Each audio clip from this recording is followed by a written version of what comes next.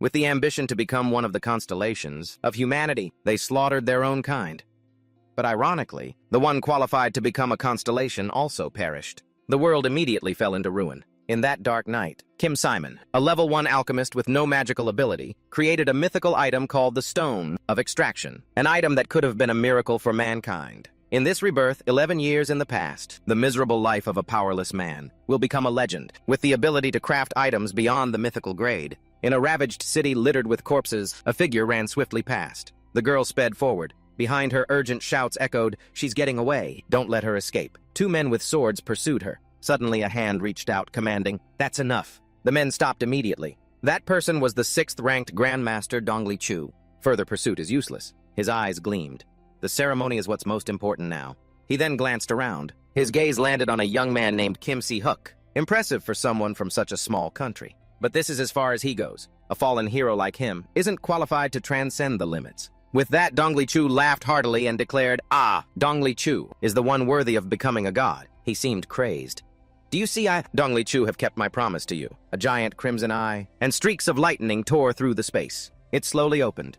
"Indeed, you have done it, Dongli Chu." He laughed. "Now it's your turn to fulfill your promise. Elevate me to become Earth's constellation, to become a celestial god." The eye praised very well. The system activated immediately, requesting the birth of constellation for Earth number 274. Analyzing target not qualified. Hearing this, Dongli Chu was stunned.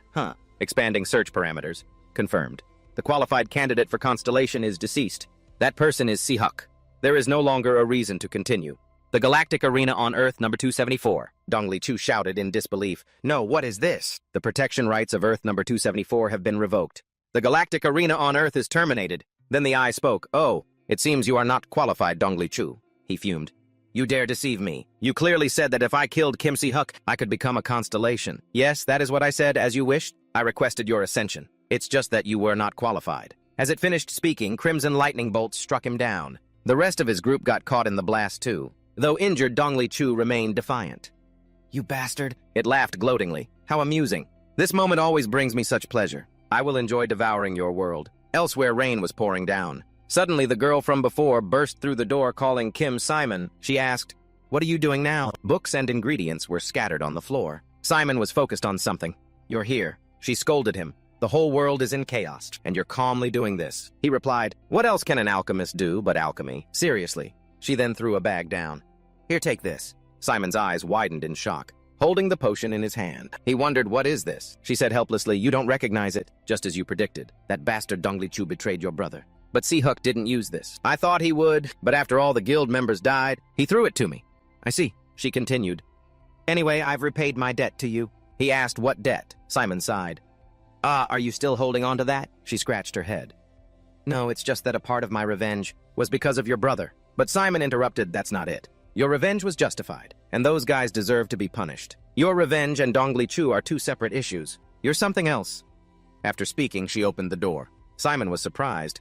"What, you're leaving already?" She answered confidently, "I need to fight. I saw that bastard Dongli Chu summon something horrible." "What? You saw the system message, right? That the protection rights have been revoked." "Yes, it appeared suddenly and startled me. It said that the qualified candidate for constellation is deceased. If there's such a thing as a constellation qualification, it must be my brother, Kim Si-hook the Sword Saint. I don't know about others, but I know him well. I'm the only one who knows Si-hook's status. I don't know what's going on, but things are really going to hell." She warned, "This place probably isn't safe anymore either. You could really die." Simon was confused. "But why aren't you running away?" She laughed. "You know I'm not the type to run. I don't have any reason to live anymore. Anyway, don't throw that away. Be sure to drink it. Because the proud sword saint gave his life for it." "Simon, I'm sorry, but it was originally mine." Is that so? Anyway, I'm leaving, and thanks for everything." Finally, she left. Simon called out status window. Looking at it, he sighed. "As expected, my stats are pathetic. Now everything is meaningless." Then he decided, "I need a power source for my alchemy. Everything is perfect." Clutching the potion tightly in his hand, he recalled, "After awakening, I poured all my time into this result. Without the 6 treasures jade tablet, I couldn't have even dreamed of this. Perhaps because all that's left is resentment, my spirit hasn't broken. I even managed to create the elixir, the pinnacle of alchemy. I can't believe I actually did it." Finally, Simon poured the potion into the magic circle he had drawn. "Si-hook Masuk, thanks to you two, I've achieved the 2 biggest goals of my life. Before I die, I don't know if it will succeed in this environment, but the foundation of alchemy has always been equivalent exchange. Lightning bolts struck the magic circle one by one. Simon cried out in surprise. The entire house glowed amidst the dark space. Then a blue stone appeared.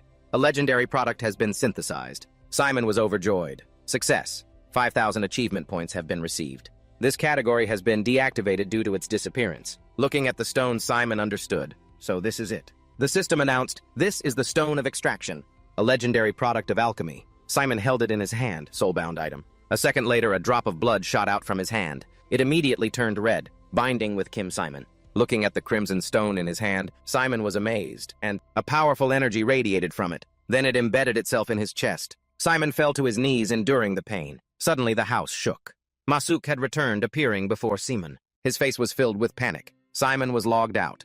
The Crimson Eye had also found its way here. The Stone of Extraction. Even seeing it with my own eyes, it's hard to believe. Simon looked up anxiously at the overwhelming presence. This is the power of the dimension that has the potential to birth a constellation. What is this? This is an unimaginable harvest. Though he couldn't understand it, Simon was filled with hatred. It's all because of that bastard Masuk Sihuk, damn it. If only my magical ability wasn't so pathetic. Just then, the system displayed synchronization complete. The Stone of Extraction has been set in place. The magic stat has been converted into a unique stat. Synergy power. Achievement unique stat has been obtained. Unique stat has been received. A strange energy emanated from Simon's chest. Then he realized synergy power, anything I desire. To fight back against that bastard. To live a life no longer pathetic. Searching for a suitable target in the owner's catalog. Search failed. Expanding search parameters. By consuming synergy power. Search complete. The most suitable target is the Book of 6X. Synergy power required for equivalent exchange is insufficient. Simon clutched his head in pain. Based on the owner's current state, the Stone of Extraction will use its own synergy power to begin an independent synthesis process. Then Simon raised his hand and snapped his fingers. The eye seemed to be shaken. The birth of a divine item, never before created, has caused the eyelid of XXX, its original owner, to twitch. He has turned his attention to player Kim Simon. This can't be unbelievable. How could a human create the product of a father, fool for the first time? The attention of a constellation has been received. 1,000 achievement points have been awarded. A series of system windows appeared, but Simon was on the verge of death. I don't know what's happening, but at least I really managed to fight back against that bastard. That was his last thought, before he left this world. In a sun-drenched city, sunlight streamed through a window. Simon suddenly opened his eyes. Where am I? His eyes fell upon a desk and chair in the corner. Simon was startled. He recognized it. My old studio apartment. That crimson eye. Was that just a hallucination? But the feeling I went through was so real, like death. I still can't forget it. The vibration of a phone caught Simon's attention. He picked it up, puzzled. Only China and the US still had phone service. But both were in chaos too. That's why I gave up using a phone long ago. Looking at the date and missed calls on the screen, Simon suddenly realized. 2030. I've gone back 11 years. I've returned to my 28-year-old self. I remember it clearly. Back then, the Stone of Extraction took control of my body and performed some kind of synthesis. Did it bring me back? Wait a minute. This feeling is different from before. Even though I've returned 11 years to when I was 28, I can't be happy. That was a very difficult time. Because of the magical impotence caused by that incident, my eyesight was so bad I had to wear glasses, and all my senses were dulled. But now, the heavy, suffocating feeling of magical impotence is completely gone. I need to check more closely. Simon called out status window. Looking at the information, he was astonished. Wait, instead of magical impotence, it's now Stone of Extraction. So the Stone of Extraction that was in my chest, it became my trait after the binding process. Anyway, the Stone of Extraction has granted my wish. Phew, I never thought this day would come. The feeling of magical impotence that shackled me, my whole life is gone. I can't stand it anymore.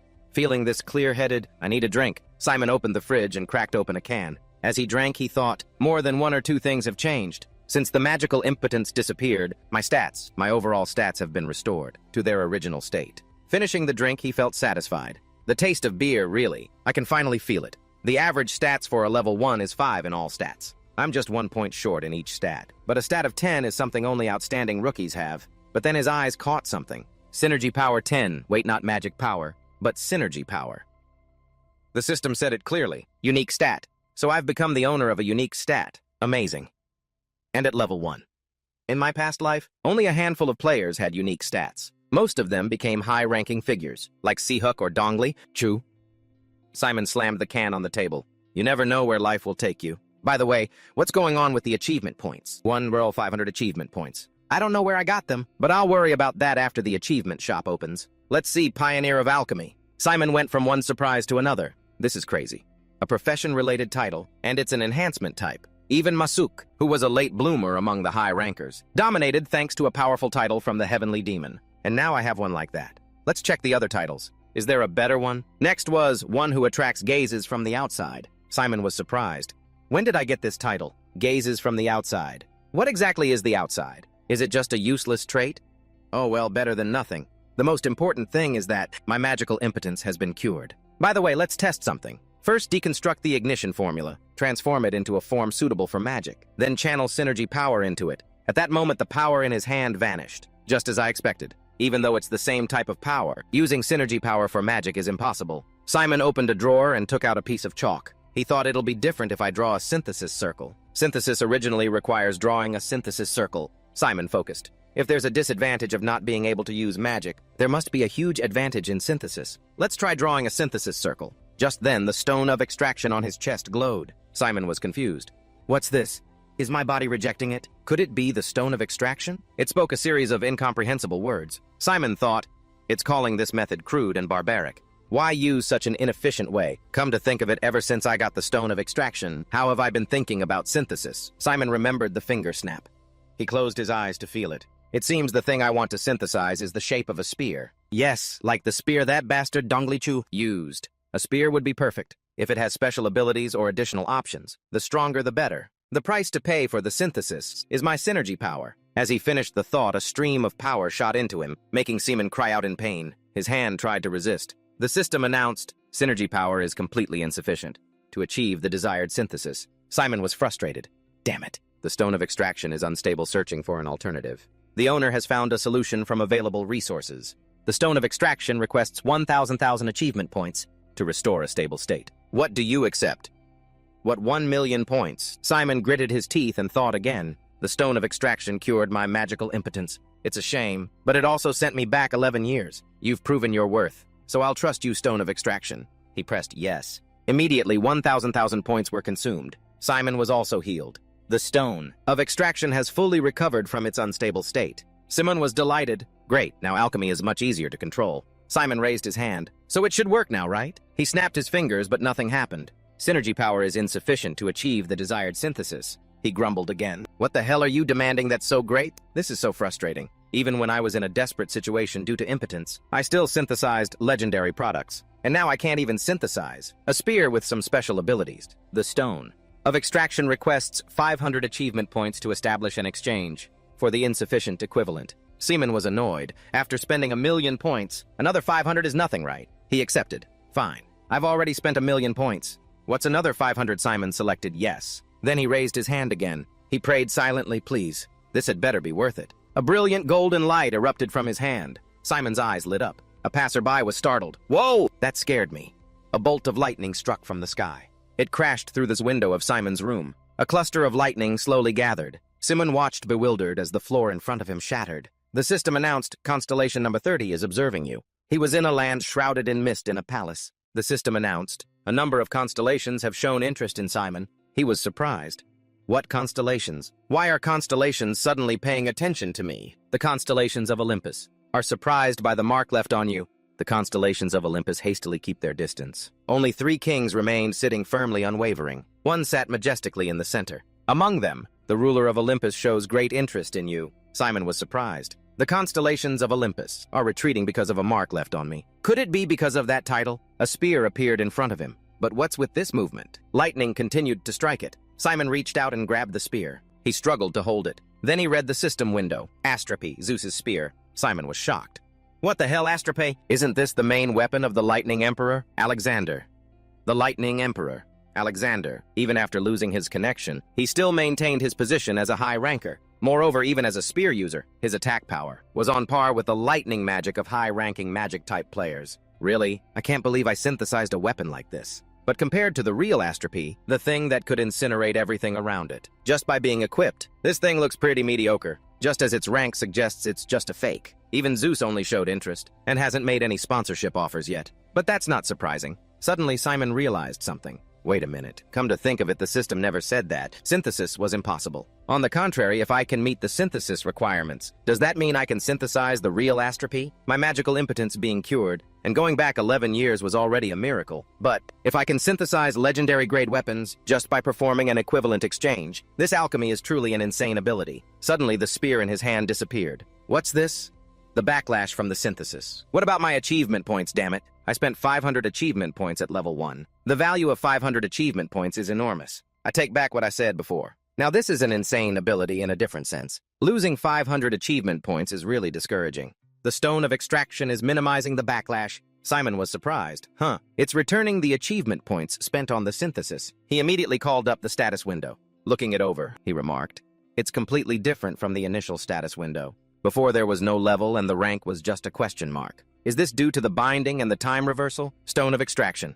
Let me ask you two things. If this change happened because of the binding, does that mean your growth is influenced by me? It immediately responded to Simon. He laughed in confirmation. I see. Outside the evening was setting, but Simon was still experimenting with synergy power in his own room. Magic-type players have to go through an incantation process. Even alchemy requires drawing circles and preparing ingredients. Who would have thought that circleless synthesis would be so effective? It completely surpasses synthesis with circles. This is a revolution in alchemy, no in the entire field of magic. The cup and clock under his power began to crack. Thanks to this, I've mastered a new synthesis method. With my current level of alchemy, the tutorial stage will be no problem. It's definitely 5 p.m. today. Right, January 17th, 2030, 5 p.m. I can't forget it. That was the day I received the first summons for the tutorial stage. To be recognized as a true player of the arena. How ironic. Of all days, I went back in time to the exact day of the summons. The tutorial event then must be territory conquest. With my magical impotence, I couldn't even enter the territory. I got an arrow straight through my head. But now, I'm not afraid anymore because I have my new alchemy. Speaking of which, I got a message earlier. Simon reached for his phone. The screen showed missed calls from Sihuk and Du Yong. Simon blamed himself. Sihuk, my happy, naive brother. Shameful. I should have fulfilled my responsibility as a brother. Sihuk's messages. We're all bragging about his achievements. Simon smiled helplessly. You sent so many, kiddo. You were such a bright kid back then. I didn't realize at the time how much pain you were suffering inside. Now that I've gone back in time, I know. The Galactic Arena's target is my little brother. I can change everything from now on. But first, I need to fix my relationship with him. But what should I send? I don't know what to say. Why am I so nervous about this? So annoying. Then Simon decided to send a message to Sihuk. Suddenly, he noticed something. Looking at Du Yong displayed on the phone, his hand trembled. That's right, at this point, you're still alive. His whole face became emotional. But then he sighed, calming himself down. Calm down. That hasn't happened yet. I can change it. Just thinking about that scene made Simon clench his teeth. No, I have to change it. The system suddenly appeared. Congratulations, you have been selected to participate in the arena tutorial. Summon time 9 minutes 59 seconds. If you have arena access equipment, please equip it before use. This time for sure. He clenched the blanket. The miserable life of a magically impotent man, and all the misfortunes to come. I'll destroy it all and rebuild from scratch. Then Simon made a decision. I request early entry. Welcome to the tutorial stage. The event for this stage is Territory Conquest. There are 100 participants. Simon had entered. Just like before, it's the wide forest map again. It really feels like I've gone back in time. Earn points. By capturing territories or eliminating other players. The tutorial stage will begin now. It's been a while since I've been in the arena. This time, I'll play it safe and aim for the top rank. The system displayed again. The gaze of the constellation Zeus is focusing more on you. This confused Simon. The constellation Zeus has given you a quest. Quest window has been activated. Sponsorship window has been activated. Quests and sponsorships usually only open after completing the tutorial stage. And it's activated now. The quest was for Simon to achieve first place in this event. Typical of the god who rules Olympus. If you don't get first place, he won't even bother to look at you. Right? To offer a reward of 1,000 points for a tutorial event. Achievement. He was determined. I have to get first place no matter what. Hey, Lord Zeus, if you could add another 100 points, it would be more interesting. As he said that, lightning flashed right above his head. Simon quickly took back his words. Just kidding. Then he left. For the ruler of Olympus, you're surprisingly stingy. Elsewhere, blood splattered on a tree. A person had been hit by an arrow from behind. The shooter laughed with delight. As expected, the rewards are sweet, worthy of a major corporation. Even consumable items, like this, are high grade. This person was Kim Min-dong of the Samsung Guild. He was cunning. The guild just told me to come back alive. But I can't just stop there. After getting kicked out of that damn academy, I can't just remain an ordinary member of the guild. I'll make them regret abandoning someone like me. Sometime later, the sun was high in the sky. Simon's footsteps moved slowly. He looked around as if searching for something. I remember it was around here. Suddenly, his eyes landed on a stream. Simon was happy. Found it. He felt nostalgic. It's been a while since I've seen this stream. Mindong from a tree spotted Simon. He drew his bow. A participant with no equipment in this match. How lucky. No matter how good his trait is, without equipment, he's still a newbie. Thanks for the free kill. With that, the arrow flew swiftly towards Simon. He just raised his hand as it was about to hit. The next second, the water erupted to snap the arrow in half. Simon was indifferent. I knew it. Did he see the enemy was that guy? The tree exploded right after, knocking Mindong down. He was annoyed. Damn it, a mage. Even so, to lose to someone with no equipment. Take this. But before he could finish, a look of astonishment crossed his face. A series of small explosions forced Mindong to dodge. Simon praised, not bad moves. What? He said enthusiastically, I was aiming straight for your head. Impressive. Dying at the hands of someone like this would be satisfying. Mindong was provoked to annoyance. Yuhi charged forward. What are you rambling about? Although Simon attacked, Mindong managed to dodge most of it, holding a dagger in his hand. He annoyedly repeated Simon's words. A B-grade trait. Swift movement. Huh? But Mindong realized the problem. What? How did you know that? Simon just smiled brightly. Just as he was about to make a move, Simon had controlled the pile of earth piercing through Minrong. He coughed up blood. The guy from the Simon Academy finally understood. Ah, you're asking if I'm from the Awakened Academy, he sighed. There's no way a place like that would accept someone like me. A loud noise echoed through the forest. After dealing with it, Simon let out a sigh of relief. He assessed, looking at your full set of gear. You must be a rookie from some reputable guild. You're probably using a high-quality connection device. So the reality shock would be minimal if this were an official arena. You would have been dead long ago. He looked at his hand again. Thinking back, I entered without a connection device. Elimination in an official arena means death. Unlike logging out in reality like now, it's real death. Moreover, an official arena doesn't just end with the death of the eliminated player. If the arena isn't completed, it will lead to an outbreak in the related country. And if it's a dungeon or a raid, the unkilled monsters will be released into the real world. For that reason, the number of top rankers a nation possesses directly correlates with their national strength. Unfortunately, after that event, Korea, like the small nations that had disappeared before it, couldn't stop the outbreak and was destroyed. Simon held his head, reminding himself, those things haven't happened yet. Focus on the present. First, let's check the current situation. Rank 1 and 2 have only gotten 1 or 2 kills. Simon's eyes were full of confusion. He wondered, why are the kill counts so low? It's been a while since the tutorial phase started. Then Simon suddenly realized, I guess everyone's playing it safe in the early stages? Well, this is a gold-tier event like Territory Conquest, so the MMR must be pretty high. The participants probably have high-level traits, stats, and gear right from level 1. The more they have, the more they're afraid of losing. Some have already entered the territory.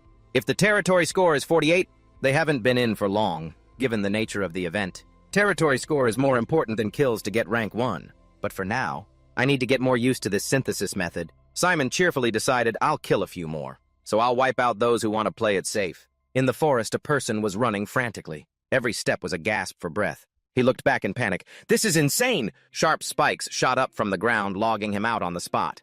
He's gone.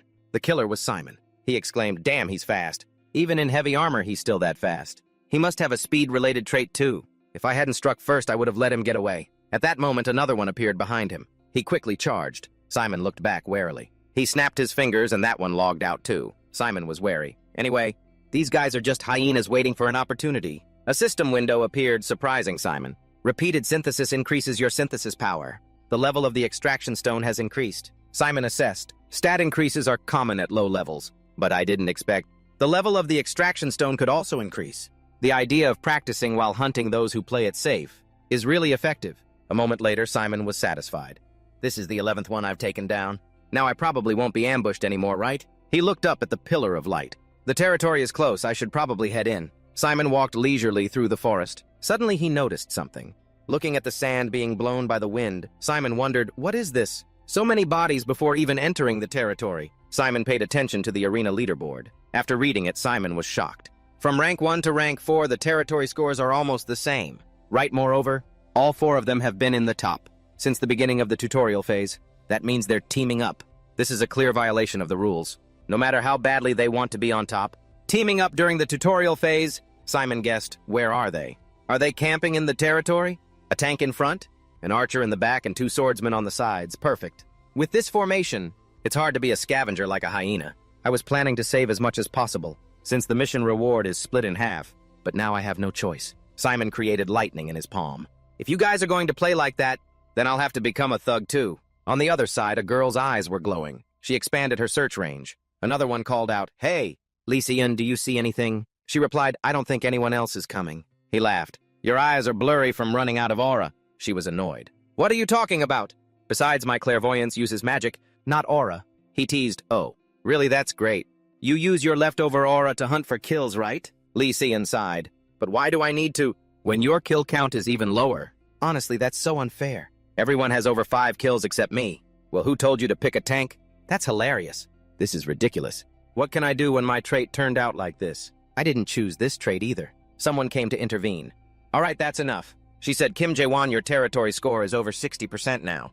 I'll help you get kills from now on." Jae-won was surprised. "Huh? Are you serious? I'm counting on you, man." Lee Si-in wondered, "Appa, can we go outside the territory now?" "Outside, yeah, the number of participants has dropped a lot. It's so stuffy in the territory. Are you worried about that Kim Simon guy?" She reassured him, "Don't worry.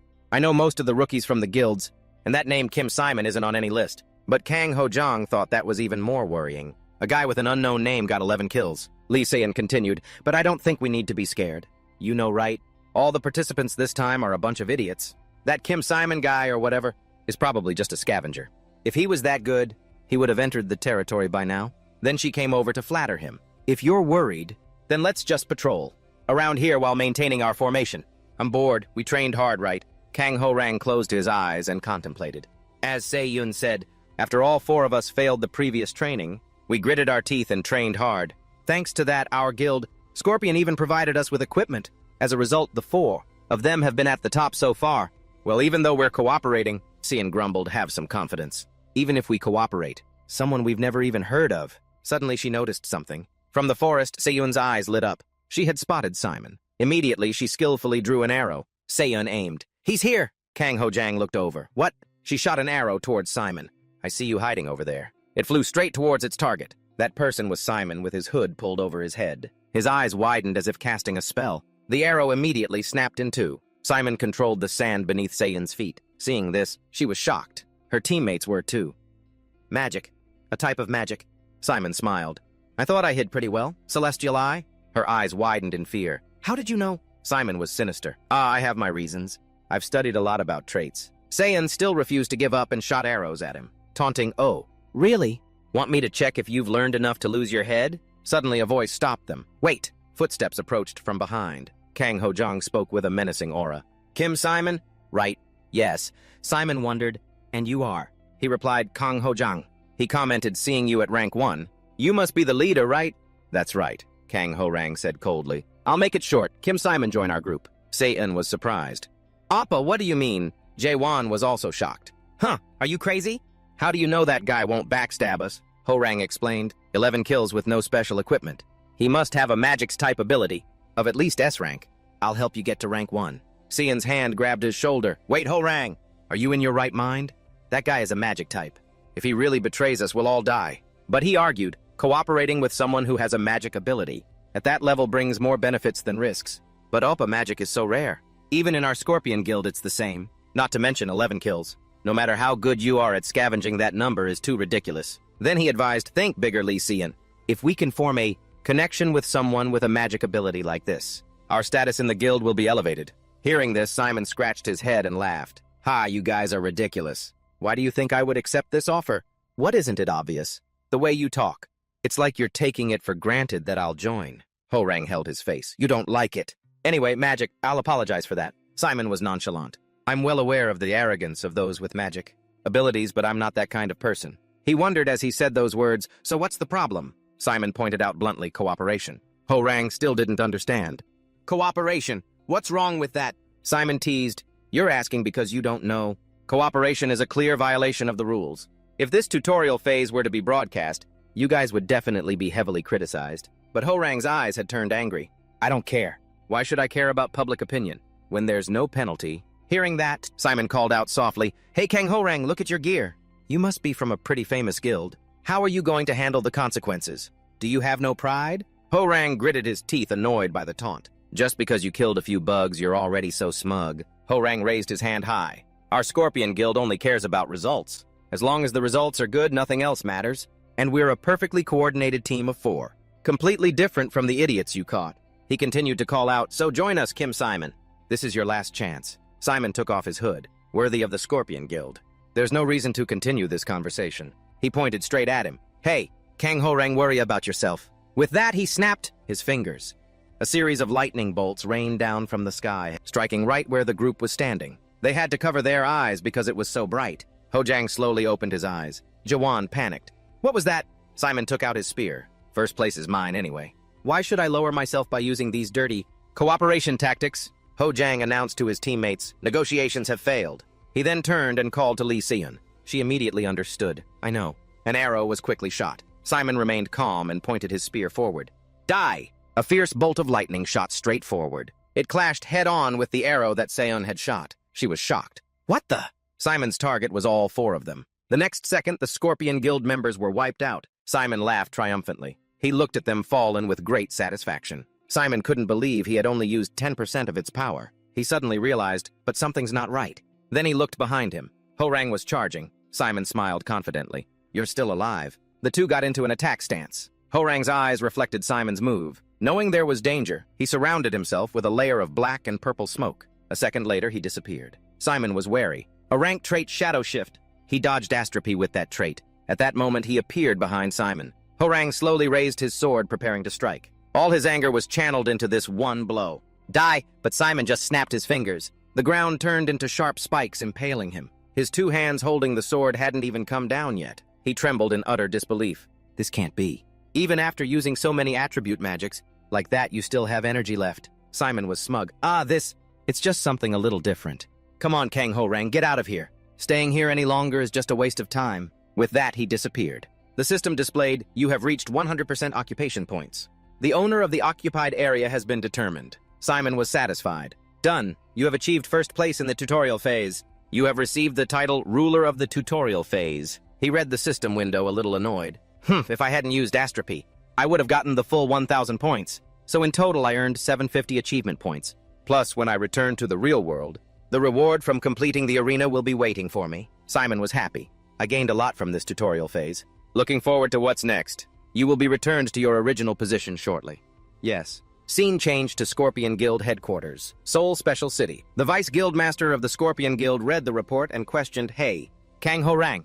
"Yes, Vice Guildmaster." He crumpled the paper in his hand. "You think this is reasonable? It's not that you were defeated by someone extremely strong or encountered another group that cooperated, but you lost in a direct confrontation against someone with no equipment at all." Horang was helpless. "I have no excuse." He growled reproachfully. "As you know, I don't blame someone for lacking skill. That's something that even money can't fix. But listen," the Vice Guildmaster slapped Horang hard. "Losing despite cooperating is something I cannot forgive. Cooperation is an act that damages your reputation. Do you understand what that means?" Faced with his anger, Hojang could only bow his head and beg for forgiveness. "I'm sorry." The Vice Guildmaster threw a file on the table. "Here." Hojang stared intently at it. He was a little startled. "This is," he confirmed. "Yes, the bill for those who, despite receiving the guild's full support, still failed to pass the tutorial phase, and only caused more trouble." He warned, "It stipulates that for the next 15 days, all the rewards you earn will be transferred to the Scorpion Guild. Read it carefully and sign." Suddenly, a hand went up. Jawan spoke up. "This contract seems a bit excessive." But the next second, something flew past his face. The Vice Guildmaster had grabbed him by the collar and lifted him up. He growled, letting him know, "When you're stupid, your body has to bear the consequences. Do you really want to die?" Jawan quickly begged for forgiveness. "I'm sorry, Vice Guildmaster." Witnessing this scene, the others didn't dare to say anything else and told each other, "Sign it quick." Scene changed to Sungsam Guild headquarters, Seoul Special City. Manager Park Min Cheon was resting his chin on his hand, contemplating. "Unbelievable." He quickly waved his hand. I'm not blaming you. It's just that this story is truly unbelievable." Myongyong grumbled, "I feel the same way. The fact that magic can be deployed like that without an incantation is shocking enough. But to think that he got 15 kills, and he did it alone, taking down 4 top players who were cooperating. That's right, I opened the arena board, and confirmed it in real time." Mincheon pushed up his glasses, satisfied. "I see. The details will be in the report. You can leave now." The 3 of them were still worried, but Mincheon cut them off. "I know what you want to say. Don't worry, our Sung. Sam Guild doesn't punish anyone for failing in the tutorial phase. You can do better next time." The 3 of them replied in unison, "Ah, yes." Then they left cheerfully. Mincheon watched them go, very satisfied. By the way, he took down 4 cooperating players by himself. He turned and asked, "John He, any information?" She replied, "Manager Park, we're on it." Mincheon smiled. "But if I call you Vice Guildmaster, you'll sulk, right?" She grumpily handed him a document. "I'm not sulking." Mincheon looked at the document and commented. "As expected, the Scorpion Guild was cooperating, right?" John He confirmed, "That's right. 3 of them have B rank abilities. 1 A rank?" Mincheon was confused. How did the Scorpion Guild, famous for their dirty play, manage to gather such talented people? No, that's not the question. How did one person manage to take down a cooperating group of that level? John He spoke up. "It's definitely a magic class. They could have overwhelmed them with their unique attack power. At level 1 with that kind of power, even if that were possible, he would need a significant casting time." She reported that he activated the spell just by snapping his fingers. Could it be due to their trait, which is at least S rank or higher? Mincheon continued, "That's one way to look at it. But I have a different opinion, Vice Guildmaster. No matter how good their trait is, there's a limit at level 1. There must be something more." Hearing this, her eyes widened in shock. She suddenly understood. "You mean something like a constellation?" Mincheon confirmed, "Yeah, constellation. If it's a variable at that level, then that makes sense." John He sighed. "But manager, he's only level 1. He just finished the tutorial. There's no way he could have received support from a constellation." Mincheon fell into deep thought. "Well, since the Galactic Arena appeared in 2015, constellations have only been present in the diamond rank and above. They've never appeared in the lower ranks, so perhaps he's an anomaly. Or there's something else that isn't a constellation. Either way, one thing is certain. He's someone we have to recruit." John He reminded him. "The other guilds won't sit idly by either." Mincheon smiled wryly. "That's why the Vice Guildmaster will have to work a little harder." He pushed up his glasses. "Right, Guildmaster." She was startled by the word. "What?" Just then, a dazzling golden light appeared beside her. A slender foot slowly stepped out with a grumble. "You could just call me Miss. But when did you realize this is an A-rank invisibility artifact?" Mincheon explained, "I didn't know at first. But when we started talking about Kim Simon, I suddenly felt a presence. Anyway, what brings you here? You must be busy. You're in your final year, right?" She sat on the table and sighed. "I'm just bored. The academy doesn't mean anything to me." Mincheon calculated, "If you're really bored, why not try an arena match?" She replied, "I just finished one." "Didn't you watch my live stream?" He avoided the question. I'm sorry. There was an unexpected report, so I didn't have time to watch." She took the report from the table. "No need to apologize. Is this it, the report that surprised Manager Park?" Mincheon quickly tried to stop her. "Miss Yujung, you can't do that. This is top-secret guild information." She laughed. "So what, I own the guild?" He still wouldn't let her and snatched it away. "But that doesn't mean—" "Give it here." She held it up higher. "Oh," leaving him flustered. "Miss Yujung." She read the name on the report. "Kim Simon." Scene changed to a place where blue lightning is gradually appearing. In a flash, a spatial portal was formed. Simon slowly emerged from the portal. His feet touched the ground. "I'm back." Simon quickly lay down on the bed. "Finally done. You receive bonus experience as a reward for achieving first place in the tutorial. Your level has increased to 2. The level of the extraction stone has increased by 1. Reading the system window, Simon commented, "Considering the situation, if it weren't for the extraction stone, I could have reached level 3. He called up the status window. The status and title window immediately opened. Strength, agility, and stamina were still far behind alchemical power. What a huge difference. But that's actually an advantage. Simon clenched his fist. Why? Because a lower level with a higher extraction stone is beneficial in the arena. The idea is simple. In an arena where players of similar levels fight, everyone is at level 3. But if I secretly hide my true level, this will create a better parameter than any other. Innate stat. Simon exclaimed, "Very good, now let's check the titles." Simon clicked on the title Pioneer of Alchemy. "This title hasn't changed at all." Simon suddenly thought of the demon tentacles. Damn it! Getting more titles is so hard. Damn it, but even. The demon tentacles once said that it's very difficult to upgrade her title. Ruler of the tutorial? Oh. A new title! So there are no other benefits. Well, that's how titles usually are. For some reason, titles were underrated even in my previous life. It's strange that I got a growth-type title from the start, but that's fine. Collecting 10 titles will upgrade the level of the achievement store. The achievement store will be unlocked upon reaching gold rank or higher. To buy stats there, collecting 10 titles is necessary. Now, where should I invest my remaining stat points? Remaining stat points 2. Should I invest them all in transmutation power? The extraction stone is powerful, but it can't break the fundamental law of equivalent.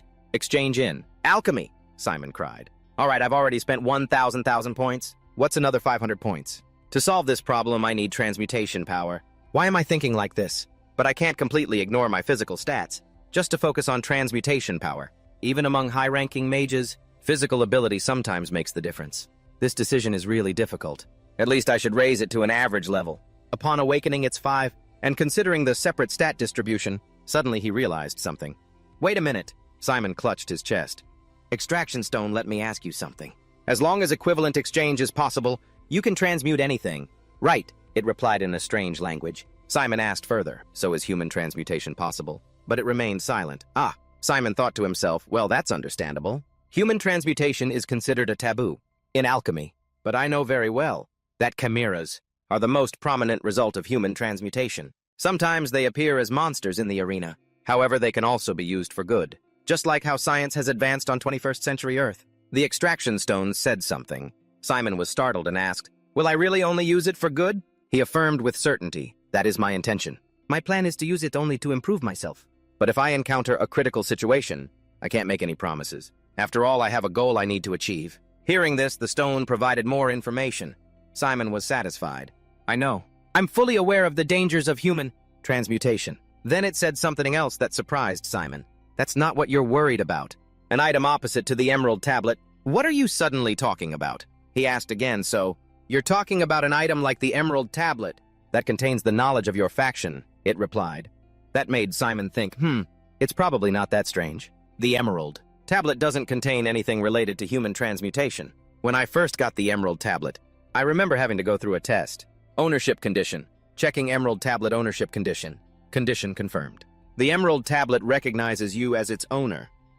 The reason I, a mere level 1 at the time, could possess the emerald tablet is because of its binding nature, making it impossible for anyone else to use, and its anti-theft mechanism that incinerates intruders. Simon held his head thinking, to be more precise, it kills anyone who doesn't meet the ownership conditions. Thinking about it now gives me chills. If I hadn't met the conditions, I would have been burned to a crisp. Simon asked the extraction stone, you're worried that I won't meet the conditions for that transmutation item? Right, it replied. He was annoyed. So I should just ignore it. Suddenly it said something that made Simon's eyes light up. What you can partially block the penalty. If I don't meet the conditions, he requested, just tell me. At least you can prevent death, right? All right, since I'm an official player now, as long as I don't die, I can recover one way or another. First, I'll invest all my remaining stat points into alchemical power. Extraction stone. Can you give me a rough image of the transmutation material? Like the emerald tablet, but a different color. Simon closed his eyes. Got it. He focused, sensing a deep purple instead of green. And it has to work just like a modern smartphone screen. A modern smart screen, making it easy to browse any knowledge. Simon reached out. Your alchemical power is insufficient to perform the requested transmutation. He wasn't too surprised. I figured as much. To establish an equivalent exchange, though the extraction stone is insufficient, 10,000 achievement points are required. Do you accept what 10,000 points? I didn't see this coming. Simon was in disbelief. And this is considered cheap. Astrape only cost 500 points. Simon was speechless. Damn it. I busted my ass to save up 300 points, and now I'm about to blow a huge chunk of it. Still, he accepted. No other choice. You never know if you don't try. 10,000 achievement points have been deducted. Simon instantly felt a power surge from his hand. He was stunned to recognize this familiar energy. He slowly raised his hand, then snapped his fingers. The power gathered in his palm. The moment Simon snapped, the power erupted. Simon's entire body was enveloped in a purple aura. Something was coiling around his arm. Simon was shocked. Is it alive? You have created an unregistered mythic grade item. You have received 5,000 achievement points. The option for the title Pioneer of Alchemy has been enhanced. The title was upgraded. Simon read the system window. Reduces synthesis cost by 5%. This meant its effectiveness didn't just scale with level, but would keep growing as the title evolved. In conclusion, this synthesis cost reduction. No wonder the Magic Tentacles called it an exceptional growth-type title. This is way too OP. The constellations immediately focused their attention on Simon. He was baffled. What the hell is this? Is the thing in my hand another replica of the obsidian tablet? He was surprised. No way! I spent 10,000 achievement points for just 20% completion. Even Astrape was only 10% complete, with just 500 points. Simon buried his face in his hands with a sigh. Wait a second, don't tell me. This synthesized item has no side effects. The extraction stone said something that surprised Simon. It truly has no side effects. Does that mean it's permanent? Assuming a 20% completion rate per 10,000 points. Simon calculated, I just need to do this 4 more times. With 40,000 achievement points, I'll have a mythic grade item. This is nuts. Simon's expression turned sinister. The stone provided more information. Simon was confident. Don't worry. I'm prepared for any potential penalty. If the conditions aren't met, with a single touch I can contact my brother. Besides, I'm used to pain. As someone with arena sickness, intense unbearable pain has been a lifelong companion. But if my guess is right, there won't be any penalty at all. Simon channeled his power into the tablet. As expected, purple tendrils slowly coiled around his arm. I don't feel any pain or pressure. The original owner of the constellation Black Sun seems very interested in me. No way a divine relic would harm me. The system announced the tablet requests to merge with the extraction stone. Simon's eyes widened in shock as pain flared through him. The extraction stone accepts the obsidian tablet's request. Simon was confused. Wait, what the hell? More and more tentacles wrapped around him. They threw Simon to the ground. He panicked. The tentacles, they're spreading all over my body. No, if this keeps up, my entire body will... A scream echoed from Simon's room, catching the attention of passers-by. Stop system notification. The obsidian tablet has successfully merged. Its grade has increased. Simon collapsed on the floor, exhausted. Arena event raid. 50 participants. Cooperation condition has been added. Simon materialized. I just finished the tutorial, and now there's already a raid event. Myung-yong was also annoyed. This is gonna be tough. And there's a cooperation condition too, he speculated. Maybe this is still part of the placement matches. Who would have guessed a silver tier event would pop up here? It's definitely because that monster took me out in a flash last time. But in a way, this is also an opportunity. I might get another chance to scout the talent that I missed out on. Suddenly, more people appeared beside him, making him look over. The people from the other guild have arrived. What a raid. Just my luck. Why a raid instead of a defense mission? One man said confidently. Probably because my MMR is so high. I mean, I was ranked in the tutorial, wasn't I? Another complained. So it's your fault for making this harder. He reassured them. Don't worry. I'll just carry you guys again. Myung-yong noticed something. Wait, that emblem. It's those bastards from the Scorpion Guild. No matter the arena tier, there are always players known for their toxic playstyle or bad manners. But the Scorpion Guild is on a whole other level. First, they're a massive, undeniable force. Second, their toxic play is always backed by some weird philosophy and logic. They call it meticulous, pragmatism for victory. But in reality, they're just a bunch of thugs who use every dirty trick in the book. Myung-yong held his head, exasperated. And they're in a party too. Damn it. There goes my chance to be a promising rookie. Gone. Suddenly, someone approached and spoke up. What's this? I heard it's a 5-man team, but there's only this one guy. Maybe the others haven't been matched yet. I'm curious. I wonder who they'll pair me with. That's so OP. Hearing that, the other guy remarked, still as arrogant as ever, huh? One of them noticed. Wait a second. Isn't that the mark of Sung Sam? You're from the Sung Sam Guild. What Sung Sam? Hey Choi John, you serious? Hey, you from Sung Sam, what's your name? Kim Myung-yong. The man mumbled. Kim Myung-yong, huh? Never heard of you. A Sung Sam member, and you're just a newbie who barely passed the tutorial. Is that it? No matter how bad things get, Sung Sam would never give their members gear below C rank. Right? I mean, those big guilds love to show off. If you got a high score in the tutorial, they'd even give you A rank gear. But it seems our Kim Myung-yong here didn't get any rank at all, did he? Hearing this, Myung-yong clenched his fists. These bastards. I have to hold it in, I have to. Even though I really want to kill these 3 right now. Is that guy trying to say something? He'll be taken down in a flash. They're stronger than me. If I do this, I'll lose. Choi John placed a hand on Myung-yong's shoulder. He sneered. All right, Myung-yong. We'll make sure you get through this. Just do exactly what we tell you to, got it? Myung-yong gritted his teeth. They're planning to hog all the rewards for themselves. Aren't they the bastards? Suddenly, another flash of light appeared, catching their attention. What's that? Myung-yong's eyes went wide when he saw who it was. Legs slowly materialized, followed by a complete person. Myung-yong was stunned. That guy. Why is he here? Seeing this, Choi John buried his face in his hands with a sigh. Wow, what a mess. They taunted. Simon had to admit, the arena's matchmaking system really is something else. A guy from Sung Sam is one thing, but they also matched us with a freeloader with no gear. Simon gave a wicked smile. Freeloader, you talking to me? The man swung his mace forward. So, if not you, then who? Simon shot back. Did you just swear at me? He sighed, and the stone on his chest began to glow. It shrieked. What? You son of a bitch. Some guy who looks like his face was dragged across asphalt. Dares to call me a son of a bitch. Appa, raise your hand right now. I'm gonna rip that ugly mug off and deep fry it. Simon thought helplessly. I definitely calmed myself down, so why does my chest hurt like this? If you touch me like that, what am I supposed to do? Then it did a complete 180. No touch me again. Simon was speechless. If I'd known this would happen, I would have stopped the merger with the obsidian tablet at all costs. A small change occurred in the extraction stone. Who would have thought a simple sentence like that could be so terrifying? Seeing him mumbling to himself, they wondered, hey, what's he doing? Beats me. Did we scare him that bad? Choi John taunted him. Hey, freeloader, you scared? The other two chimed in. John, why even ask? It's obvious he's terrified. Judging by his gear, he probably doesn't even belong to a guild. He must just leech off soft-hearted people, getting by without any gear until now. But I, Choi John, am not some easy mark. You get it. Simon's expression darkened. Ah, so this is about gear. If that's the case, then you've got it all wrong. Hearing this, John got angry. This guy must have lost his mind. What misunderstanding? You take me for a fool, Simon continued. You said your name is Choi John. Interesting. In this tier, magic or support classes often lack good gear. Looks like you've been in the arena for a while, huh? Suddenly he realized something. And you're part of the Scorpion Guild, too. The man was annoyed. Is that any way for a newbie to talk? Simon retorted. I'm not stupid enough to respect someone who doesn't even deserve to be called human. The other two were now furious. What did that bastard just say? A freeloader like you has the nerve to talk big. You're really looking down on us, aren't you? Fine, I'll smash that arrogant face of yours. With that, he swung his spiked mace towards Simon. Simon calmly snapped his fingers. The moment the snap echoed, the spiked mace stopped midair. John was too shocked to speak. A blue aura erupted from Simon, forming a massive hand that caught the spiked mace. John broke out in a cold sweat. This can't be happening. I'm being overpowered by a nobody who looks like this. The hand tightened its grip on his weapon. Simon said smugly, I figured you had high agility because of your attack speed, but it turns out your main stat is strength. Or is it because of your trait? John trembled all over, cursing internally. This bastard. He's not even flinching. Seeing their disadvantage, the other two charged.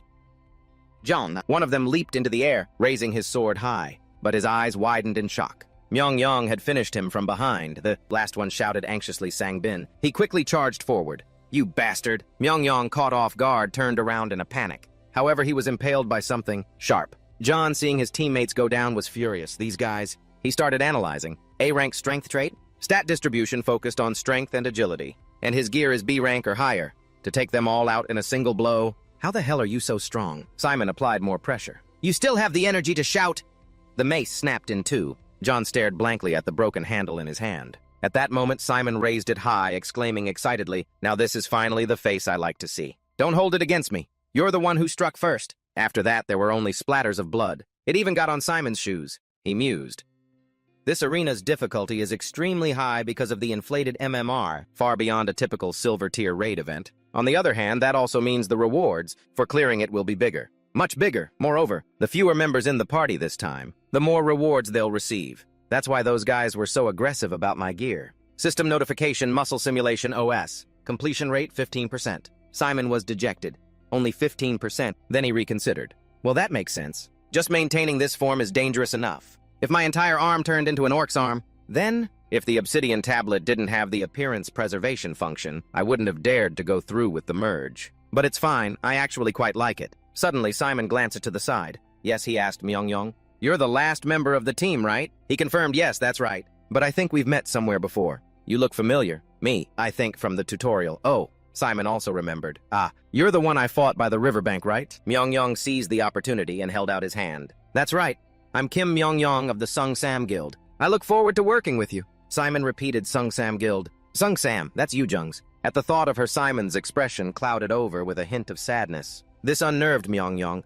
Did I say something wrong? Simon quickly shook his head. No, it's nothing. I was just lost in thought. He shook Myung-Yong's hand. Well, since we're in this together, let's do our best. He was confused. Just the two of us. But this is a 5-person instance. The other 3 died after the team was formed, so the system won't find replacements. Myung-Yong couldn't believe it and yelled, What? No way! System notification. All participants have been matched. The arena will now begin. Time limit 30 minutes. Simon remained calm while Myung-Yong was anxious. This is insane. They were both teleported to a new location. Without hesitation, Simon prompted, All right. Let's get moving. Our team is already short-handed compared to the others. Right. The constellation Zeus is watching you. The constellation Black Sun expresses its satisfaction. Simon was surprised. Zeus is still watching me. And now the Black Sun, too. He grew worried. Why? I haven't even reached a high rank yet. I'm just doing my placement matches. Why are 2 constellations paying attention to me, even a sponsoring? Constellation doesn't watch their player 24/7. The system continued to display the target location. Goblin base has been captured. Clear the target area. Countdown initiated. Simon gritted his teeth, shocked. Way to base. These are usually called checkpoints. This outpost changes slightly in environment and shape, depending on the map. But basically, it's designed like a fortress on a bridge. The problem is, Simon was a bit stunned by its sudden appearance. Hey, why did it show up here? Checkpoint structures usually only appear in at least platinum tier, or higher. Suddenly he looked around and reconsidered. No, wait. The Scorpion Trio and Kim Myung-yong were already beyond the level of the placement test. Come to think of it, everyone here meets a very high standard, so it's possible. As for Kim Myung-yong, he looked utterly amazed. Simon's eyes were filled with worry. If this were a fair fight, maybe this is a special outpost just for us. Thinking it over, he felt a bit of excitement. On the bright side, the rewards will definitely be worth it. Actually, this is good. Right after Simon smiled confidently. Well, since it's come to this, I'll wipe them out and take the kill rewards. Suddenly he turned and shouted, "Hey, Kim Myung-yong!" Kim Myung-yong, slightly startled, replied, "What is it?" Simon gave a meaningful smile. "You want to farm some kills?" He didn't quite understand the question. Yes. Kim Myung-yong understood and scratched his head, admitting, "Nah, I just finished the tutorial. Fighting goblins is already out of my league. Sorry to be a burden, but I just want to safely collect the completion reward." Simon was secretly pleased to hear that. Perfect. Then let's plan our strategy around that. Awesome, I can monopolize all the kill rewards. Meanwhile, at the checkpoint, a goblin was laughing merrily. Time for the shift change. Fun. Two goblins chatted as they walked. "Guard duty is so boring. Don't say such stupid things. This is still better. Right now, the chief is in a really bad mood." They were unaware that a shadow was targeting them, swooping down. "That's right, you idiots are going to get scolded." Simon landed and kicked the two goblins hard. He had used the Black Panther simulation, which replicates the physical prowess of a Black Panther. It was surprising that those sharp-eared goblins didn't notice a thing, especially since they are usually excellent at hearing sounds. Simon rotated his arm, warming up. Clearly, multi-synthesis is still extremely demanding. In contrast, someone else was completely stunned. "Appa, the fact that you can even handle a multi-synthesis is insane enough." "It is." Just then, Kim Myung-yong slowly approached, sword in hand. "Can we really pull this off?" "Just the two of us." Simon was unfazed. "Yeah, my arm did a preliminary scan before the ambush. Their weapons are just poison-tipped rocks and spears." He also smiled reassuringly. "They can't get through Myung-yong's armor, so if we stick to the plan, we'll be fine." He felt a bit less worried. "Got it." After their discussion, Simon continued inside. "All right, let's go." They were slowly entering a massive checkpoint. The goblins inside were busy feasting. They weren't on guard at all. "This is delicious. It's been so long since we had meat." Suddenly, a goblin heard something. It turned out someone was running quickly toward them. A human. This person was none other than Myung-yong, charging forward aggressively. The goblins reacted immediately. A human attack. Suddenly, one goblin noticed something. Wait. Meanwhile, the rest of the goblins were still charging at Myung-yong. That goblin immediately stopped and switched to a ranged attack.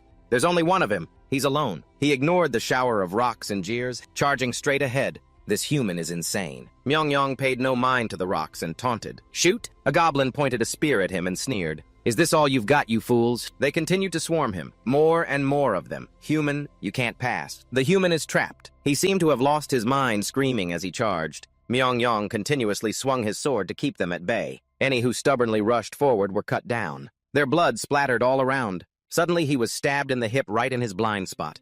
Myung-yong tried to stay standing and told himself, "Just a little longer." He gritted his teeth and waited. Just a little longer. Then he continued to swing his sword, attacking. "Come on! Come on!" Just then, Myung-yong suddenly looked up at the sky and roared. Now, immediately, a massive bolt of lightning struck down. Astrape.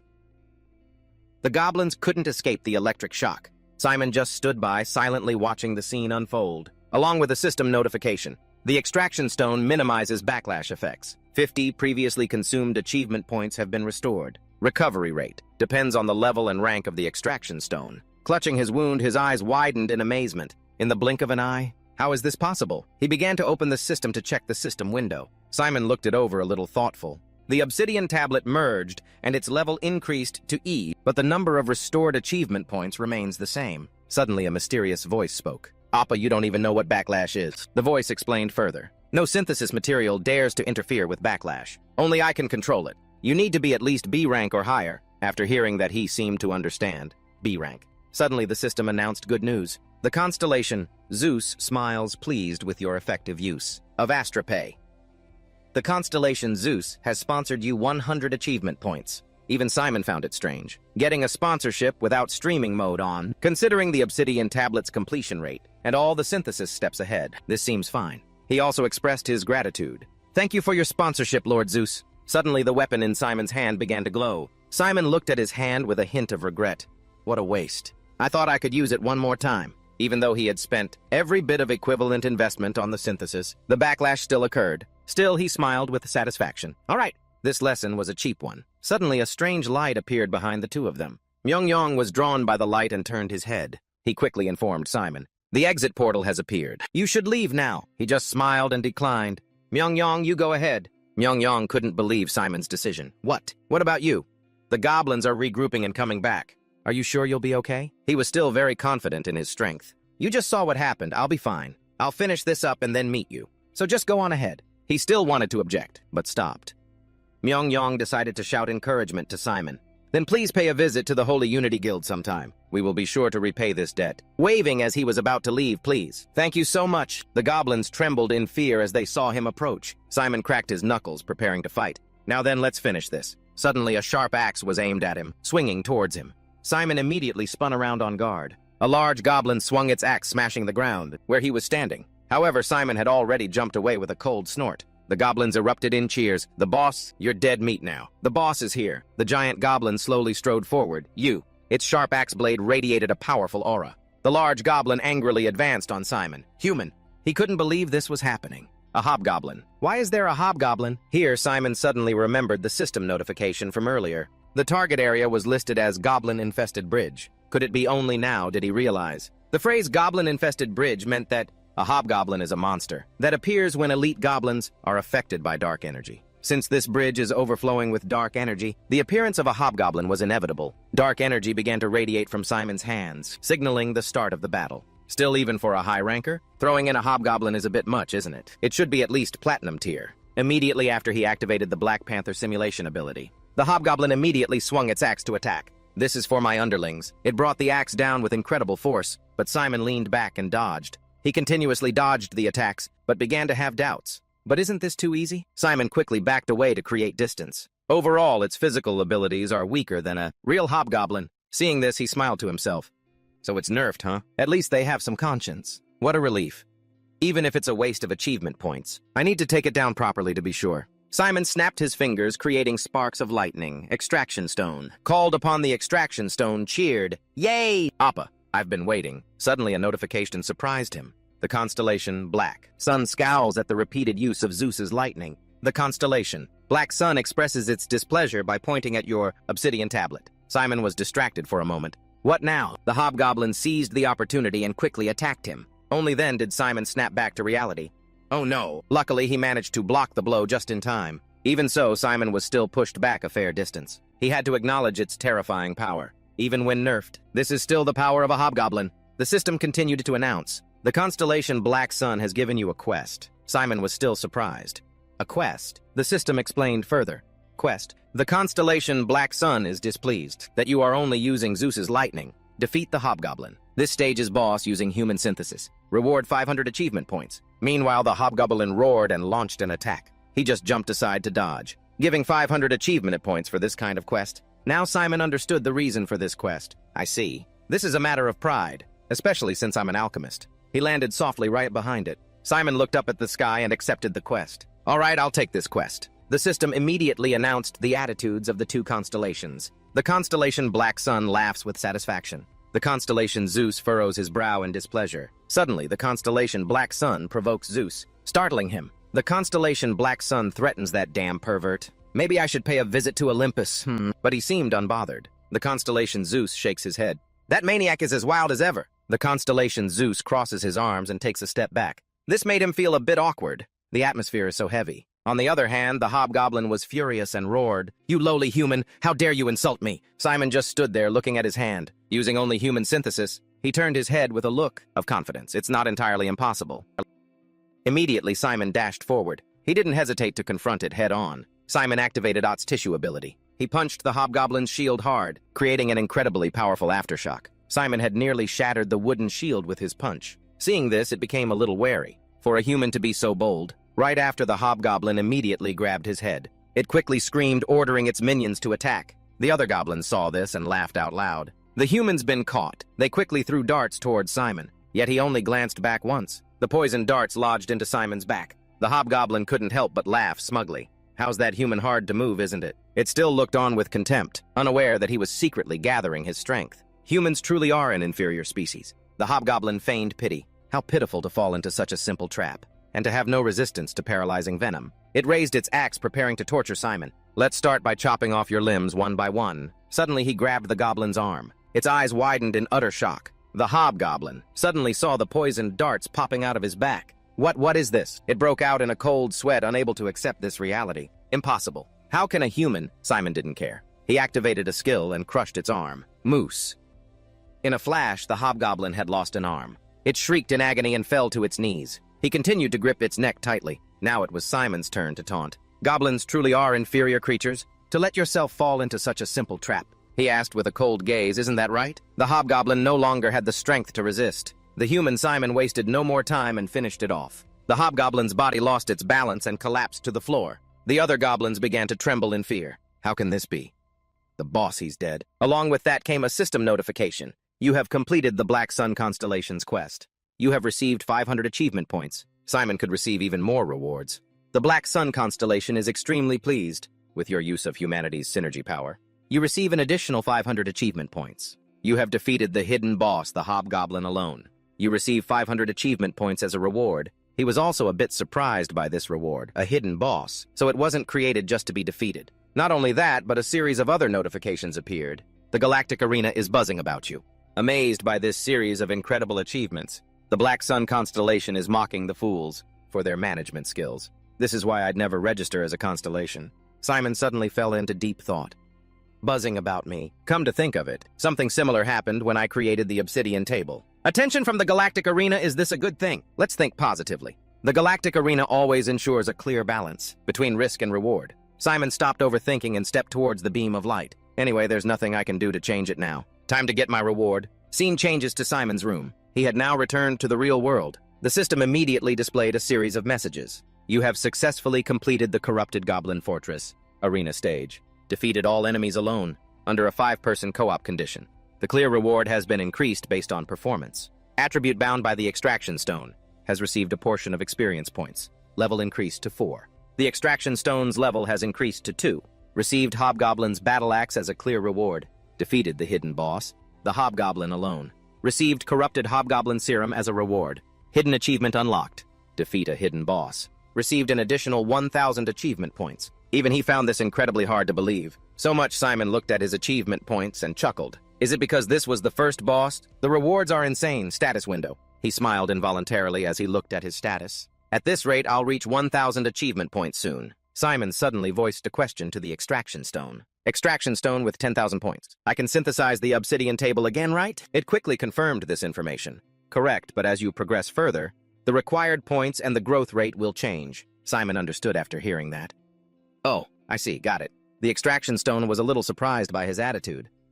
Huh, aren't you curious? I thought you would ask. Simon just sighed and replied, with my years of alchemy experience, I can guess. After that, Simon continued to study the status window. Simply put, it means the cost will increase with each upgrade. This means I have to invest carefully. Even so, I can't avoid investing. Unlike consumables like astrophy, the obsidian table is permanent. Once it's created, I can use it infinitely. Furthermore, the power of the obsidian table in human alchemy is undeniable. The Extraction Stone suddenly added more information. By the way, for the second synthesis, the 20% growth rate still applies for 10,000 points. He also understood what it meant. Great. So the cost remains the same until 40% completion. The Extraction Stone nodded firmly. Yes, exactly. He immediately looked very pleased. Good, that's good enough. Just a simple calculation. The power of human alchemy will be double what it is now. Simon clicked on his points section. But it's better to save some points while synthesizing. Achievement points are my main resource. However, my AP is 0. Even so, clear rewards don't seem to give AP. I remember getting them occasionally through broadcasts or arena rewards. But Simon needed to consider things more carefully. I'm still in the placement evaluation phase. And with this, my total alchemy power is 17. Also, the Extraction Stone's level has increased from 5 to 7. He warmed up his hands, preparing for the main task. All right, now for the main course. Simon quickly checked his inventory. He checked the Hobgoblin's Battle Axe first, an item from the Greenskin line, favored by warriors, one of the standard grade items in the Axe group. Are the item options the same as in the Platinum tier? No, even better. It even has +5 strength. +5 strength is considered a top-tier option. But Simon seemed very pleased with this item. Usually items only increase strength from +1 to +3. This will definitely fetch the highest price. It's a real jackpot. He suddenly felt something. Simon couldn't help but feel a bit nostalgic. It hasn't been long since I returned, but it feels like it's been a very long time since I've seen something like this. The Extraction Stone felt confused. What are you talking about? He suddenly took out the vial of Goblin Serum. It understood even less what Simon intended to do. This is Goblin Serum, right? Why is it here? No way, Simon. You endured using anesthetics before synthesizing me. He suddenly remembered a past memory. The side effect of not being able to use magic, the decomposition process of the body in a normal arena stage, caused indescribable pain, and I used special anesthetics to endure it each time. This serum was one of the main ingredients in those anesthetics. The extraction stone still didn't understand Simon's actions, but you even made an antidote. Simon, why didn't you drink it sooner? He didn't want to answer directly. I had my reasons. It was very surprised. Really, you should put your health first. Yes, thanks to that I was able to synthesize you in perfect condition. Simon also nodded in agreement. That's right. If I hadn't used the antidote as a base to synthesize you, this return wouldn't have been possible. The extraction stone also added, returning to one's original self is something even the constellations can't do. Suddenly he became curious. But what exactly did you synthesize to help me recover and make the return possible? It intended to provide the information but couldn't reveal it. There is one thing that could do that. Simon didn't hear clearly and immediately asked, what did you just say? The extraction stone couldn't break the rules either. Ah, damn it. I probably can't mention this anyway.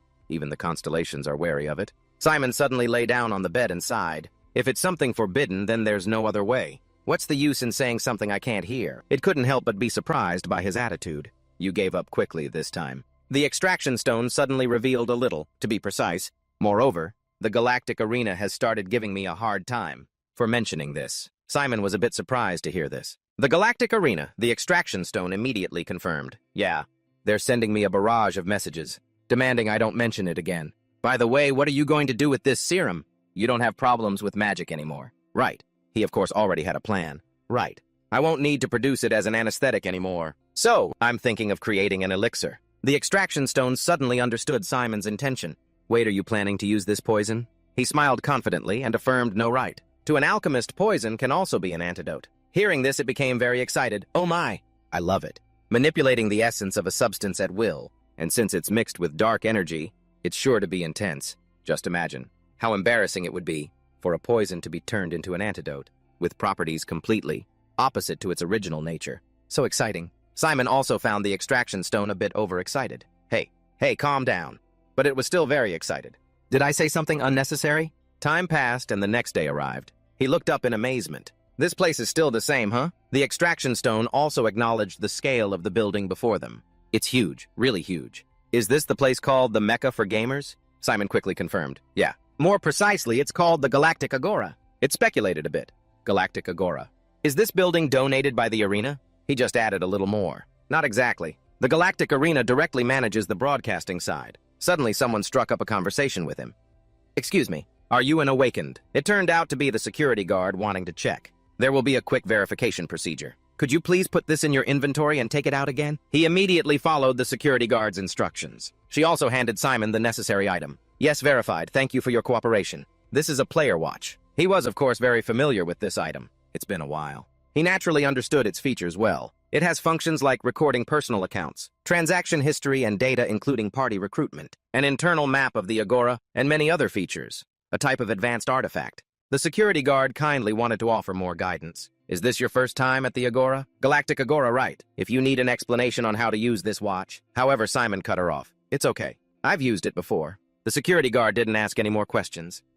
I see. Have a good time. Once inside the extraction stone, was completely overwhelmed by the sight. So many people. Are all these people gamers? He immediately affirmed, yeah, some might just be awakened, but you can't get in without an inventory. It was still amazed. Impressive.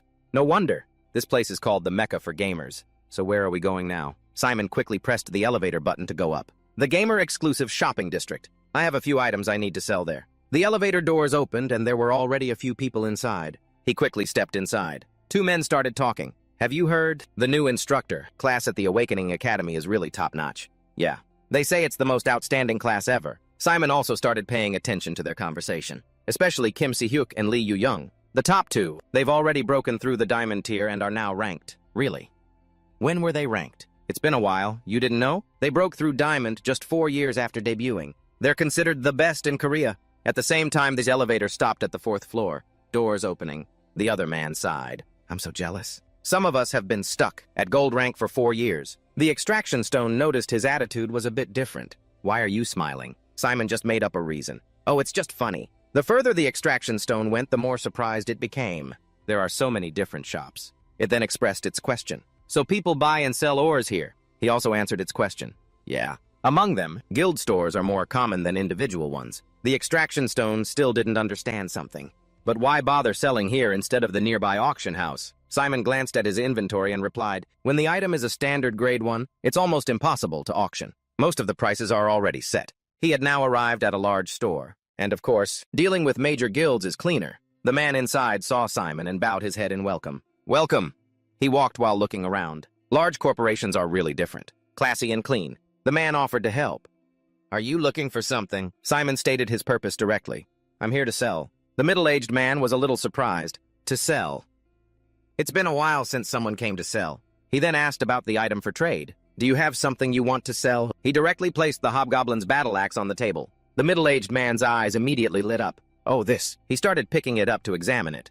A hobgoblin's battle axe. And it even has a high-tier option. Simon was eager to sell it right away. Yes. Can I liquidate it right now? The middle-aged man happily showed him the price list. Of course, these are the transaction prices for the hobgoblin's battle axe. Recently at the Galactic Agora, Simon was startled by the huge sum.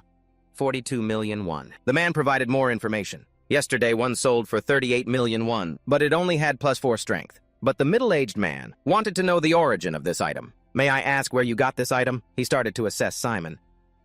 I'm a production player, but you don't seem to be a high-level player. Hearing this, he was startled. What? The middle-aged man immediately pressed him further. What's your level? Simon answered honestly. Level 7. Is he suspecting me? Hearing this, the man smiled smugly. Level 7, huh? I'm guessing you want the full amount in cash, not AP. Right, Simon immediately tried to clarify. Wait, there seems to be a misunderstanding. I got this item entirely, from competing in the arena. The middle-aged man just sneered and pointed at the axe. Level 7. And you have an item that only drops in the platinum tier, sir? I won't take much of your time. He suddenly slammed the red button on the wall and smiled, cunningly. If I press this bell, security will immediately arrive. And naturally, the owner of this stolen item will be found. However, the middle-aged man pretended to be kind. People like you often have unfortunate circumstances, so I can help out. He started his price-pressuring tactic, making Simon tremble with anger. 10 million won, cash. If you sell it for this price, I won't press the bell. The middle-aged man shamelessly gave him a choice. Of course, I'll also keep quiet about this. So what will you choose? Although angry Simon could do nothing but listen to this man. I'm really sorry. Are you kidding me? Suddenly another person spoke up, startling the man. You're telling quite an interesting story, Director Kim. It turned out to be Lee Yu-young. So after becoming a manager at Apu, you've really gotten bold, haven't you? Currently in a park, someone had just opened a can of soda. It was Yu-young. Having helped Simon, she opened a can of water. Take it. He, however, was intently observing her hand. This hand, 9 years later, Yu-young's hand was holding a blood-soaked hammer. That was the hammer that smashed the head of my grandfather, Chairman Lee Sun-cheon. The unbelievable horrors of that day. Not just Chairman Lee Sun-cheon, but the heads of several high-ranking officials present there were also smashed. And that incident could be seen as the starting point for the fall of South Korea. Why did that happen? The shock I received that day is still seared into my mind. Simon was feeling extremely estranged. She's completely different from the Yu-young I used to know. Back to the present. Yu-young was finding Simon a bit strange. That's strange? You used to love soda. Have your tastes changed? Only then was he startled back to reality. Ah, sorry. I was just lost in thought for a bit. She suddenly revealed what she had observed about Simon. You still haven't changed. When you focus on something, you don't see anything around you. He was a bit surprised. Did you do that? Yu-young smiled brightly and affirmed yes. Thanks to you, I learned the charm of a man engrossed in something. After hearing this, Simon just let out a sigh. Yu-young, you still haven't changed a bit. Suddenly, another person approached and called out to her, Miss. Yu-young's manager reported, I've sent the deposit details you mentioned earlier. Yu-young immediately checked the account. The amount seems a little different from what I thought. She also admitted it, frankly. That's right. She continued to observe the account. Good, you did well. Yu-young immediately showed Simon the number 50 million. This is the payment for the hobgoblin's battle axe that you sold. Even he was somewhat surprised. This amount is a bit more than the usual price. She was a bit upset. That's compensation for the mistake one of our employees made towards you. So it's too little, right? I wanted to give you more if I could. Simon immediately smiled to console Yu-young. It's fine. Even though you're the direct heir, business and personal matters should be kept separate. Yu-young also smiled with satisfaction. You're still the same as always. She suddenly looked at him very affectionately. You haven't changed at all. That's why I can talk to you like this. He became wary. What's with her all of a sudden, so cheesy? Simon just looked at Yu-young with a mix of sadness. Well, quite a bit of time has passed, so maybe it's not that strange. A little later, the two started to stroll around the park. He suddenly brought up her mother's condition. By the way, how's your aunt? Yu Young just answered briefly. Mom's still in a coma, but it's okay. I still visit and take care of her regularly. Simon immediately saw through the lie. It's not just about running around the arena, is it? Yu Young could only force a smile and confess. Actually, I use visiting my mom as an excuse to play in the arena. I even installed a dedicated access device in her hospital room. She suddenly changed the subject. Oh, but hey, you said you got the item from the arena earlier. Simon didn't hide anything and replied, that's right. Yu Young suddenly showed concern. So is your body fully recovered now? He smiled confidently and replied, yeah. My condition of mana, burnout, has been completely cured. Hearing this, she immediately cheered up. Oh, that's great news. Yu Young, realizing she was too excited, scratched her head in embarrassment. Ah, sorry. I got a little too excited. Anyway, congratulations. But I don't know if I have the right to ask this or not. She straightforwardly wanted to know about Simon's ability. But can I ask how you recovered? He remained silent, thinking for a moment. Simon decided to hide it.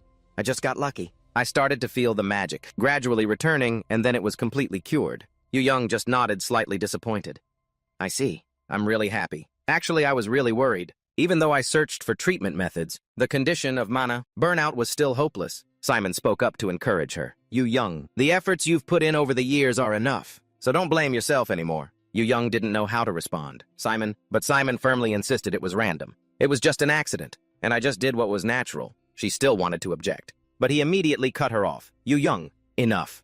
Once again, that was my choice at the time. Simon was certain he didn't regret his decision. Even if I could go back to that moment, my choice wouldn't change. As he said that, he mocked himself in his heart. Even though I say I don't regret what happened, why is it that since that day, I couldn't reply to you two's messages? Of course, the pressure from the outside wasn't non-existent. I was already the son of a mistress. That alone caused trouble for the family. And then I became disabled due to an accident. Perhaps the Kim family wanted me to disappear completely. But cutting off contact with the two siblings I grew up with since childhood, but I can't deny it was my own choice. Right after I left the family, they still contacted me regularly. Remembering this, Simon clenched his fists. Thinking back, it's embarrassing. If I had to give a reason, at that time I simply couldn't accept the reality of losing my magical abilities. I had a bright future, with a magic stat of 10, and then I lost it all in one accident. So I drew a line between myself and the world, both physically and mentally. I couldn't even take care of myself. Perhaps deep down, I resented you both.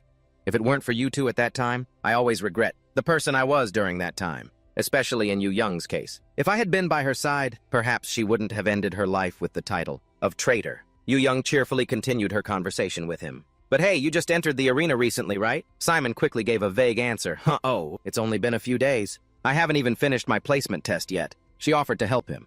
Really? So you must need some gear right now, right? Yu Young wanted to buy Simon some items. How about we go to the shop and get some equipment? He just smiled awkwardly and refused. I'm not really in a hurry. She found it a bit strange. You're not in a hurry to buy gear, but you're a magic type. Oh, Simon had no choice but to reveal his profession. That's right. My profession is an alchemist. Yu Young seemed to understand. Ah, an alchemist.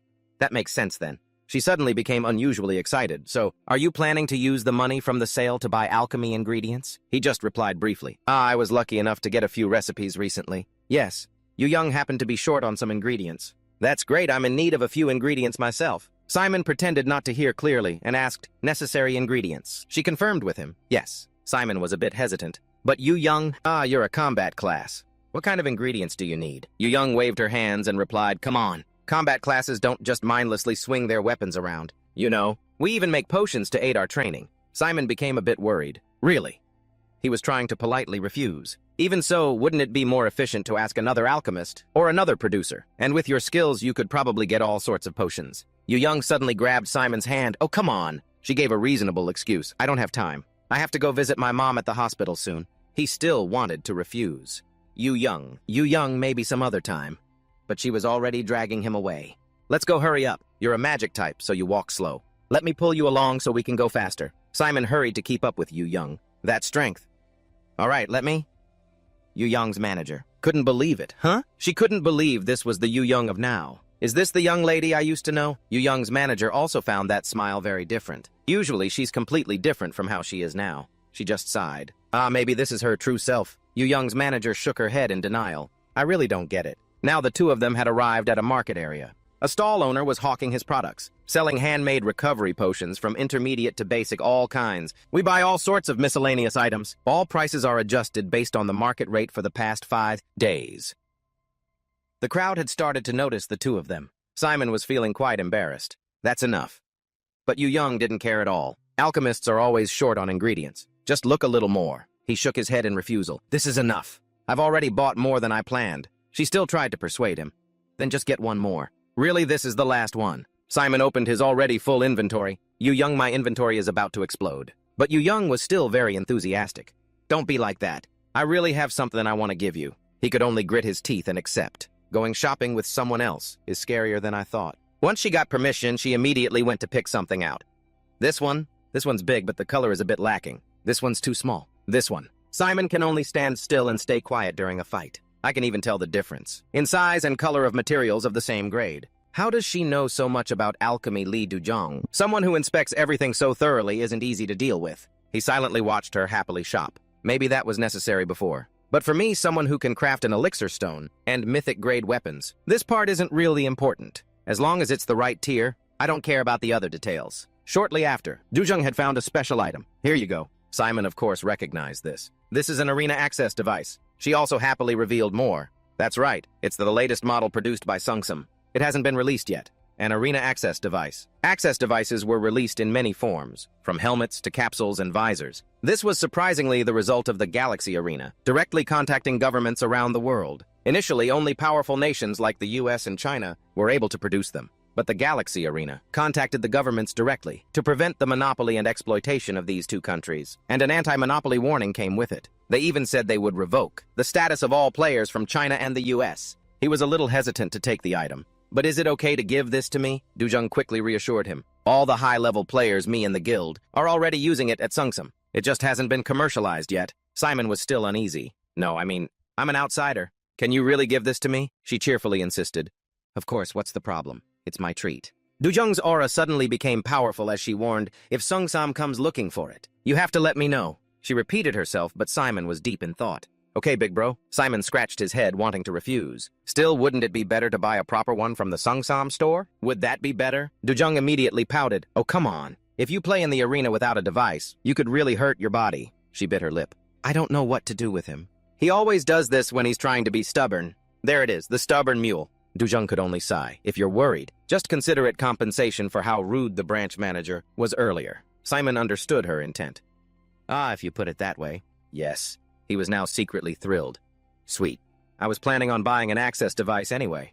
Actually, I was thinking about streaming on the arena soon, so this is even better. A moment later, Simon saw that time was running out. It's about that time, Duzhong, I have to go. Duzhong also had things to do. Yeah, I'm about to visit my mom in the hospital. Right, I should be concerned about that too. By the way, my aunt's illness is also related to the arena. Right. I should look into that when the Galaxy Arena opens. And just like the mana loss condition I suffered from, there's a disease called the arena sickness. That only appears in the awakened. Simon wasn't too worried about the time.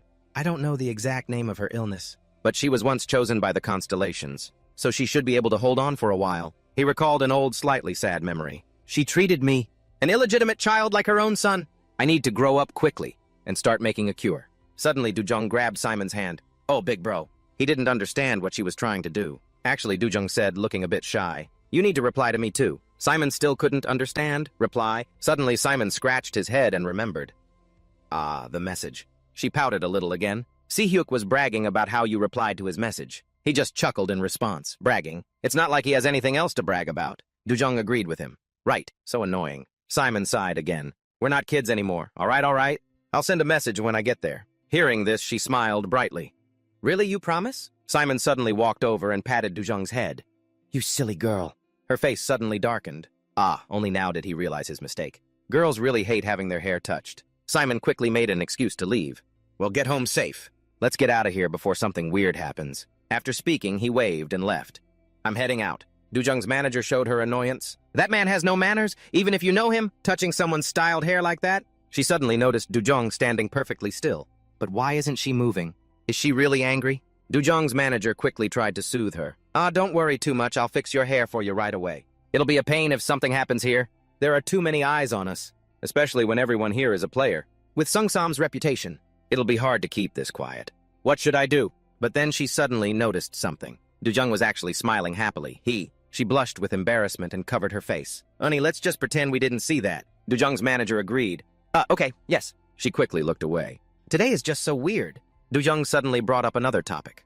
By the way, Honey, what happened with that thing? Dujung's manager didn't understand what she meant. What are you talking about? Dujung had become serious again. Honey, it's just the two of us here. You can speak freely. She also began to open her tablet. If you're talking about that incident from last year, surprisingly nothing has been clarified yet. Still nothing. The screen showed absolutely nothing. Not a single shred of information. She seemed to understand what that meant. Dujung's manager continued. Yeah, it's as if someone wiped everything clean. Still, she had her doubts. Isn't it strange? The upper class in Korea was hit by a terrorist attack, but there's no information about it. Dujung also found it unusual. The media rushes to report on the smallest scandals, but this has been silent ever since. She found it even more suspicious. That's right.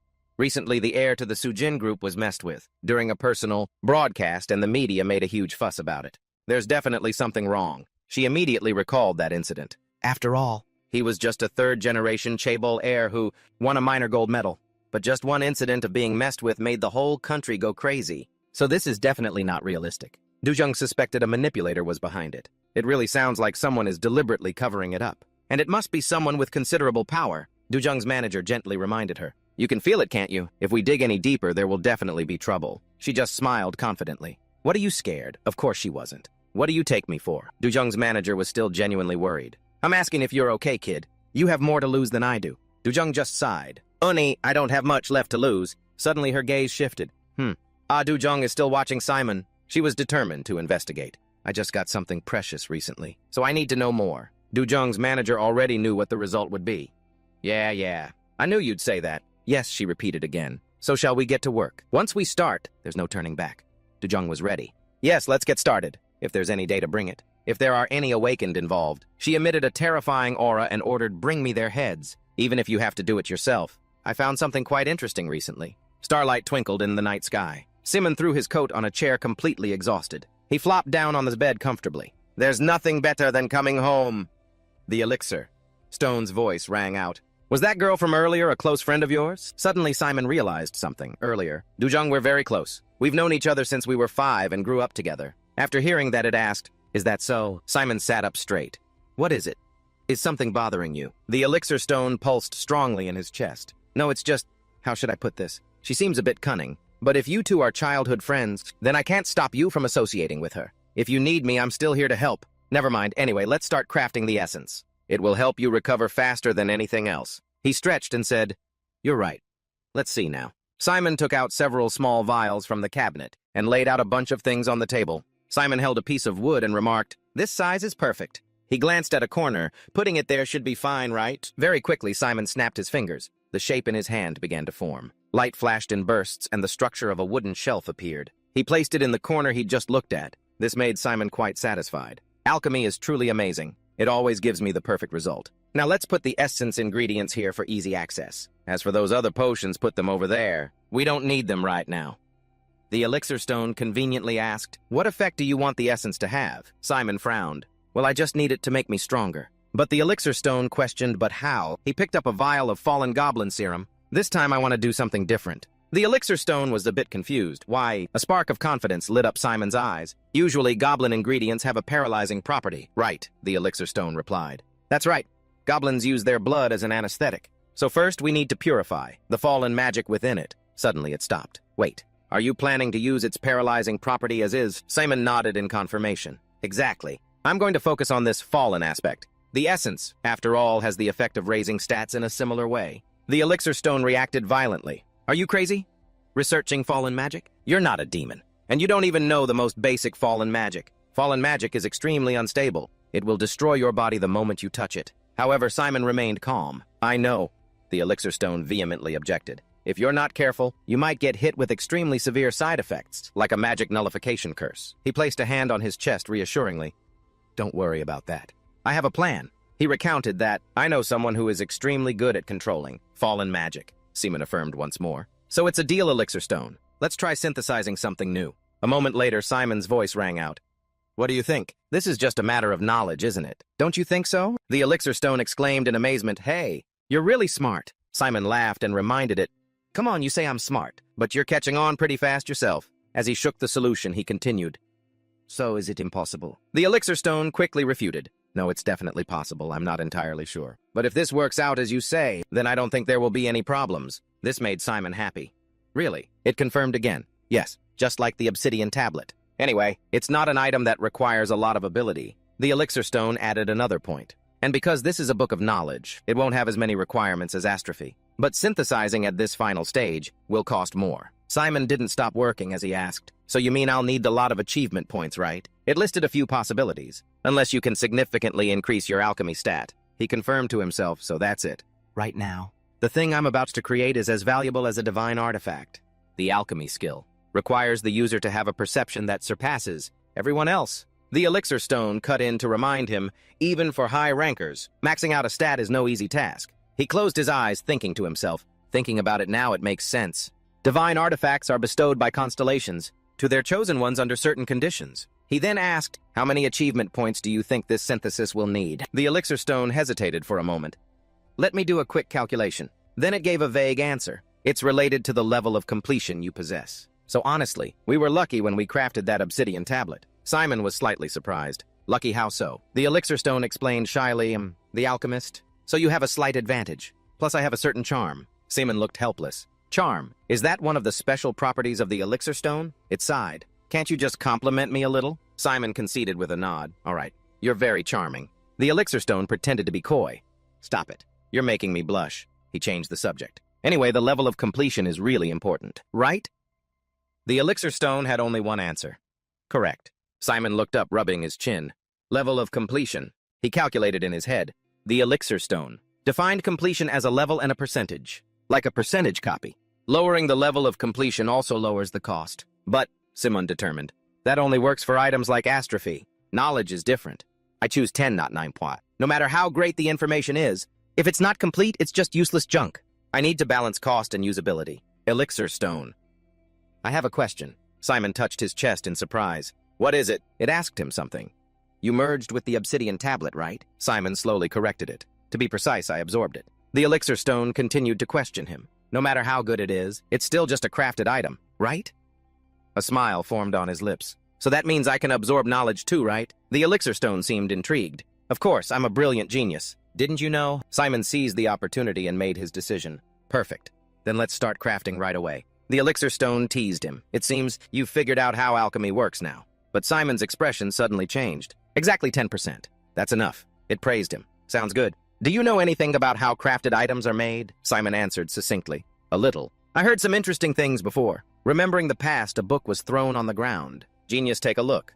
Can you make this thing make more sense?" Masuk was fuming with anger. "This technique only works for someone who has mastered the heavenly demon arts to level 10. But my damn brain maxed out at level 7. She even tried to ask for his help. You're good at systematizing things, right? Can you help me translate this pile of junk?" Simon's memories flooded back. "In my previous life, someone asked me to decipher the heavenly demon arts. Of course, I couldn't even see the words clearly, because it only appeared for the air to read. But I know it's divided into 10 levels. Therefore, the secret manual, logically, each level corresponds to 10% completion. This means that 10% completion will contain the instructions for level 1. As for Masuk, this is the technique made for a high ranker, with only 7 levels. Simon crossed his arms in silence. I was planning to read and decipher it myself. However, he had a hypothesis. But if the elixir stone can absorb knowledge, this changes everything. I won't need to decipher it. I just need to prepare my body. And human synthesis will take care of the rest. Because of this thought, Simon asked the elixir stone, "How much for 10% completion?" It seemed a bit hesitant, not much. "About 5,000 achievement points." Simon's eyes widened slightly. 5,000 points. That's cheap. The elixir stone quickly reminded him. But the later stages will cost exponentially more. This is mythic-grade knowledge after all. Simon snapped his fingers excitedly. "We can learn the first level right now." "That's enough. Let's start crafting now." The system appeared, confirming use 5,000 to exchange. He quickly selected it. A purple aura emanated around him. It carved itself into ancient letters, then formed into a scroll. Simon took the paper. Simon realized with delight it's done. The system displayed a notification, Heavenly Demon Arts. Simon pressed the paper to his chest. Elixir stone absorb it quickly. It quickly responded, understood. The paper slowly sank into him. Simon watched intently, thinking to himself, strange, this time no constellations are reacting. A moment later, the elixir stone announced absorption complete. But it's a bit complex. I feel like I'm trying to catch smoke. Simon's pupils constricted and the image before him began to blur. What is this? It feels like I've gone back to before my regression. And then the image distorted. A moment later, Simon opened his eyes. Above him was a clear blue sky. He woke up near a rushing waterfall. Simon was startled. Where am I? A voice came from behind. You're awake. An old man with white hair and a long beard smiled. This old man was worried if your body was all right. Simon stood up, dusting off his clothes. I'm fine. The heavenly demon praised him. Kids these days are not bad. Then he gestured invitingly. Come and sit. Suddenly something caught Simon's eye. He was teleported by the old man, feeling dizzy. His body involuntarily knelt down. What the? Simon turned to look at his original position. How did I get here so fast? He frowned with suspicion. Clearly, Simon took a gamble. I never thought I'd meet a constellation face to face. Like this. The heavenly demon stroked his beard and laughed. You speak as if you know me. His face was full of confidence. How could I not know? The technique I learned before coming here was the heavenly demon arts. The heavenly demon didn't hide it, so it seems. I shouldn't have asked such an obvious question. You're right. I am the constellation called the heavenly demon. System plus 5,000 points for meeting the heavenly demon. It introduced the old man as a dangerous entity. Do not intentionally provoke. If danger arises, teleport back to Earth. Simon frowned cautiously. Even the system is warning me. The heavenly demon clicked his tongue in annoyance. These guys are too cautious. The old man growled angrily. Get lost! Don't you dare taint me with your filthy presence! Simon was speechless, helpless. Like master, like disciple. I can almost see Masuk around here. He then started the conversation. You called me here because of the heavenly demon arts, right? The old man stroked his beard excitedly. Getting straight to the point, huh? You youngsters are brave, but you've misunderstood a little. The heavenly demon became somber. Although the heavenly demon arts are superb, that's not the issue. My interest lies elsewhere. The old man posed a question. Who are you really? Simon asked, confused. What do you mean? The old man hinted in his words just as I said. His throat became dry. Wait, is he trying to probe me? His hands had clenched into fists at some point. Even. Death. And the black sun didn't notice my regression. But now a high-level constellation like the heavenly demon is asking me. The heavenly demon grinned frankly. Are you going to play dumb in front of me? Turns out you're not completely arrogant, huh? The old man asked another question. How well do you know me? Simon recalled Masuk's remarks. Disgusting old man, psycho. A pervert crazy with power. I don't know why I'm suddenly remembering this, he replied vaguely. As far as I know, the constellation heavenly demon seeks transcendence. You value the strongest individuals, similar to how things are in the demon realm. The answer pleased the heavenly demon. A sharp lad, you are correct. The old man's pupils changed. As you said, I have always craved power and walked the path of transcendence since before becoming a constellation. Simon was startled by the killing intent in those eyes. It reminds me of those terrifying eyes from my past life. Could those eyes belong to a constellation? Related to the heavenly demon. Suddenly, the heavenly demon retracted his presence. Then his power exploded. The lush mountain scenery vanished in an instant. Simon fell into an endless void. It feels like I'm sinking into a black hole. But strangely, I don't feel scared. He thought to himself, instead it feels strangely familiar. The heavenly demon's smile reappeared. So it seems. You carry his mark. How interesting. A mortal being able to look into the void, without trembling. Truly astonishing. So how long are you going to play dumb? Simon spoke frankly. I think this is related to a title I possess. The old man's eyes widened. A title Simon seized the moment. Yes, one of them is one who attracts the gaze from afar. The heavenly demon burst into roaring laughter. The old man bellowed. A gaze from afar. Yes, he would describe himself with such ridiculous words. Yes. Simon maintained his composure. So you've encountered this person before. The heavenly demon paused for a beat, then gave a devilish smile. Indeed. Simon deliberately pushed further. I see. It seems you lost then. The heavenly demon let out a sharp breath. You're a clever little brat. You should. A dense aura enveloped him. Watch your mouth, shouldn't you? Simon tried to withstand the heavy killing intent. It's thick. But I don't need to be afraid, he reassured himself. Because if something happened to me, the black sun wouldn't just stand by. But the heavenly demon's laughter rang out again. No wonder he's interested in you. The fact that a madman like him is observing you makes sense now. He recounted cheerfully, as you guessed, I lost. And added, and I lost quite badly. So I'm even more curious. What part of you caught his attention? Honestly, I'll confess this to you alone. It took me 1,000 years to get his attention. Simon was startled and asked back 1,000 years. The heavenly demon walked step by step. I forgot as a normal human you wouldn't know. He is... The old man stopped, not continuing. Then he became furious again, cursing. Damn it, you annoying flies! The heavenly demon waved his hand, shooing the system away. All right, I get it. Let me stop. Go away. It seems we have to stop here, kid. Simon nodded in acceptance. I understand. But kid, the old man explained slowly. Haven't you already learned the heavenly demon arts? You can be considered my disciple. He was a bit curious, so what you said earlier. The heavenly demon cut him off directly. Of course I don't mind. You learning the heavenly demon arts. To be honest, I quite welcome it. It is an honor for me to witness the one who carries his gaze continue my legacy. However, you are not my official disciple. So I have a small request for you. The system board announced, the heavenly demon has issued a quest. Simon couldn't help but be surprised. A quest he hesitated. The system board displayed the quest talent evaluation. The heavenly demon nodded, stroking his long beard. What do you think? I've even prepared a contract for you. Simon's mind raced. Find someone worthy of a constellation sponsorship. What about Masuk then? And what will happen to me after that? If I mess this up, the future could change 180 degrees. Seeing him hesitate, the old man continued. As the one he watches, I believe you will have good judgment. However, there are a few conditions. Simon looked skeptical. Conditions? A faint smile played on the heavenly demon's lips. That's right. First, the person must be a woman. She must be young and beautiful within an acceptable range. Being brave or a little rude is also fine. After all, the heavenly demon arts are about conquest. After hearing that, he felt dumbfounded. Wait a minute. Fortunately, a sharp scream came from somewhere. Simon's eyes flew open. He shot up in the middle of the room. The elixir stone asked worriedly, Are you okay? Are you awake now? What just happened? Why did you suddenly pass out? Simon was sweating, incredulous. I passed out. Then he stammered an explanation that, actually, I just met a constellation. The elixir stone was completely uneasy. A constellation.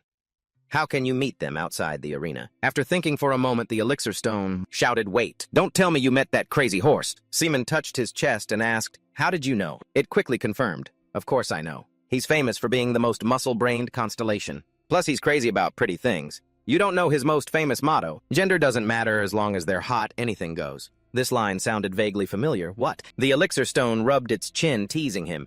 Hey, you weren't seduced by that guy, were you? Simon retorted with a grimace.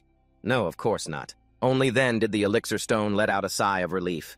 Thank God. I'm glad you came back in one piece after meeting that psycho. I bet if you weren't good-looking, he would have killed you on the spot. Anyway, if he let you leave unscathed, he must like you. Well, you're handsome anyway. What a pervy old man. The philosopher's stone is still rambling in my ear. I hope that old guy doesn't ramble on about learning some technique or something with you. Simon helplessly held his head. No, actually, he even thanked me for learning it. Hearing that, it made a sly face. He's really a madman, just like the rumors said. Well, that's good for us. Now let's quickly make the essence. You've already learned the technique to control demonic energy, right? Simon quickly stood up. Let's do it. Getting to work. The philosopher's stone asked softly, You don't need me to tell you the formula, right? He smiled, adding a few drops to the vial. Of course not.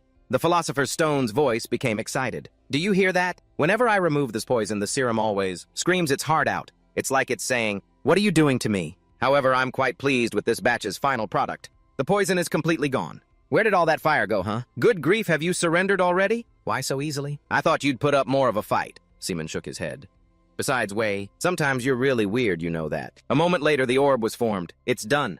The philosopher's stone was a bit confused. It's a pill, not a liquid. Simon smiled, though he was covered in sweat. I don't have a suitable container, so I couldn't make it in liquid form. The philosopher's stone let out a laugh. That makes sense, since you use demonic energy as the base. Holding the pill in his hand, he mumbled, Time to test it out, I guess. The system window showed the information blood force at grade C. Simon looked intrigued. Even though I made it myself, I have to say this is some top-notch stuff. At first, I was a bit worried since it's been a while since I last made an essence. But to think I extracted a stat-boosting elixir of this caliber, it's awesome. The philosopher's stone let out a chuckle. Its grade is C because of the shabby ingredients, but its stats are insane, as expected. I knew you'd create something amazing, but you might not get the demonic energy. The success rate isn't 100%. Simon smiled in response. For a normal person, that's true. Then he placed the pill directly on his chest. But with the one-star heavenly demon technique already here, I just need to use it carefully after absorption. The philosopher's stone was enlightened. Right, just trust me. With that, Simoon swallowed the pill. Well then, shall we begin? He swallowed it dry without water. Then he meditated, circulating his energy. The system announced a continuous increase in stats. The cultivation time passed. Simon was once again lost somewhere. He noticed something. Looking at the wisp of fire in front of him, Simon exclaimed, Found it. Suddenly, the flame darted away. Damn, it's disappearing. Simon quickly gave chase. Can't let it get away. Hurry before it vanishes. He called for backup from the philosopher's stone. The philosopher's stone appeared out of nowhere and grabbed the flame. Got it. Caught you, you bastard! Simon panted, catching his breath. Good job. He thought to himself. The system said it was a high probability, but we almost lost it completely. First, I need to condense the Dantian, then the Great Meridian. Suddenly, the philosopher's stone yelled. Wait a minute. Do we really have to create the Dantian right below the navel? Simon paused, confused. Why do you ask? It repeated exactly what it had just said. Just as I said. Do we really have to condense the Dantian right away? Simon stopped what he was doing. You're right. I hadn't thought about this before. The Philosopher's Stone began lesson number 1. Listen up. Anyway, a dantian is just a form of condensation for storing and using energy right. He nodded in confirmation. That's right. So the Philosopher's Stone made a suggestion. So why put it under the navel? Bro, you already have the world's best form of condensation. It was a breakthrough for Simon. Come to think of it, from creating divine artifacts to absorbing knowledge, the Philosopher's Stone deserves to be called the ultimate form of condensation. He smirked and said, "You're right. There's no reason not to use you as my dantian. To be honest, you might be much better than a traditional dantian." The Philosopher's Stone agreed, showing off exactly. And also, even if you learn the heavenly demon technique, at your core, you're still an alchemist. You mustn't forget your roots. Simon's eyes filled with confidence. You're right. I am an alchemist. And alchemy is what changed my life. Thank you. It's thanks to you that I've realized everything. He closed his eyes to continue his work. System notification successfully absorbed special demonic energy. Then another notification followed. Dantian and the Philosopher's Stone are resonating in power. He was stunned for a moment looking at the stat window. Everything had skyrocketed. Simon finally understood. So this is what's called binding. Suddenly his eyes glanced at something. Demonic energy stat is 8. Wait, I just got this stat and it's already at 8. Increasing a stat is very difficult, but this one is already at 8. He silently confirmed in his heart. So being bound doesn't refer to its position in the status window. Then he helplessly remarked, "That's right. It affects the stat itself. It's not just for show. It's attached. It's almost half of my alchemy power, isn't it? So does that mean?" Simon called out loud, "Philosopher's Stone." It glowed red in response. "What is it?" He asked a strange question. "So if my alchemy power increases, my demonic energy also increases." Right. Logically, the Philosopher's Stone had the same thought. Of course, just like how I'm affected when you level up. After all, it's an attached relationship, but it's not perfect. Rounding is not applied, and the stat will always be a number characteristic of the attachment. You increase by 4, it increases by 2. Hearing this, Simon's hand unconsciously clenched. I hit the jackpot, so I just need to know one thing. As long as I increase my alchemy power, my demonic energy will also increase. This makes me even more excited for the next arena. Right. The next day, the system confirmed entry into the Galaxy Arena. Survival with 100 other people. The young man gritted his teeth in anger. Damn it, survival, what a pain. A comment appeared. What can you do? Anyway, this is the Abyss. Another person gloated. No wonder they call this the dangerous trio of the Abyss. That person emphasized, but the chance is 1/30. But doesn't this guy always get the worst outcome? His luck is rock bottom. The Money King sighed, trying to control his emotions. Now, everyone, watch your words. Survival is a normal event in the high ranks. The comments started exploding. That's right, we're sponsored by the Abyss today, so everyone be careful. A comment was posted, "The power of money, huh? Yesterday you were calling the dangerous trio trash, and someone ended with a line, 'With money you can be king.'" Don King stood before 3 players. "Now then, my dear customers." He put his hands on his hips and confidently declared, "As you all know, survival is the worst event for a rank-boosting service, and our party has been disbanded." The blonde man was startled. For real? The man in the beanie frowned and cursed. "Damn it! I paid 10 million won! What are you going to do now?" The chat enjoyed the show. The customers are pissed. Someone asked a question. "What are you gonna do?" Money King. "Want a refund?" Someone else defended Don King. "Why? This event is random. Wasn't this agreed upon beforehand? 10 million won is probably double the usual boosting price." Then Don King's voice rang out. "Everyone calm down, esteemed customers. You don't need to pay too much attention to the chat." He raised a mysterious smile. "Anyway, the reward for survival will be divided according to rank, with 100 participants. The lowest reward will be for 50th place, and the highest will be for first place." The goateed man frowned and retorted, "Are you saying you'll get us to places 1 to 3? Don King's eyes lit up as he affirmed, "You all are correct. As expected from someone with experience. Your comprehension is on a whole different level." He boldly beat his chest. "This Money King might be expensive, but the quality is worth it." The viewers know it too, right? The chat continued to explode with comments. "Yeah, even though he's a money grubber, his skills are undeniable. A diamond ranker to be participating in the arena is pretty common. Our Money King is proud to be a booster. That's our Don King." Goatee was pleased with the offer. "I trust you because of your skills." He scratched his head and burst out laughing. Saying it like that makes me blush. The blonde man asked another question. "So how do you plan to get us into the top 3? He quickly gave a simple answer. "We form a team." The blonde was startled. "A team?" Goatee cautiously reminded him. "But the rules." Don King placed his hand on the cliff wall and said, "You all don't need to worry about that. It seems we're at the edge of an abandoned mine, according to his experience, so if we hide, well, it'll be hard for others to notice we've teamed up." Beanie rubbed his chin, thinking, "That's true." Goatee nodded in agreement. Players at this level don't have sharp senses anyway. Once he had their approval, Don King laid out his simple method. "I will eliminate everyone, until only the 4 of us are left. Then I'll kill myself." These words shocked the trio. "Then the 3 of us will fight it out." He nodded and explained. That's right. You all paid the same amount. So it wouldn't be fair if I interfered, right? Excellent handling. The chat box exploded. Our Money King is a true professional, huh? So the customers will fight each other. This is a real pro match. Turn on your personal streams. Elsewhere, a player just logged in. It was where Don King had just been discussing. Just as he entered the instance, the system interrupted the rank-up review process. Simon mumbled to himself.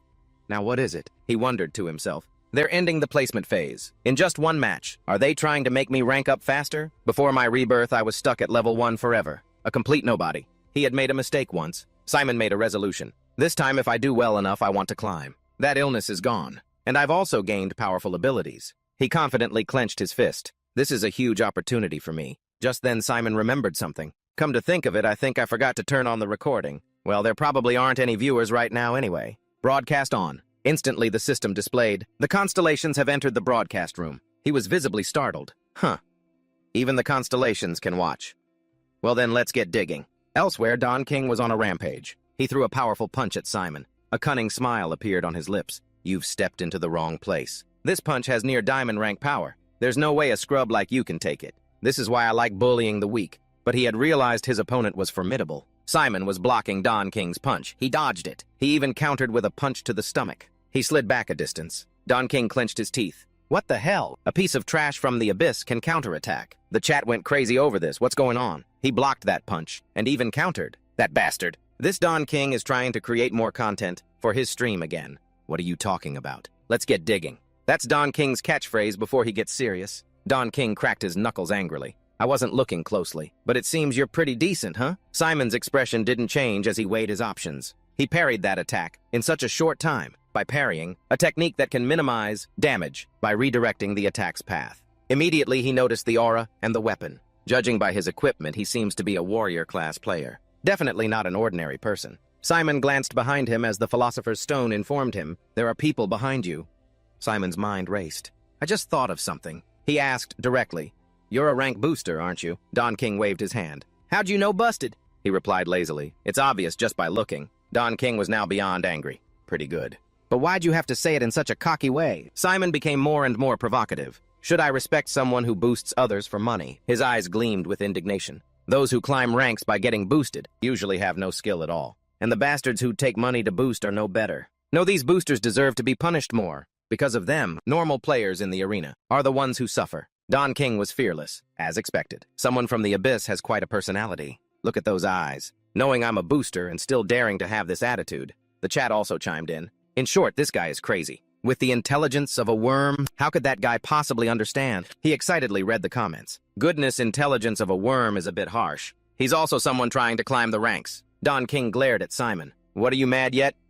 Come on, he provoked. He was scheming in his heart. Shaking an opponent's mental state is also a type of skill. A noob like you wouldn't understand. Moreover, veins popped on Don King's hand. How dare you counter my earlier punch, you brat? I must repay this humiliation. Simon let out a lazy sigh. Coming to lower-ranked matches and provoking so blatantly. Aren't you a bit too cheap? His face darkened from the insult. Is that so? It seems to work on someone who's all talk. Are you angry now? Simon replied with a smirk. Not angry. It's just that one of my viewers just gave me a quest. So now it's hard for me to let you go. Hearing this, the contempt reached its peak. Oh my God. Don King held his stomach, laughing his head off. Looks like I underestimated this guy. Even so, he was still curious. Getting a quest at this rank, huh? The chat appeared. Brainless. A quest during a broadcast from bronze to gold rank. Damn, hearing that and still smirking. Isn't that hilarious? Our Don King doesn't have a quest. What should we do? If he got quests for killing rookies like this, Don King would already be a billionaire. Nevertheless, Simon's mind was unshaken. That's right.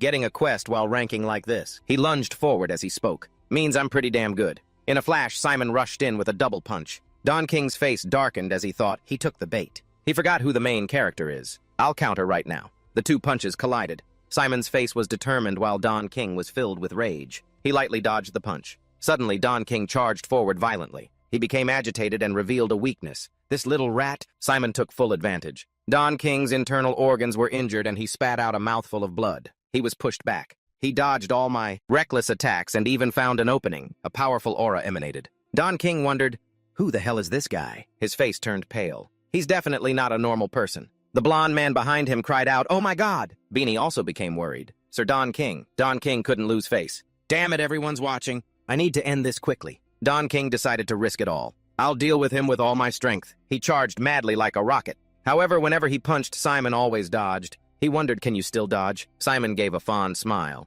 Is that all you've got? Then it's my turn. He threw a devastating punch. Like a wrecking ball, Don King slammed into the wall. He raged in frustration. No way I was pushed back. Where did he get this power? Beanie ran over and called softly Sir Don King. The blonde asked, "Are you okay?" Don King's pride surged. This is so embarrassing. He would rather die than lose his reputation. This bastard. Stop dodging, come and get some. Simon coldly channeled energy into his hand. Heavenly demon technique. The path of the demon is the path of destruction. A brilliant purple light was blinding. His thigh bones snapped in two. Pain and hatred overwhelmed his reason. You damn bastard. He roared in panic. Simon's face darkened, awaiting the next blow. An A-grade trait activated, a punch that seemed to carry his entire life force. Die. His eyes blazed. He's finally getting serious, huh? Normally dodging would be the right decision. But I can't miss this opportunity. Simon's arm muscles activated. Muscle body hot. Finally, he unleashed a deadly move. Heavenly demon technique. Imperial blast. Purple and red light collided brilliantly. Simon roared, encouraging himself. Don King wouldn't be outdone. The cave shook violently from the pressure. A mouthful of red liquid was sprayed onto the ground. Don King took a painful hit. Comments popped up like mushrooms. Unbelievable. What was that just now? The screen was static, so I couldn't see anything. At this moment, he only had one arm left. No way. Don King's eyes were filled with helplessness. I lost. As soon as the words left his mouth, he fell. You have gotten first blood. System notification, additional reward. Seaman breathed a sigh of relief. Perfecting one technique is still quite difficult. The heavenly demon immediately rewarded him with 500 million achievement points. He smiled gratefully. Not just for the quest, but this too. Simon's goals grew ever higher. I will work really hard to satisfy the quest given by the heavenly demon. System notification, the constellation. Heavenly demon nods in satisfaction. Other constellations also gave rewards. He was startled when he received 1,000 points. Is it because they are high-level constellations? They're really generous. System reminder title, Choice of the King. He was dumbfounded. There's this kind of achievement, reading through it. Simon seemed to not believe it. My God, a title that can re-roll system messages. Each re-roll gets a constellation-backed title. He thought to himself, does that mean every time I get a sponsorship, all my stats will increase by 1? That's a game-breaking choice. But as good as it is, it also carries risks. If the number of sponsorships decreases, then the choices will also decrease accordingly. Unlike growth-type titles, this one has the potential to decrease. Opening the status window, he scanned through it. It seems my demonic energy is still unaffected. Let's think positively. At least some stats have increased. A smile appeared on his lips. Although I don't know how picky the constellations are, from now on I should take on more quests. Suddenly a sword fell. No way. A stunned blonde man backed away. Don King lost. They don't want to accept that it was a scam, right? Simon looked at the clueless group. These guys are still waiting here. Then he coldly approached them. The group trembled, holding their weapons. Don't come any closer. If you come closer, I'll attack. The spear wasn't held steady for even a second. The more Simon looked, the more annoyed he became. With this kind of noob skill, how did they even pass the tutorial? Truly pathetic. It's all because of skillless trash, like you who pay for boosting. Real players have died in the arena because of you. Killing intent erupted from Simon's eyes. After that, there were only screams. Even a splash of red splattered on the wall. After finishing the job, Simon stood alone for a long time. Suddenly, someone appeared. So strong. Truly excellent. Then John Young, full of danger, approached. Your innate stats are very good. And I see you don't go easy on the weak, do you? Simon paid him no mind. Excuse me. It seems you've misunderstood something. This is the arena. There's no such thing as pity here. Yes. John Young waved his hand and replied nonchalantly. That's right. That's why I like you even more. You know there are many talented people, but they can't make the most of it. Isn't that right? Simon started to get annoyed. What's with this guy? The man took a small piece of paper from his pocket. You see, this world isn't just about strength. Then he held it out. Take this. Simon was surprised to recognize what was in front of him. This is a business card from the mainland. A few words were written on it. Mainland HR Manager John Young. For that reason, he questioned, You're a spy from China? John Young naturally explained succinctly. I was supposed to give this to that streamer Don King. His talent shouldn't just stop at boosting. Simon showed a look of disgust. Then why didn't you give it to him? The man's lips curled with hidden meaning. Of course I would have, if he ever started broadcasting again. Holding the card, Simon hesitated.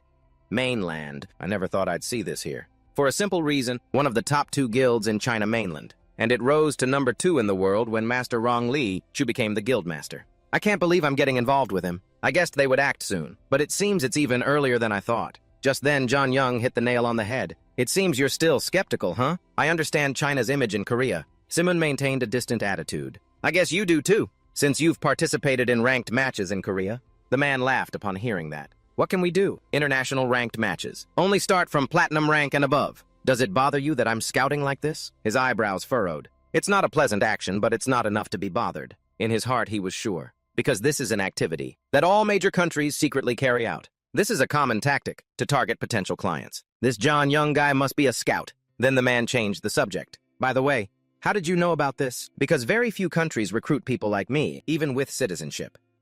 Simon, without any hesitation. I don't think I need to answer that question. The man curled his lips as if he knew. Of course. Then he held up 5 fingers.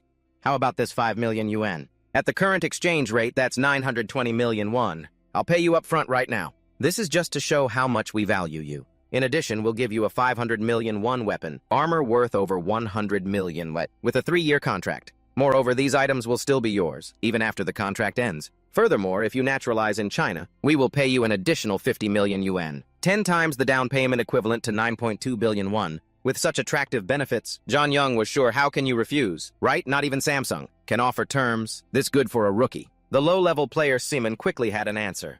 The terms are amazing. He held out his hand ready. So are you interested? Over 90% have accepted these terms. He was still a bit hesitant. In this place called the abyss of the low levels, these terms are of course attractive enough to make someone lose their mind and accept. The contract term is 3 years, and there are no additional clauses for extension. But I know very well how mainland works. Simon took John Young's hand. The man was pleased, thinking the deal was done, as expected. Responding to that look was the force of his grip. But Director John, you know, an HR director should have a keen eye for judging people. The man frowned in surprise. A second later, he was punched in the stomach by Simon. Pain struck and he spat blood. John Young looked on in disbelief. He refused the offer. Then he questioned. Why? He smiled, clenching his palm. Why no reason? The next words made Simon incredibly badass. I just don't like it. Before a mouthful of blood had dried, John Young was on the kill feed. With my past life's experience, I understand you people all too well. He told himself I won't be a fool again. Then he stretched, turned and said, Shall we continue inside? In a small room, warm morning light shone in. Here on the big screen, the game was over. The diamond-aiming warriors. What happened to Don King? Does he really have to give a refund? Oh my god, 10 million won per person. So 30 million won total, right? He got wrecked by that punk from the abyss. Lost in a one-on-one fight with an unknown player. Comments kept scrolling up. From the abyss. And becomes an acquaintance. What abyss? Didn't you see that guy use Kai? Clearly not someone from the abyss. But it didn't really look like Kai did it. Damn it, I'm a co-founder of Don King's channel. His key was clearly very different. Everyone shut up. Anyone have suggestions for dinner? So what's Don King going to do now? I've never heard of this Simon guy. Who watches broadcasts from the abyss anyway? He sighed, full of weariness. Then Don King put on his headset. I'm still broadcasting, gotta pull myself together. I still have a lot to do. He looked at the comments excitedly. All right, everyone. The arena is over, so calm down. Feels like he's been playing dead this whole time. Why did he just show up now? Who was that guy from before anyway?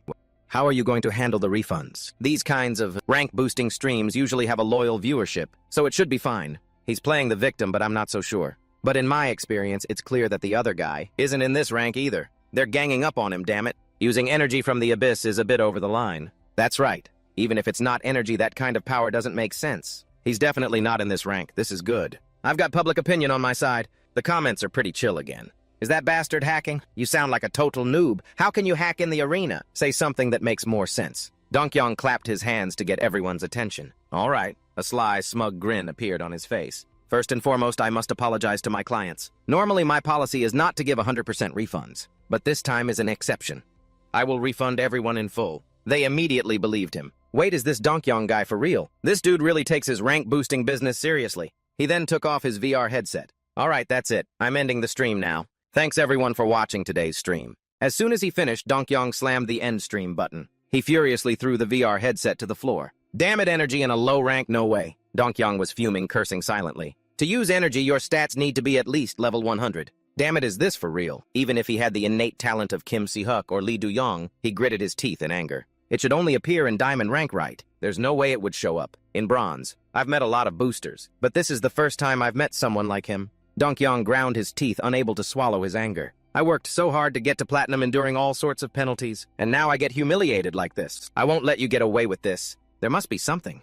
A divine artifact or something I don't know about. What kind of monster is he? Suddenly he remembered something, his eyes showing surprise. Wait a minute, that's right.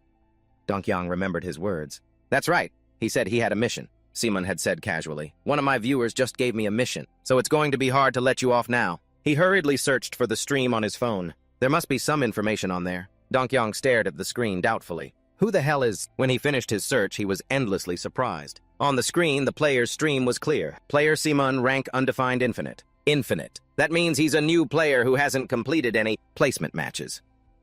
Donkyang immediately clicked the watch stream button. Inside a dark cave, desperate screams echoed. Help me! A terrified player trembled and backed away.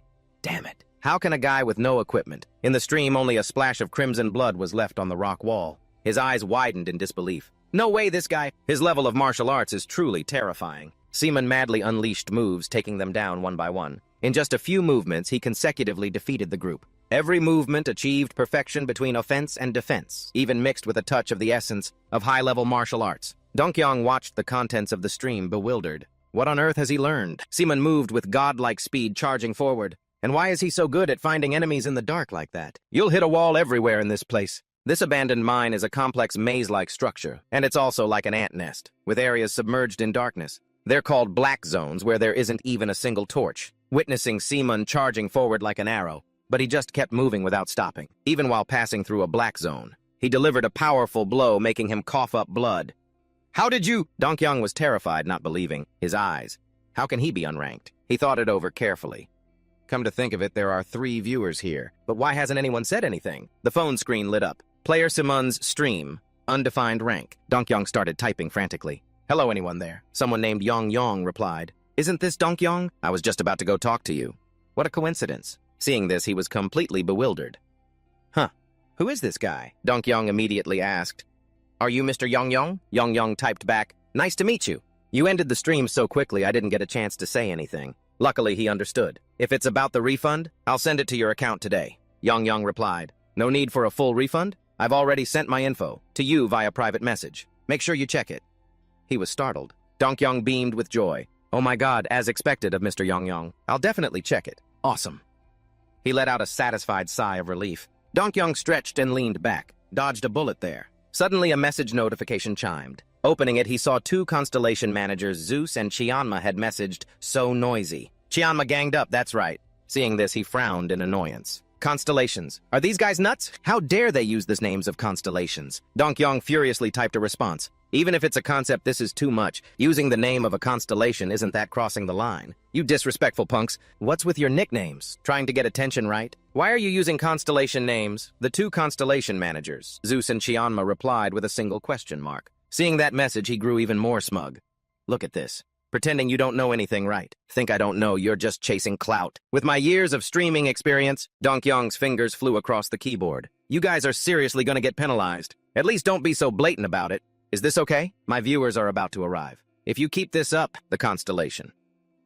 Yang jumped in, what the hell? This made him even more annoyed. This manager is cussing now too, seriously. Inside the mine, a player was beaten until he coughed up blood. He was punched to the ground, his body bruised. Simon stood triumphantly, his body condensing a powerful aura. I guess that's all of them. The leaderboard appeared rank 1 Simun, rank 2 Park Sechan. He cracked his knuckles.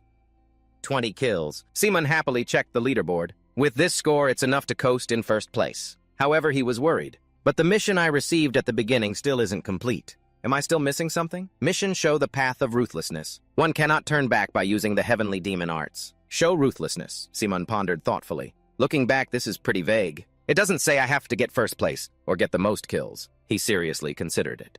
The path of ruthlessness. It probably just wants to see my potential. Yeah, that's probably it. Then a thought occurred to Simon. Geez, subjective questions are always harder than objective ones. He quickly came to a conclusion. Looks like I'll complete it when the arena ends. Simon suddenly felt something was off. He heard a noise and turned. He looked up. What's that? Next, Simon activated his eye technique. The system notified. Moon owl's body tissue can reproduce the physical abilities of a moon owl. He saw a large vein of silver ore. Simon used the Black Panther's tissue to move quickly. I need to get a closer look. He picked up a crystal. Is this silver ore? Someone reminded him. Could it be that? Simon was puzzled. That person continued, that thing. He startled, understanding. Simon immediately opened the system. Could it be the mineral I'm looking for? Info window. That person asked curiously. Well, is it the one? Simon looked at the info window excitedly. It's really it. The Philosopher's Stone cheered joyfully. What a surprise. Hey, grab it quickly. Simon observed the crystal with delight. I never thought I'd find it in an abandoned mine. He stomped his foot on the ground. First, I have to finish the arena match. Then I'll check it properly. Suddenly, a notification bell rang, catching Simon's attention. He operated the status window. That's right. I think I forgot to turn off the stream. I think I gave manager permissions to those 3 constellations. Simon was utterly shocked when he saw the screen. The comments were a non-stop barrage of insults. Damn it, ban us if you have the guts, you bunch of constellation wannabes. Exactly. Even if you kick us out, you'll be the one who gets penalized. I've watched all sorts of streams, but this is the first time I've seen some crazies dare to pretend to be constellations. Manager. Hoik Yang was furious.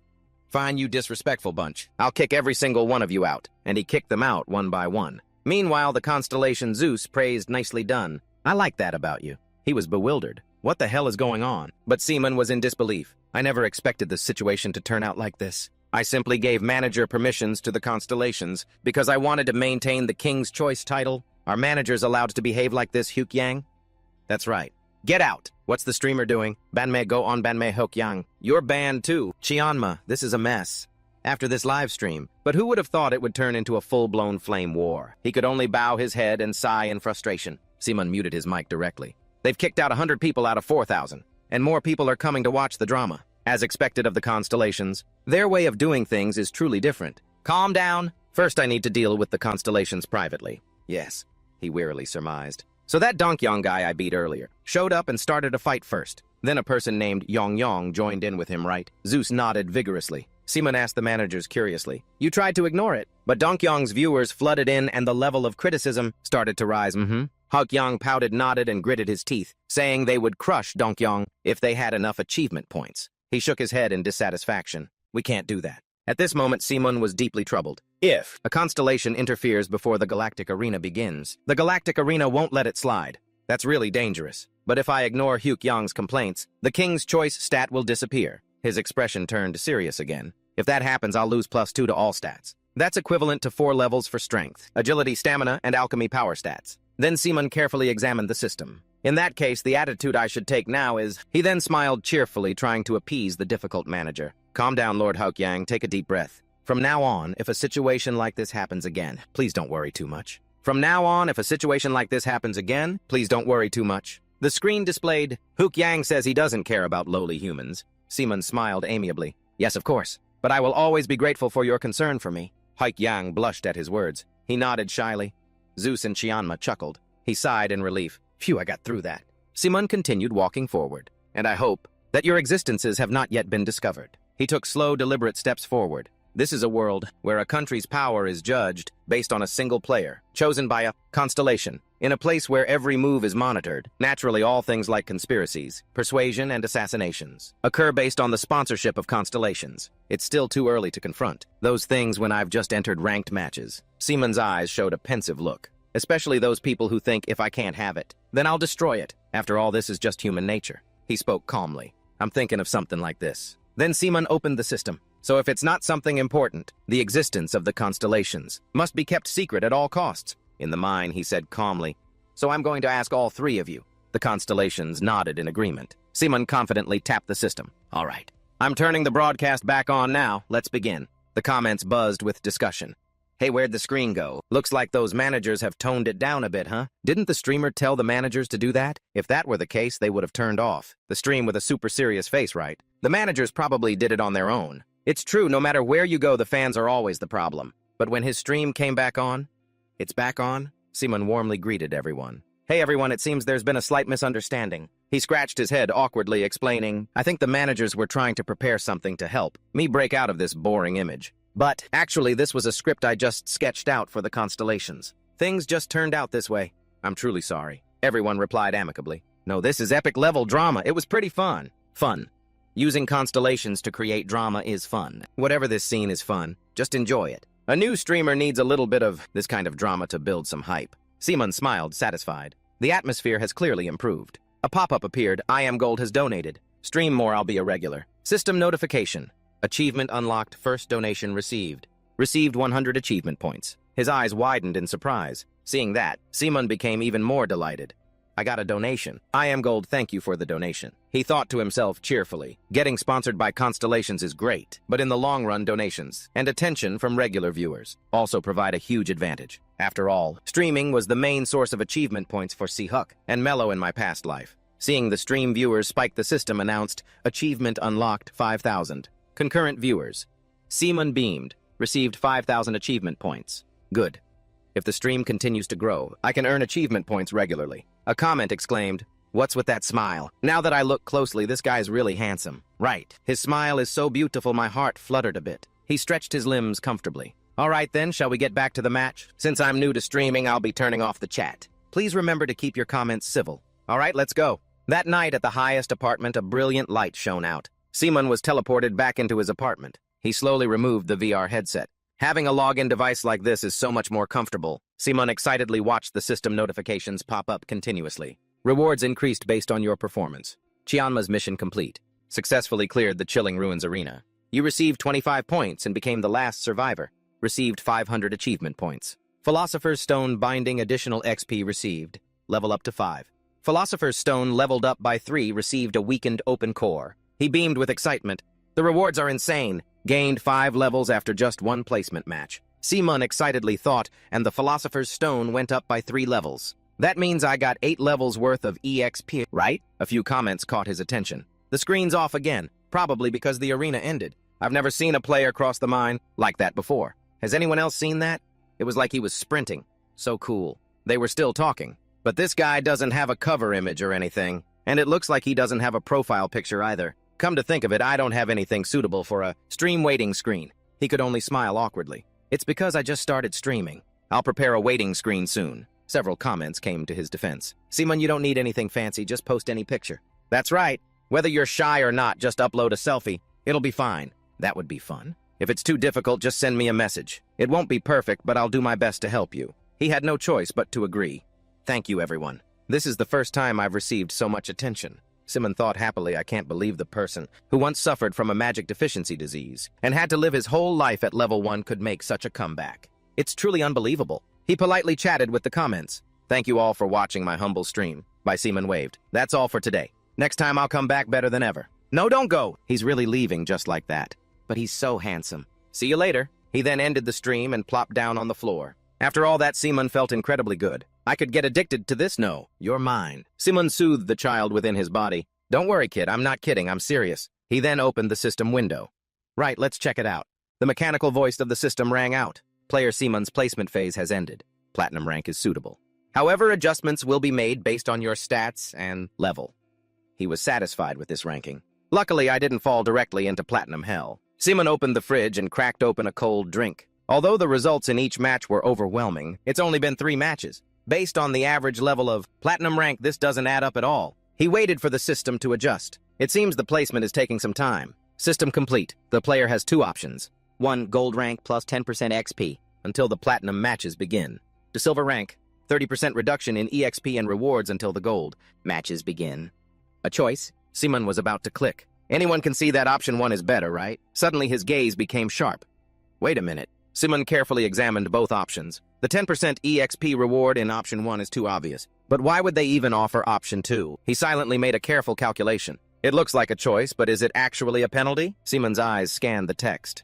The arena must have some kind of trick up its sleeve. The Philosopher's Stone urged impatiently, "What are you just standing there for? Hurry up and check it." He unexpectedly reached his hand into the screen. What if the arena has a reason to force me into silver rank? Seola. Seaman directly pulled out a piece of S-rank mithril ore. It exclaimed excitedly, "Whoa, the purity is so high. This can be used anywhere." He gave a serious command, Philosopher's Stone appraise it. It asked blankly, the info is already there. Do we really need to do that? Seaman's eyes showed his determination. There's something I need to check. The Philosopher's Stone attempted the appraisal. All right, but this is high-grade mithril ore, so it'll take a lot of alchemy power, appraisal tier 10. Upon use, you will enter Hot Mine Nightmare 1-person limit. He was utterly shocked, just as I thought. So it was because of this, it was confused. How did you know this was an entrance item? Seaman calmly replied, I didn't know at first. He was overjoyed. Who would have thought? This was an entrance item for a special arena. The fact that it's mithril ore was already great, but if it's an entrance item, that's even better. This kind of precious ore, an item that allows entry into a special arena outside the preset ranking zones. Naturally, its rewards are on a completely different level. Then Seaman looked at the two choices, so this is why they gave me option 2. He looked again at the mithril ore's information, and on top of that it's tier 10. I didn't even know it existed at this point in time. Among the in-game tiers, people usually think SSS is the highest rank. However, there's something even more brilliant. But in my past life, tier 10 would only appear in 2 to 3 years. It carried a brilliant halo. The difference between tier 10 and SSS is just one thing. Tier 10 is a unique rank. Seaman considered it seriously. In other words, it's a one-of-a-kind item. And the fact that tier 10 appeared on an entrance item means that the difficulty of this special arena can be reconsidered. He rested his chin in his hand, weighing the options carefully. The problem is just making the entrance gate appear. Based on the system adding the silver rank in the second option, Seaman looked back at the ore in his hand. It's likely this item will become useless once I pass silver rank. If that's the case, the best choice is to enter here, after maximizing my potential before reaching gold rank. He then chose an option. However, to get a good reaction while live streaming, I'll need something more exciting. Choice complete. The system announced the match placement. Seaman's ranking has concluded. You have chosen condition number 2. Entering silver rank, 30% reduction in EXP and rewards until the gold rank matches. He seriously let the system place him in silver rank. EXP and rewards are reduced by 30% in silver rank. The mechanical voice sounded again. Received 500 achievement points. Seaman let the energy surround him. It has begun. Yes, on screen 2 MCs were chatting animatedly. That's right. Next up is the top player talk segment. Yes, perhaps no one knows about this person yet. The National Arena Representative. The TV show with the highest ratings in Korea. The two people on stage continued talking. It's truly amazing. This year's graduating class from the academy is truly astonishing. Every single one of them is like that. That's right.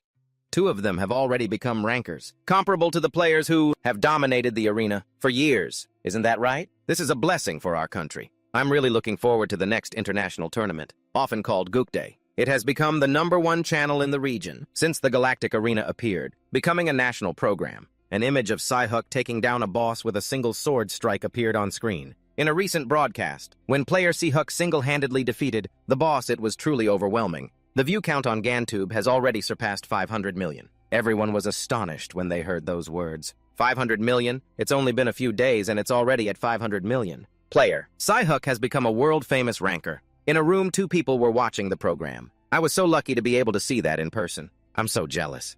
If I didn't have a schedule that day, Park Jin-guk said excitedly. Hey, they're talking about you on Gook Day again. He smiled gently. Sunbae, you don't have to tell me. I can hear it all. He hated how this kid didn't even seem to blink. Psyhook comfortably plopped down on the sofa.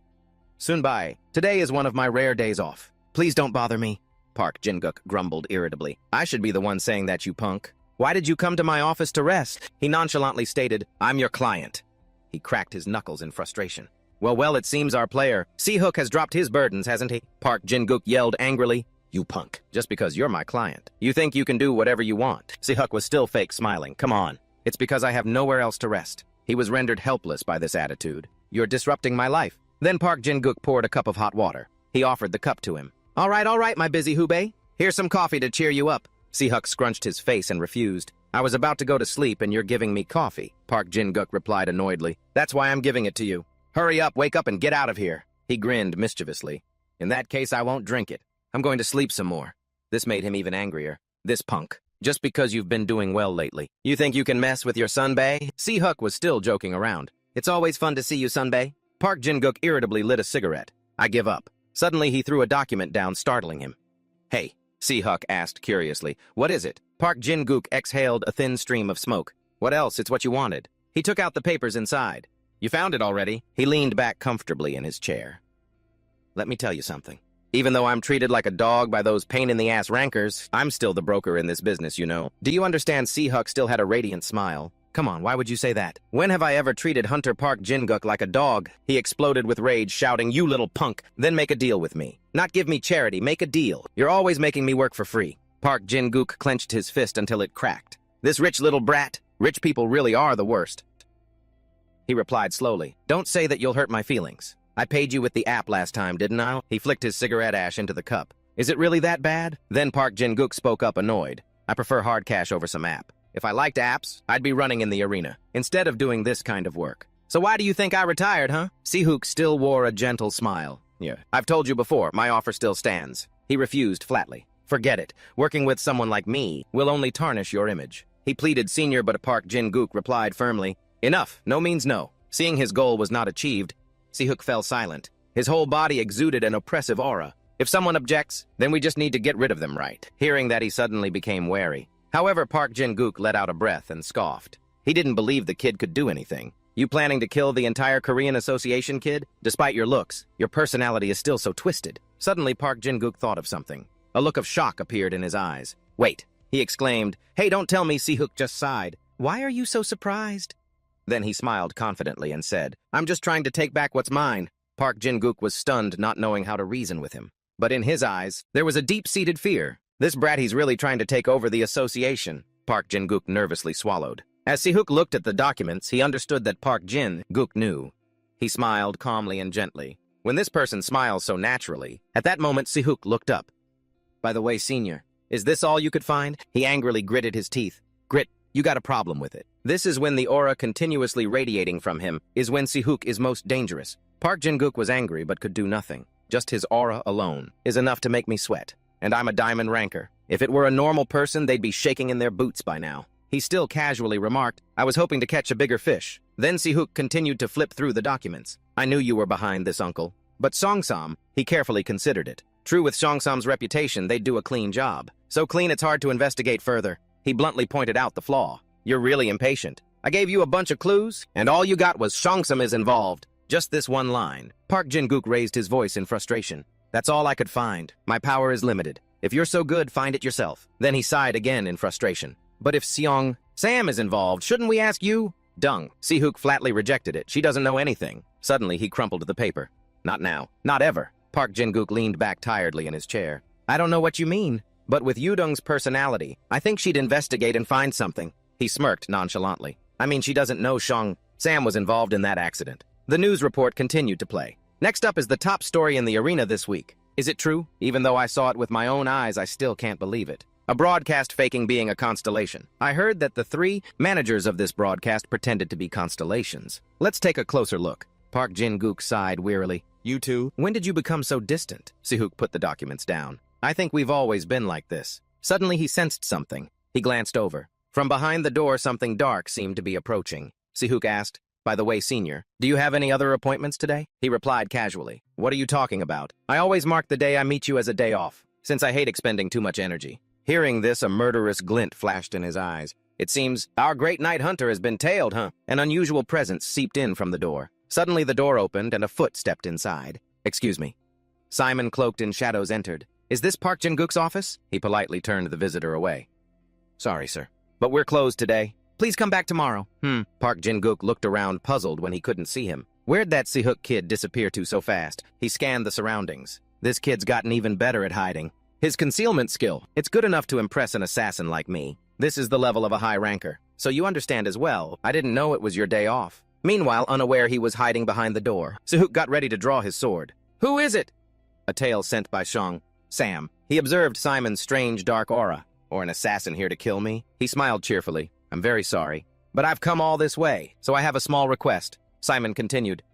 It's a simple job, but Park Jin-guk firmly refused. Go home. He calmly raised his hand.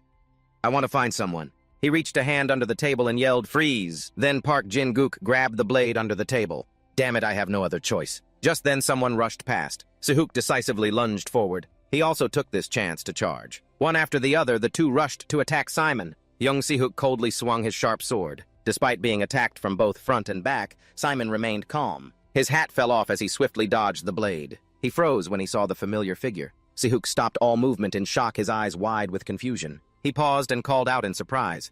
Simon turned curiously. Seeing him, he was just as surprised. Why are you here? As for Park Jin-guk, he didn't understand anything. His head was full of question marks. In the bright office, everything was neatly arranged. 3 fresh cups of coffee sat on the table. Yes, he then asked about the situation. Right. You came here to find me for a reason, didn't you? Simon immediately confirmed. That's right. I'm looking for someone. Park Jin-guk beamed. Looking for someone. Then you've come to the right place. We're pretty well known in this area. He was quite pleased. That's good. Seeing the powerful aura radiating from him, finding someone shouldn't be too hard. For a night hunter, an SS-class characteristic, his blessing of the night is perfect for assassinations. But Simon, with his deep eyes, observed Park Jin-guk carefully. And like other assassination characteristics, it's also useful for tracking and gathering information. That's why I came looking for Park Jin-guk. Then he looked excitedly at Si-hook's confused expression. But why is this kid here? He awkwardly rubbed his hands together. Si-hook looked down and said nothing. Simon noticed this unusual behavior. The kid doesn't dare look me in the eye. Could it be that he still feels guilty about the accident? That crippled my magic 15 years ago. He turned and spoke up. Hey, Si-hook, what's wrong with you? Did someone eat your tongue? Look up. You know this is Park Jin-guk's place, right? He stammered shyly. Well, seeing this, he chuckled and introduced him. This kid isn't just my junior from the academy. He's also one of my main clients. Simon slowly sipped his coffee. A client. That's strange. In my past life at this point, Park Jin-guk wasn't very close with Si-hook. Then he placed the cup on the saucer. I didn't know you two were senior and junior. You two must be close. Both of them retorted angrily in unison. No, we're enemies. Simon was surprised. What? He let out all his frustration. Thanks to that damn rancor, I'm forced to work for him. I'm his slave. Si-hook clenched his fists in anger. No senior. And you just sighed. If you say so, then you must have had a hard time. Simon cheerfully assumed, by the way, this kid is also great at causing trouble. Hearing that Park Jin-guk was overjoyed, as expected of a senior. You know him so well. He was again displeased. Senior, he replied casually. It's nothing. This kid isn't exactly unbearable. He found an ally and burst out laughing. Looks like I found a client who's my type. Yes, Park Jin-guk got more enthusiastic about the job. So who are you looking for? Is it a foreigner? Simon said frankly. No, they're local. He saw this as a simple matter. That's good. Our success rate domestically is quite high. Do you have a description or any information about the person you're looking for? Simon smiled to himself. Her name is Masuk. Thinking of her, he continued to provide information. Lives in Busan and is 24 years old. Park Jin-guk repeated to himself, Masuk 24 years old. Same age as our junior here. He was curious about their relationship. The name sounds female. Do you know her by any chance? Simon was a bit hesitant. No, not really. However, a thoughtful look appeared in his eyes. Before I was reborn, I knew her. But now, at this point, Park Jin-guk suggested a plan. If you don't know her, then let's find her address first, shall we? Simon still had doubts. Can you find it? He was confident and laughed heartily. With this much information, if I can't find her, I might as well quit. Don't you worry. Suddenly, Si-hook excitedly pointed to the paper in his hand. So, senior, now's a good time for you to retire, isn't it? He trembled with anger. This punk. And then Park Jin-guk quickly regained his composure. Anyway, it'll take a few days, but it won't be too long. Simon was excited. That would be great. I heard you only accept cash. What's my fee? He carefully calculated the cost. Based on the amount of information you provided, this isn't too difficult of a request. And since this is your first commission, and I like you a lot, Park Jin-guk quickly made a decision. So this one's on the house. He shook his head and waved his hand in refusal. I appreciate the gesture, but for free, I can't accept that. You're a diamond rank, aren't you? I can't just freeload off such high-level skills. Simon's attitude made him laugh out loud. God, you're really different from your brother. This just makes me want to do it for free even more. Then Park Jin-guk turned his attention to Si-hook. If you don't like it, then I'll just charge this junior of mine. What do you say, kid? He indifferently turned away. Whatever. But he still disagreed. No, this is my commission, so I can't let him pay. Si-hook was startled. Hyung, it's okay. I have money. However, Simon didn't see it that way. But I don't feel right about it. And this isn't about money. He was at a loss for words. Then he faced him directly. It's about the relationship. Hearing this, Park Jin-guk became quite interested. It seems you plan to be a long-term client of ours, huh? Simon immediately confirmed. That's right. I want to maintain a long-term relationship with the Night Hunter. He understood and smiled faintly. I see, so that's why you refused the free job. The ever-curious Park Jin-guk said. This makes me wonder even more. If you two are really brothers... Simon felt confused. He closed his eyes in resignation. Then how about we fix this issue? With another condition. His eyes showed some surprise. Another condition? Simon got straight to the point. I heard you've been looking to buy high-grade materials recently. Park Jin-guk was startled. How did you... He was cut off. Don't misunderstand. I don't mean any harm, just as I thought. I just think I might be able to help you. Hearing this, he couldn't help but be bewildered. Help me? Simon affirmed. That's right. To the serious man before him. Night Hunter Park Jin-guk. Despite possessing diamond rank skills, he had suddenly left the arena and was running an office that only accepted cash. His eyes were filled with determination. It was like a detective agency. Thinking of his lonely figure walking under the sunset, why would such a talented person do this kind of work? Remembering his past life, the reason why Park Jin-guk suddenly left at this time was monosclerosis. The symptom caused the mana in his arm to lose its flexibility. Monosclerosis is one of the arena diseases, referring to the phenomenon of mana suddenly hardening or completely solidifying. Even the mana in the entire body is affected. Currently, there is no cure for this disease, so it is often considered incurable. But the cure recipe actually consists of very common ingredients. In the old days, those who used magic created it. Of course, I know the recipe very well, because when I was magically crippled, I researched all the healing recipes, thinking about Si-hook's death. Moreover, there's another reason I want to help Park Jin-guk get cured. That's because on the day Si-hook died at the hands of Zhongli Chu, it was Park Jin-guk who was with him until the very end. Now Simon was more serious than ever. So if Park Jin-guk can quickly go with him, then somehow it could prevent all the problems of the Korean inner circle, including the association and up to the Great Six. He immediately asked, according to the list of ingredients, it must be monosclerosis. Am I right? He jumped in shock. Only then did Si-hook realize the problem. His eyes couldn't hide his shock. He shot up to his feet and questioned them. Both of you what? Senior, you have an arena disease. Yeah. Park Jin-guk frowned with difficulty. Even the list of ingredients. Looks like you have connections to the black market. How dare they leak customer information? Simon remained nonchalant. It's the black market. A place where anything is possible, as long as there's money, right? But now he could only put his trust in him. So you can cure this disease? Simon was confident in his abilities. It's very simple. If you give me these ingredients, I will cure your monosclerosis. Park Jin-guk was startled. What? Si-hook was no less surprised. Cure it. Is that even possible? Park Jin-guk couldn't believe it. I'm sorry, but what you're saying is really hard to believe. Even diamond-rank alchemists can't cure it. So how can you? Seaman was proud of his talent. I have no reason to explain that to you, but I can definitely help you. He added another sentence. If you're not interested, feel free to refuse my request. He still hesitated, unable to believe it. Park Jin-guk decided to take a chance. Simon, I want to ask you something. But then he asked in confusion about the reason. Why are you offering this? Didn't I say I'd do it for you for free? He just smirked and then Simon smiled warmly. Maybe it's because I like your directness. Park Jin-guk's heart was in turmoil. I'm going crazy. I can't read this person at all. He calmly held out his hand. So what will you do now? He covered his face and sighed helplessly. Do I have any other choice? Please, I'm begging you. Heal me. Park Jin-guk quickly accepted and shook his hand. I will provide all the ingredients just as you said. A wise choice. Simon confidently said, don't worry. I probably won't need to use that much. Yes, before leaving. He didn't forget to remind him. Please send the ingredients to me. I'll contact you as soon as I'm ready. He bowed his head to see him off.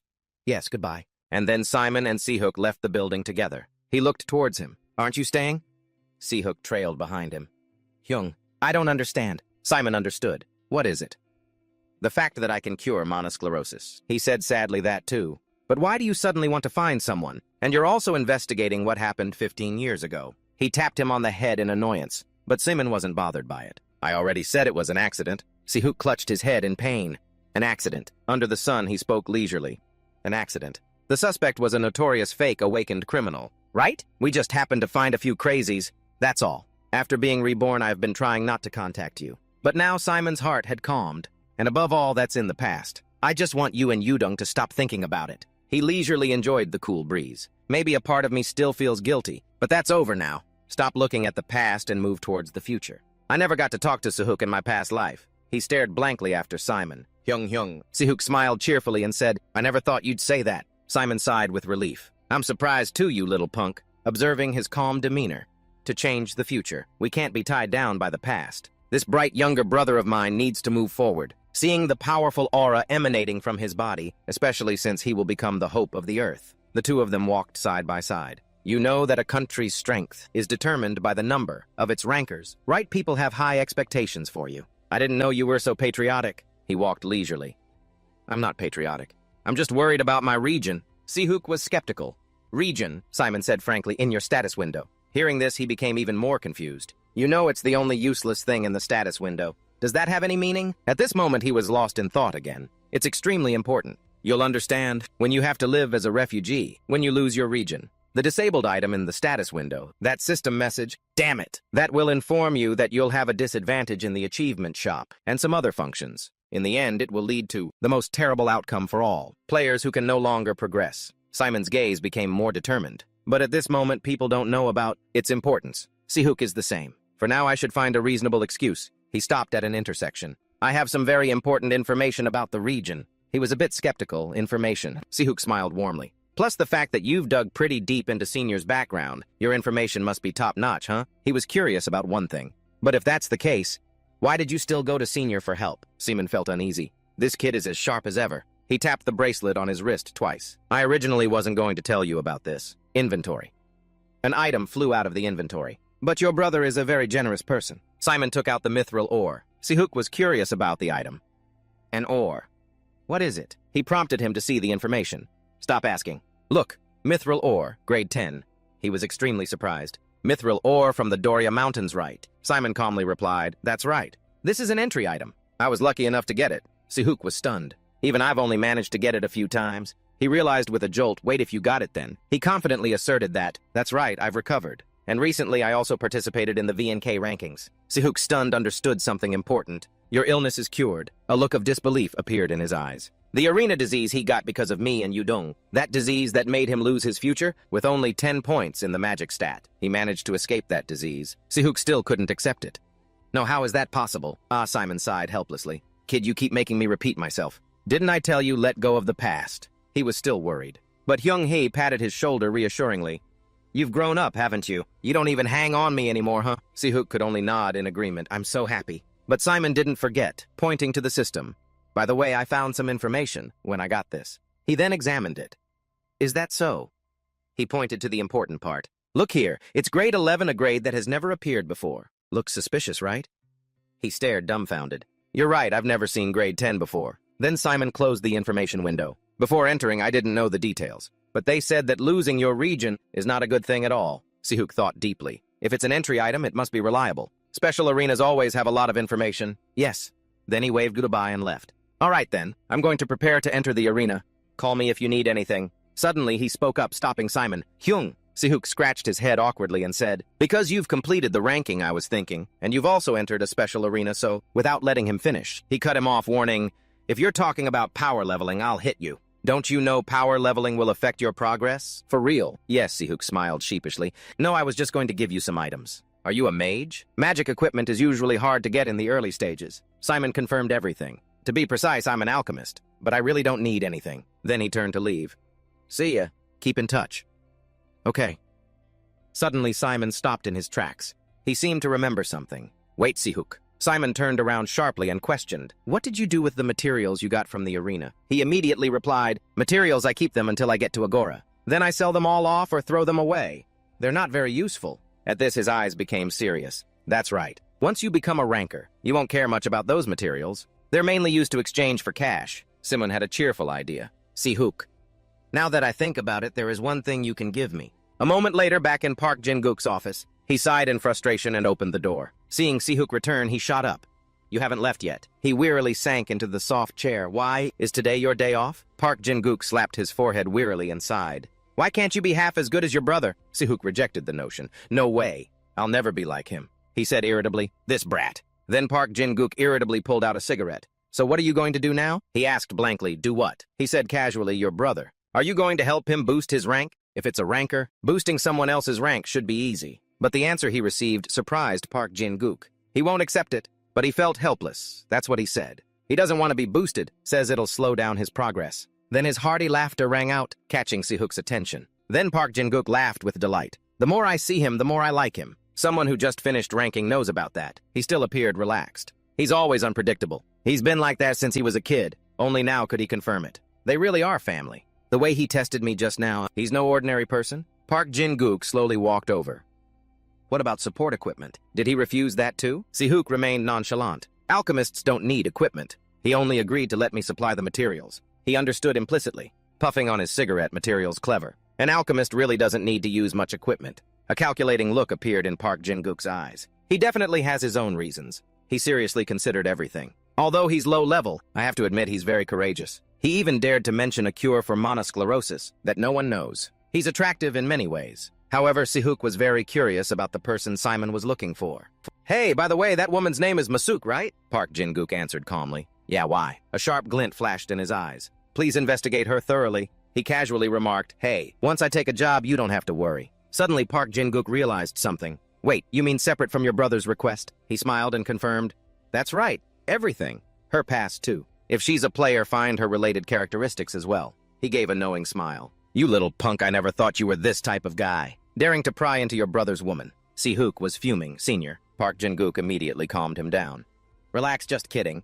But why do you want a separate investigation? He had always wondered in his heart. I feel like he's hiding something. He had a sudden thought. Don't tell me that whole treatment thing was a lie. He gave a slight mischievous smile. Not that. It just feels like there's something more I don't know. However, Park Jin-guk was still a bit confused. If so, why don't you investigate it yourself? Si-hook fell silent, but it's the same feeling as what happened 15 years ago. Back then, Simon struggled to instruct them both.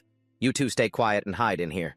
Don't worry about a thing, Hyung. He was desperate, tears streaming down his face as he watched his brother close the door. It's exactly like that time. Si-hook stated bluntly, I don't like it anymore. He never expected it, but he knew the feeling of having to hide behind someone for protection. On the vast streets, the hustle and bustle echoed. Simon walked along humming a tune. The Philosopher's Stone asked curiously, Are you that happy? He was quite relaxed. Of course.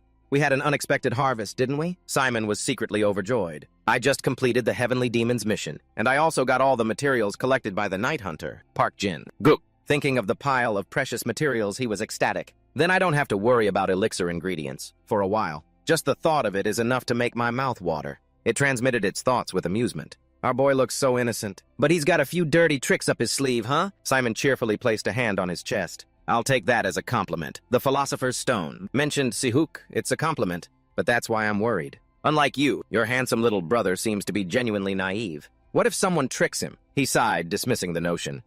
Naive, please. Just let them try to mess with him. It sighed dramatically. My God, are you jealous? The Philosopher's Stone secretly comforted him. Don't worry. I'm all yours. I'm a pure maiden, you know. Simon shook his head, walking through the crowd. All right, let's drop it.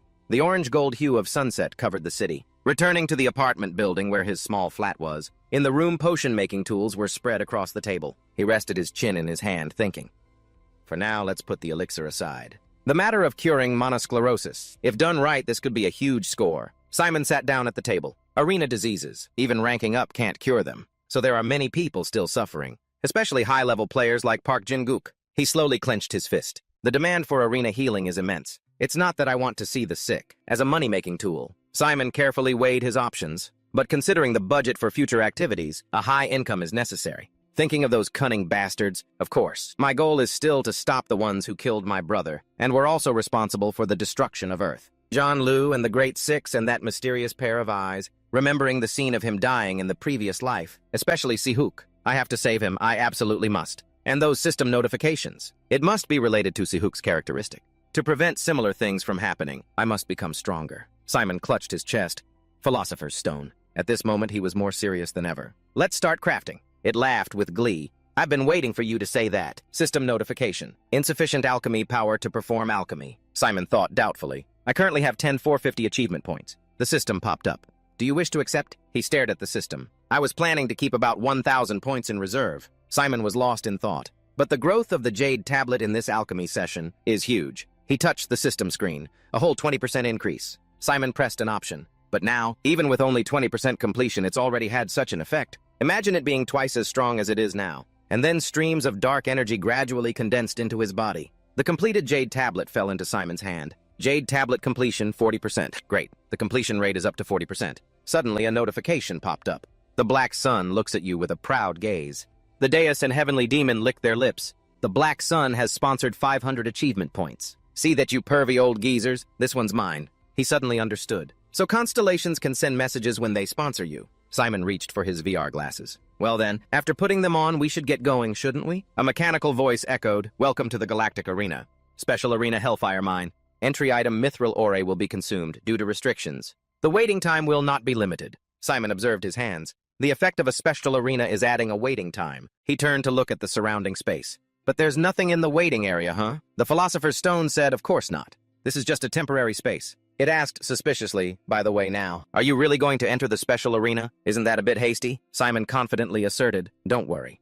I plan to enter once the completion rate of the Jade tablet reached 40%. The Philosopher's Stone remarked, Human synthesis has doubled in strength, so that should be enough. He cheerfully chimed in, and my achievement points have nearly doubled. Simon confidently manipulated the screen. So it should be enough to enter a silver-ranked special arena. However, he was at a loss. But what should I title the broadcast? Remembering the keyboard war from last time? The last incident was chaotic enough. To be honest, it ended with dissatisfaction over the Abyss broadcast. However, Simon still pressed the Go Live button. I'll just leave it blank like before. After all, I'm a low-ranked player, and haven't chosen a region yet. As soon as he went live, comments started flooding in. Streams on, Simon. We've been waiting. They were extremely excited. Just got back from the arena, bought some chicken and beer. Isn't this the guy who pretended to be a constellation or something? What constellation? The streamer already explained it, but it was a newbie mistake. Thinking back, it's still hilarious, but they still remembered the mods. Didn't this guy get power leveled? Who cares? Hurry up and pretend to be a constellation. I miss it. He was pleased with the comments. Good thing I didn't use an aggressive title. Otherwise, it would have been chaos again. The comments were getting impatient. Streamer, what are you doing? Hurry up and turn on the camera. At least turn on the mic. There are over 1,500 viewers already. So unexpected. A comment joked, the waiting screen is still the same. Simon smiled faintly. I should get a new waiting screen. He turned on the screen, smiling cheerfully. Hello, nice to see you all. Everyone was in an uproar. He's here. Hello, Silver Flash. Simon clapped his hands happily. Today we're going to a special arena instead of the usual ones. Everyone was curious. A special arena. Is this clickbait again? Silver Flash in a special arena. He's crazy. For real. No way. Don't tell me he was hanging around the black zone for this. He smirked confidently. So please understand if I can't read. Chat in the arena. Let's begin. Simon held up the ore in his hand. Start arena. The ore gradually vanished. Item has been consumed. He thought with interest. Without an entry item, you can't enter a special arena. Now that I've seen it, I understand. Space fractured. Simon has been transported to the nightmare of the Hellfire Mine. Survive this nightmare. He stood before a deep tunnel. Arena starts. Comments flew by. No matchmaking. It started right away. That's right. It seems to be a solo item. Then isn't he screwed? A silver ranker. How can he clear a special arena alone? He beat Donkey, though. He's definitely not just silver rank, Simon observed cautiously. Surviving the nightmare of the mine. It's a bit different from a normal survival event. He slowly stepped inside, as expected of a special arena. It doesn't give a clear objective, just a vague hint. Simon reached out a hand to inspect the place. So in this case, if I complete the hidden conditions without knowing, the completion reward will increase. A thoughtful look appeared in his eyes.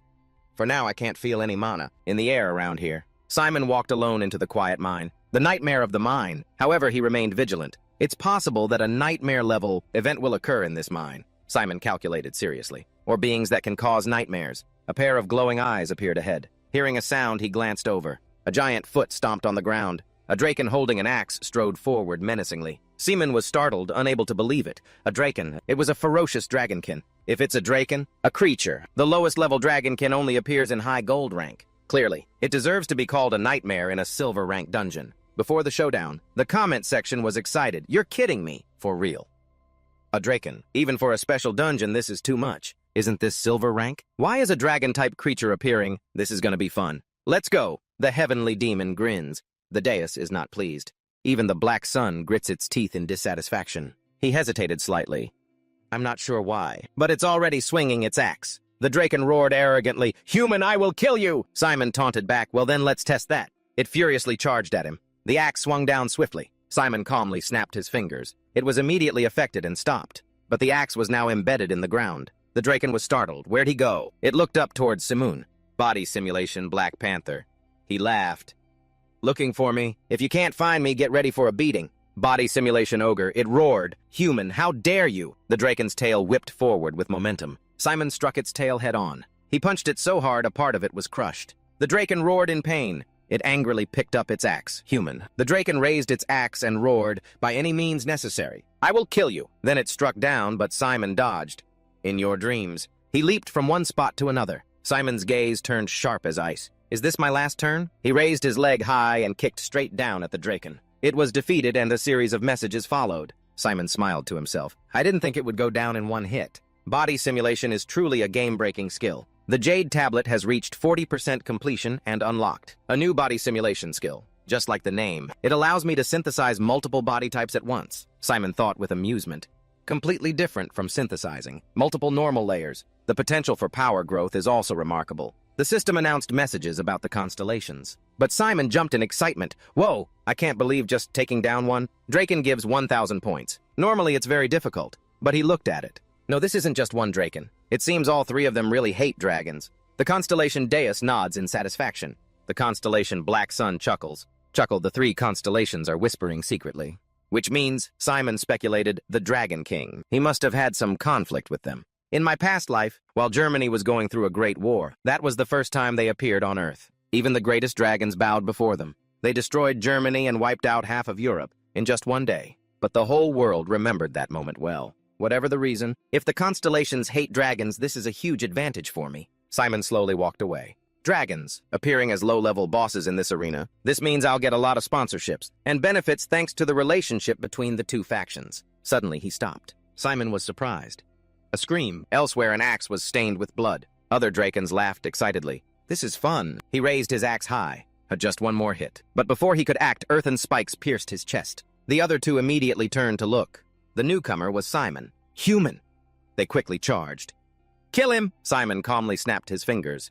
"You thoughtless brutes." One of them was immediately defeated. The remaining one roared in fury. "You vile human!" It swung at Simon. "I'll tear you to pieces." Suddenly its eyes widened as if it realized something. With just his small hand, Simon had blocked their giant axe. He taunted, "You're a Draken, all right?" My hand's trembling a little, but it's no big deal. The axe slowly flew out of its hand. The Draken was furious. "How can a human like you possess such power?" Seeing the axe above its head, it panicked. "Wait!" But without hesitation, Simon sent it to the afterlife. Farewell. A system notification. Alchemy power +1. He calculated, I guess a special arena won't nerf monsters like in the goblin fight. Even if it's just a low-level dragonkin, it can still withstand a hit. When I combine two types of power, as expected, a dragon is still a dragon. But messages of praise flooded in. Simon was confused. Why is it chaotic again? He thought, ever since I beat Donkey, I've only used my body. I really need a mod to control the chat. But asking the constellations to come back and mod is a bit nah. I'll just say it straight, yeah. With that thought, he stood before the chat and spoke. Everyone. I'm not a warrior, I'm actually a mage, no. Not a spirit mage. The flood of messages made Simon feel helpless. It's chaos again. Simon, still focused on the system interface, didn't notice the person behind him. All right, everyone, calm down. I can't reveal my characteristic, but I can confirm my profession. I really am a mage. A faint groan caught his attention. Along with it, a plea. Please save me. Simon's eyes widened in shock at the person before him. Wait, this person. Looking at the young girl before him, Simon guessed a dwarf. He recalled. Come to think of it, the entry item mentioned, this place is a sanctuary for dwarfs. She was so severely injured that she had coughed up blood. Simon rushed over. There's no time to think. The girl gritted her teeth against the pain. Damn it. Simon held his nose. Ugh, the wound is serious. It's a miracle this person is still alive. He observed and remarked, mine dwarfs and also dragons. Looking at the ferocity of those dragons, they probably wanted this person to suffer extreme pain before dying. Her whole body was covered in cuts and stabs. If I leave this person here, she definitely won't make it. The Philosopher's Stone advised him this person could die any second. How about we try to find other survivors? But Simon thought that wasn't a good idea. It's not out of some shallow compassion. It's not that I don't feel anything. But this person is really strange. The entry item, the Mithril Ore of Doria, clearly stated this place is a sanctuary for dwarfs. This means dwarfs will be key characters in this dungeon, especially since the dungeon started. It's impossible for a player of silver rank to get here this fast. This means this dwarf was supposed to die, because no player would have met her. But Simon's eyes were filled with determination. That's exactly why I'm saving her. The system announced the constellations are observing Simon. He didn't care and called his inventory.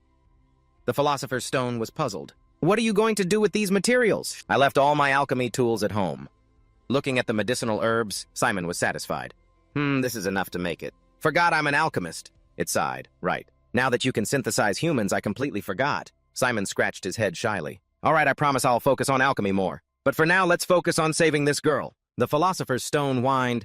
Promise it's a deal. Don't you get seduced by that sly black sun? Simon agreed. Of course. I don't know why it's so wary, but fine. He looked down at her again. Anyway, this girl, she probably doesn't have the strength to sit up anymore. I have enough ingredients, but if I want to concoct a potion, it'll take quite some time. I need to find another way. Simon placed a hand on his chest, asking the Philosopher's Stone for help. I want to transmute something. You want to use it to heal this girl, but her wounds are too severe. A normal transmutation won't be enough. I know that's why I'm planning to use achievement points. What achievement points? Now everything has changed. What should we do? Her external injuries are the biggest problem, so I have to find a way. Simon figured it out. Right. John Wick, his weapon can do it. A tool with unparalleled healing power. That's John Wick's main weapon, currently the second-ranked healer-type ranker. The sacred artifact of the constellation Asclepius, who sponsored him. That's the tool that brought John Wick to the position of the second-best healer in the world. This should be enough. But the system displayed insufficient alchemy power to proceed with alchemy. Simon calculated. Even though Asclepius is a lower-tier constellation than Zeus, the price is still on par with Astrope, huh? It's even more expensive than I thought. The Philosopher's Stone explained. Originally, your assumption was correct. It should have been cheaper than Astrope, only about 300 points would have been enough. But in that case, its level isn't high enough to save this dwarf. So you need more points to increase its effectiveness. Right, that's right. Normally, this would be an extremely laborious task. But you understand why I'm doing this, right? At my current level, even if I pay a decent amount, I still can't create something strong enough to save her. So I increased the exchange rate a little. Luckily, 500 points was enough to cover it. Phew, that's a relief. When trying to create something that defies common sense, the price of equivalent exchange skyrockets. After defeating that power-leveled platinum ranker, I've gotten a bit stronger, but in the end, I'm still only level 12, so there's still a long way to go. Well, whatever. Compared to my past life, when I was a useless bum, this is much better. The rest is just a matter of time. My progress is already very fast. All right, let's do this. The system announced beginning alchemy. The staff of Asclepius is gradually appearing. Simon was surprised. Oh, 33%, this is better than I thought. The Philosopher's Stone was smug. Of course, I added 200 points. It was originally only 25%. Wait, so Astra P cost a whole 500 points for 10% completion. But compared to that, the staff of Asclepius has a much higher completion rate. Perhaps the rank of the constellation directly affects the recreated divine artifact, huh? Yes, exactly. But don't tell anyone. The constellation. Asclepius is very interested in this unexpected creation. The constellation Asclepius observes carefully. The injured dwarf. The eyes of the constellation Asclepius light up upon realizing your existence. She was being healed. Simoon focused all his energy on healing the girl's wound. The stab wounds on her arm gradually closed. Simon was stunned. Her wound is completely healed. Truly amazing. This is even better than what I saw on the broadcast. In my past life. Once done, it vanished. Simon was a little disappointed. Too bad I don't get the points back. But at least its effect was good. As long as I saved her, it's fine. But the messages from the chat were still surprising. Simon slowly approached the dwarf. She slowly opened her eyes.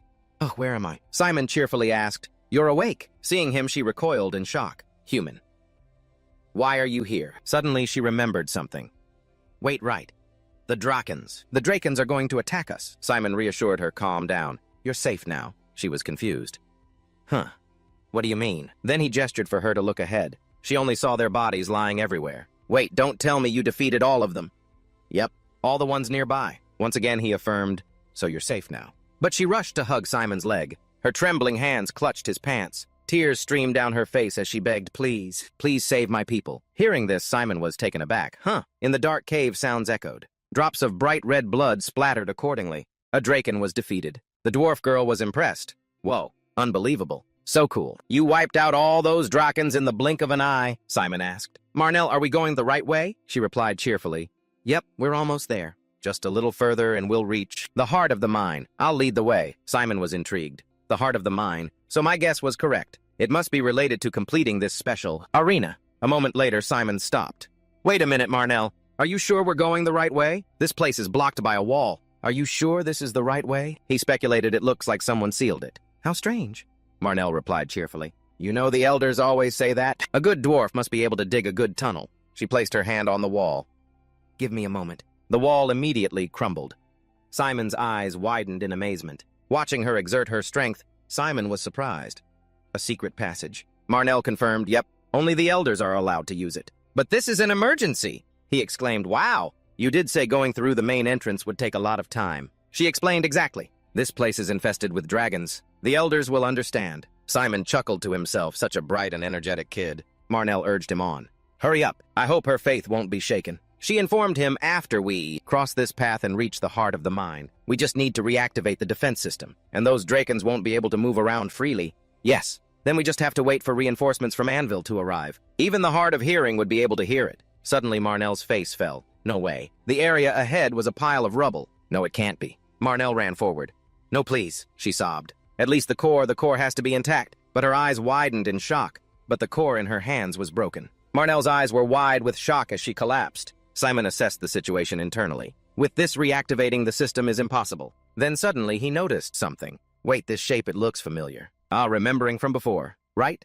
The item I got in the last arena. Marnell despaired. We're done for. We're really done for. All hope. But before she could finish, Simoon called out Marnell. Is this the mine core you're talking about, huh? In his hand was the weakened mine core. Marnell was utterly astonished. Huh, so this mine core is meant to be used here, huh? The chat was also in a constant uproar, witnessing this scene. Simoon was cheerful. I really hit the jackpot this time. Marnell let out a sigh. She spoke up, Savior. This is it. It's similar to the one used in the heart of the mine, but we can't use it. Simon also knew the reason. Because it has no mana. Right, she confirmed exactly. Actually, it's not mana, but earth energy. The mine core is a crystallization of earth energy. Oh, really? Simon calculated. Usually a weakened mine core implies it lacks mana. Earth energy means it's related to the earth, huh? If I can replenish it with earth energy, I can see the true power of the mine core. And the comments kept scrolling non-stop. The viewer count is over 8,000, Simon marveled. My stream went from 2,000 views, and now it's over 8,000. Sharing information is really useful. And in return, I get fame from the stream, and complete achievements. So I'm not losing anything. In fact, I'm gaining even more. People were competing to donate to Simon. His eyes widened in surprise. The Crafting Guild donated 100,000 AP. That's insane. Is the mine core really that valuable? The system continuously announced achievement points being received. Someone's voice called out Simon. He was thrilled. Huh. Over 10,000 viewers already. The special arena is really something else. Then he corrected himself. No focus. Kim Simon is still in the arena. He handed the core to MacNeo. We still have a chance. She was in disbelief, but this core... Simoon explained, I can fix it completely for you, don't worry. MacNeo's eyes widened in surprise. Really? He pointed towards the pile of rocks. Can you handle that thing? We need it to activate the core right. MacNeo hesitated for a bit, and then she pulled herself together, showing her determination. Understood. The Earth engine isn't completely destroyed, so I can fix it. I'll go get my tools. Simon silently called out, Elixir Stone, can this mine core be fixed? It replied, of course. If you transfer Earth energy into it, it will quickly return to its original form. Convert Earth energy into power. The Earth energy will enter the core on its own. Transfer energy into the core. Is that possible? Not everything, but it's possible with Earth energy. I can't believe it actually works. Let's start. That's right, Earth energy has a very simple structure. You'll grasp it quickly. Golden lights began to float upwards. Simon closed his eyes to feel it. So this is what pure Earth energy feels like. The core in his hand slowly levitated. It glowed. The system announced Mine Core. Simon was surprised. It's self-repairing. No wonder they use it as a power source. Suddenly he noticed something. Over there, a hammer was raised high by MacNeo. She was constantly making repairs. Suddenly, MacNeo also noticed and looked towards Simon. She asked, Who Savior, do you need my help with something? Simon held out the core in front of him, surprising her. You've already fixed it. Then MacNeo returned to her work. Just a sec, I'm almost done too. Simon was speechless. With that kind of strength, even 10 Drakens wouldn't be a problem. She turned around. Huh, what did you say? Simon quickly denied it. It's nothing. Where should I put the core? MacNeo pointed. See that indentation in the center? If you put it inside, the engine will activate. Simon held the core and walked over. All right. He placed it in the center. Let's begin. Immediately, a powerful beam of light shot out. This took Simon by surprise. From the core, a pillar of light erupted, shooting straight into the sky, illuminating the entire dark room. A blinding beam of light, as if burning, spiraled upwards. MacNeo was overjoyed. Thank God it's working again. Simon looked up, feeling a profound shock. That is, before his eyes were countless cannons, lined up in neat rows. Cannons, MacNeo explained in detail. To be precise, they're turrets. Because this place houses the Earth engine, it has to be carefully protected. He pointed in one direction, his voice filled with curiosity. But what is that monstrous thing? A sharp cutting blade created sparks from friction. That's a proximity cutter to deal with intruders that the turrets can't handle. There's always one of those installed near the turrets, MacNeo said with a smile. By the way, that blade is super hot. Even if a large bull touches it, it'll be sliced in, half in a flash. Yeah, and so the little girl just kept rambling, on and on, leaving him speechless. I see. After a moment of analysis, MacNeo concluded. So, once all the defense systems here are activated, the security system of the entire mine will also be turned on, and it will attack any unauthorized intruders. The next second, the cannon system activated and fired continuously. Cannonballs were fired, aiming precisely at the beasts, dealing with them instantly. Simon looked around and unconsciously exclaimed, This method really works. Look at all those cannons, MacNeo was very confident. Of course. The system announced, You have completed the special arena in an unexpected way. Destiny has changed 180 degrees due to your actions. The Forbidden Dungeon maps will be removed. Simon was completely astonished. They're even deleting the Forbidden Dungeon map. I've never seen a map get wiped out like this before. Then he paused. No, wait, there was one time. In my previous life, when Sehyuk completed the Special Forest Arena, this immediately reminded him. It was a nightmare map called the Sunken Forest. A vast forest with bizarre weather and powerful monsters. One of the worst maps in the game. But my little brother, one of the top players, wiped out the dragons and their source, and completely erased that map. The more he thought about it, the more confused he felt. However, that happened a year after the official arena began. But the official arena hasn't even started yet, and yet they've already deleted a map. This doesn't make sense. Then the system continued to announce. The Galaxy Arena has held an emergency meeting. Reason. To hold a lengthy debate to judge player, Kim Simon. The decision will be announced after the completion of the next arena. Next, the constellations also chimed in. Constellation Black Sun. The kid finally did something big, and Constellation Heavenly Demon. This is nothing to celebrate. What if they take action? That's right. Those insects who only know how to cheat won't dare. Then we finally made them pay back their karma. Constellation Rios. If so, then the Dragon Realm will also end. The more they talked, the more confused he became. Karma Dragon Realm. So, does this mean I'll become a target for the Dragon Clan? His hands clenched into fists. But who cares?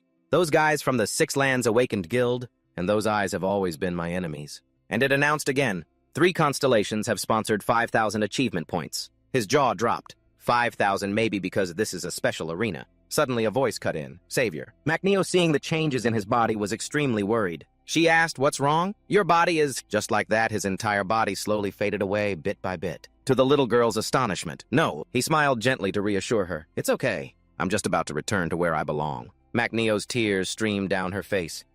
"You have to go." The little girl wanted to hold on, but she told herself silently. "No, he has to return to where he belongs. Calm down, I'm a dwarf. Dwarves must not forget a debt of gratitude." The little girl called after him. "At least can you tell me your name?" He lifted the corners of his lips and gently uttered 2 words, "Simon." "My name is Kim Simon." The little girl looked up at him. "Kim Simon." She stopped crying. "I will remember it." Before completely vanishing, he didn't forget to wave goodbye to the little girl. "Take care, MacNeo." MacNeo rubbed her tears away with her hand. "See you again." When he was gone, only the lonely little girl was left. Kim Simon. Kim Simon. Kim Simon. Night fell, and only the light in his room was on. "All right, everyone, today's stream is over. I'm signing off now." The comments continued to appear. "That was an awesome stream. Thanks for the valuable info. Not trying to be morbid, but farewell." After signing off, he put down the live stream device. He stretched his arms. It's over. He tiredly flopped onto the bed. There were so many viewers, so now replying to every message is exhausting. He also suddenly realized that, now I understand why, big streamers don't care too much about chat quality. Who would have thought today's stream would hit 18,000 concurrent viewers? Sheesh. The more I interact, the more the audience seems to grow. He pushed himself up to a sitting position. Maybe I should be more careful from now on. I also need to prepare some waiting music and a background image for the end of the stream. A system message appeared. "You have completed the special arena in an unexpected way. Received 1,000 points." Simon wondered. But what does "in an unexpected way" really mean? It explained, because this was not the intended method of clearing, the rewards will be adjusted. He stroked his chin thoughtfully. "So does that mean no one has ever restored the Earth engine before?" He smiled brightly. It seems that rescuing MacNeo was the right choice. But no matter how talented the Galaxy Arena is, they didn't expect a silver-ranked player to be able to take down a Draken so quickly. And they certainly didn't expect MacNeo to survive. He thought pensively, and once again, maybe there are things they can't freely control? If they could, they would have intervened already. The elixir stone popped out, shaking its head in exasperation. "Honestly, Kim Simon, you have no self-awareness at all." He was a bit confused by its meaning. "What do you mean?" The elixir stone connected the dots. "Think about it. In the arena, you didn't follow the predetermined outcome. You created a completely new outcome." He listened silently and only uttered a single word, and it was speechless. "My God, and is that all you're going to say?" It nagged.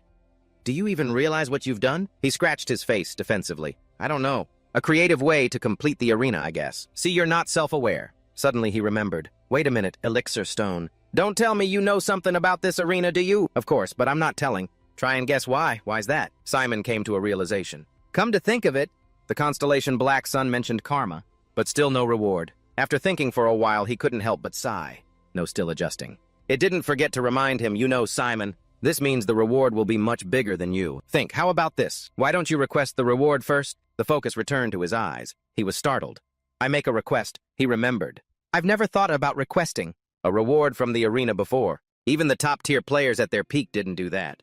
The elixir stone added, "Normally you can't, but this time your achievement is quite significant." He seriously considered it. "Now that you mention it, it makes sense. Let's try it. You might have a chance, really." The elixir stone laughed persuasively. "Of course. They're probably panicking right now, trying to figure out what to give you." He nodded. "If they're struggling, they might be more likely to accept my request." "Right."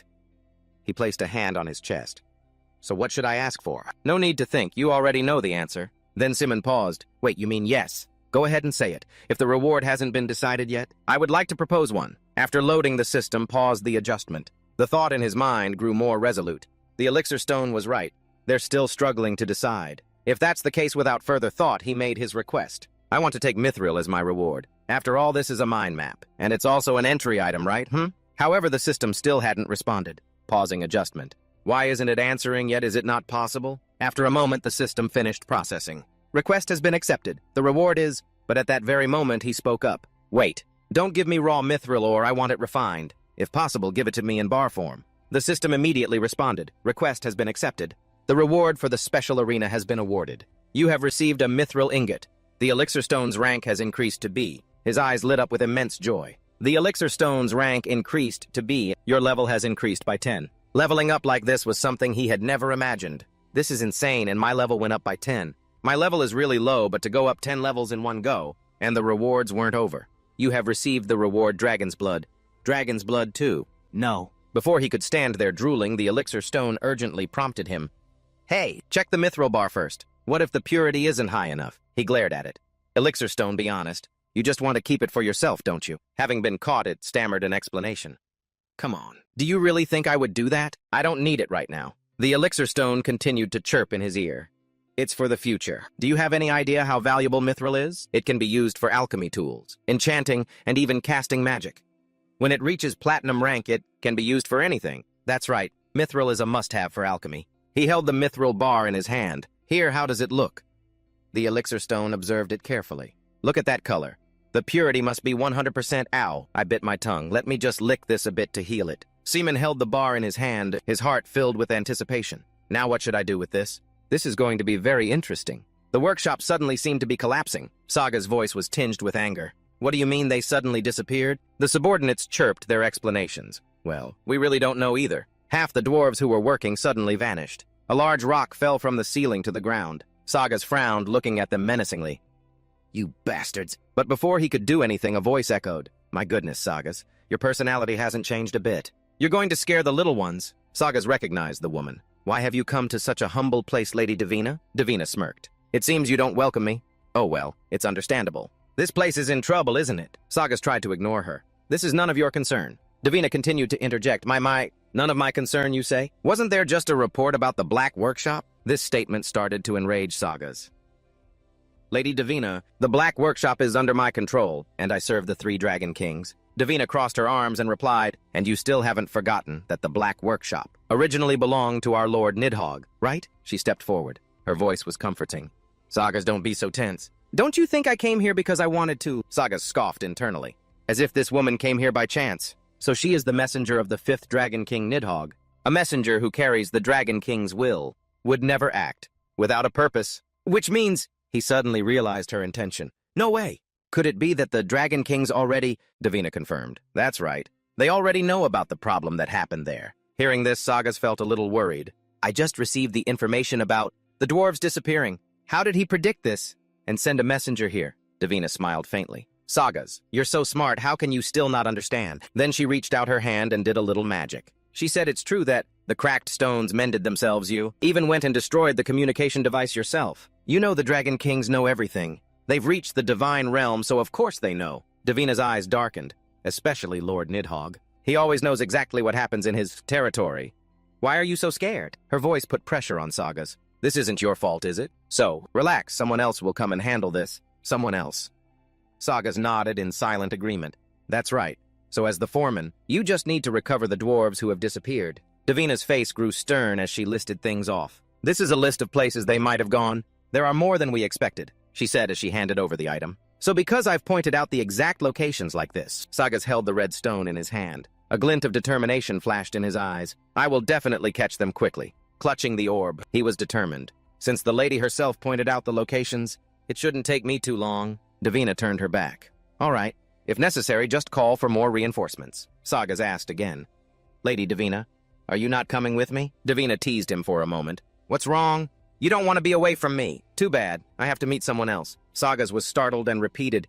You mean the person from before? Davina confirmed once more. Yes, and coincidentally, the source of the problem is on Earth. Things are going quite smoothly. Simon hurriedly poured the potion. Just a little more. He was extremely careful. Just a little more. When the last drop hit the bottom, it suddenly emitted powerful sparks of lightning. Simon reassured the elixir stone. It's okay. It's okay, I've already taken the anesthetic potion. He endured it while praying, please. The elixir stone praised him as he finished the last vial. As expected of you. Right on time. And the exact dosage. Simon was smug. If I survived in this world, when I was only level 1, then this is a piece of cake. The elixir stone was contemptuous. See, I told you really have no self-awareness. Just say something like, I'm a genius. Simon played along. All right, I'm a genius. Happy now, the elixir stone was pleased. Very good. He finished the last step. Now let's put it in. As Simon poured the refined basilisk venom, he thought, that was 2 drops, right?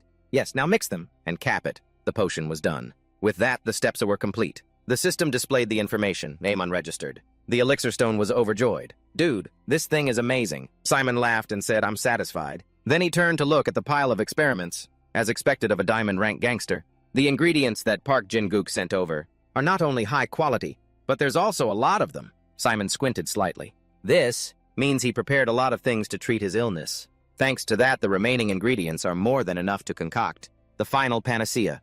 He stretched, feeling refreshed. The panacea can wait. First, I need to name this thing.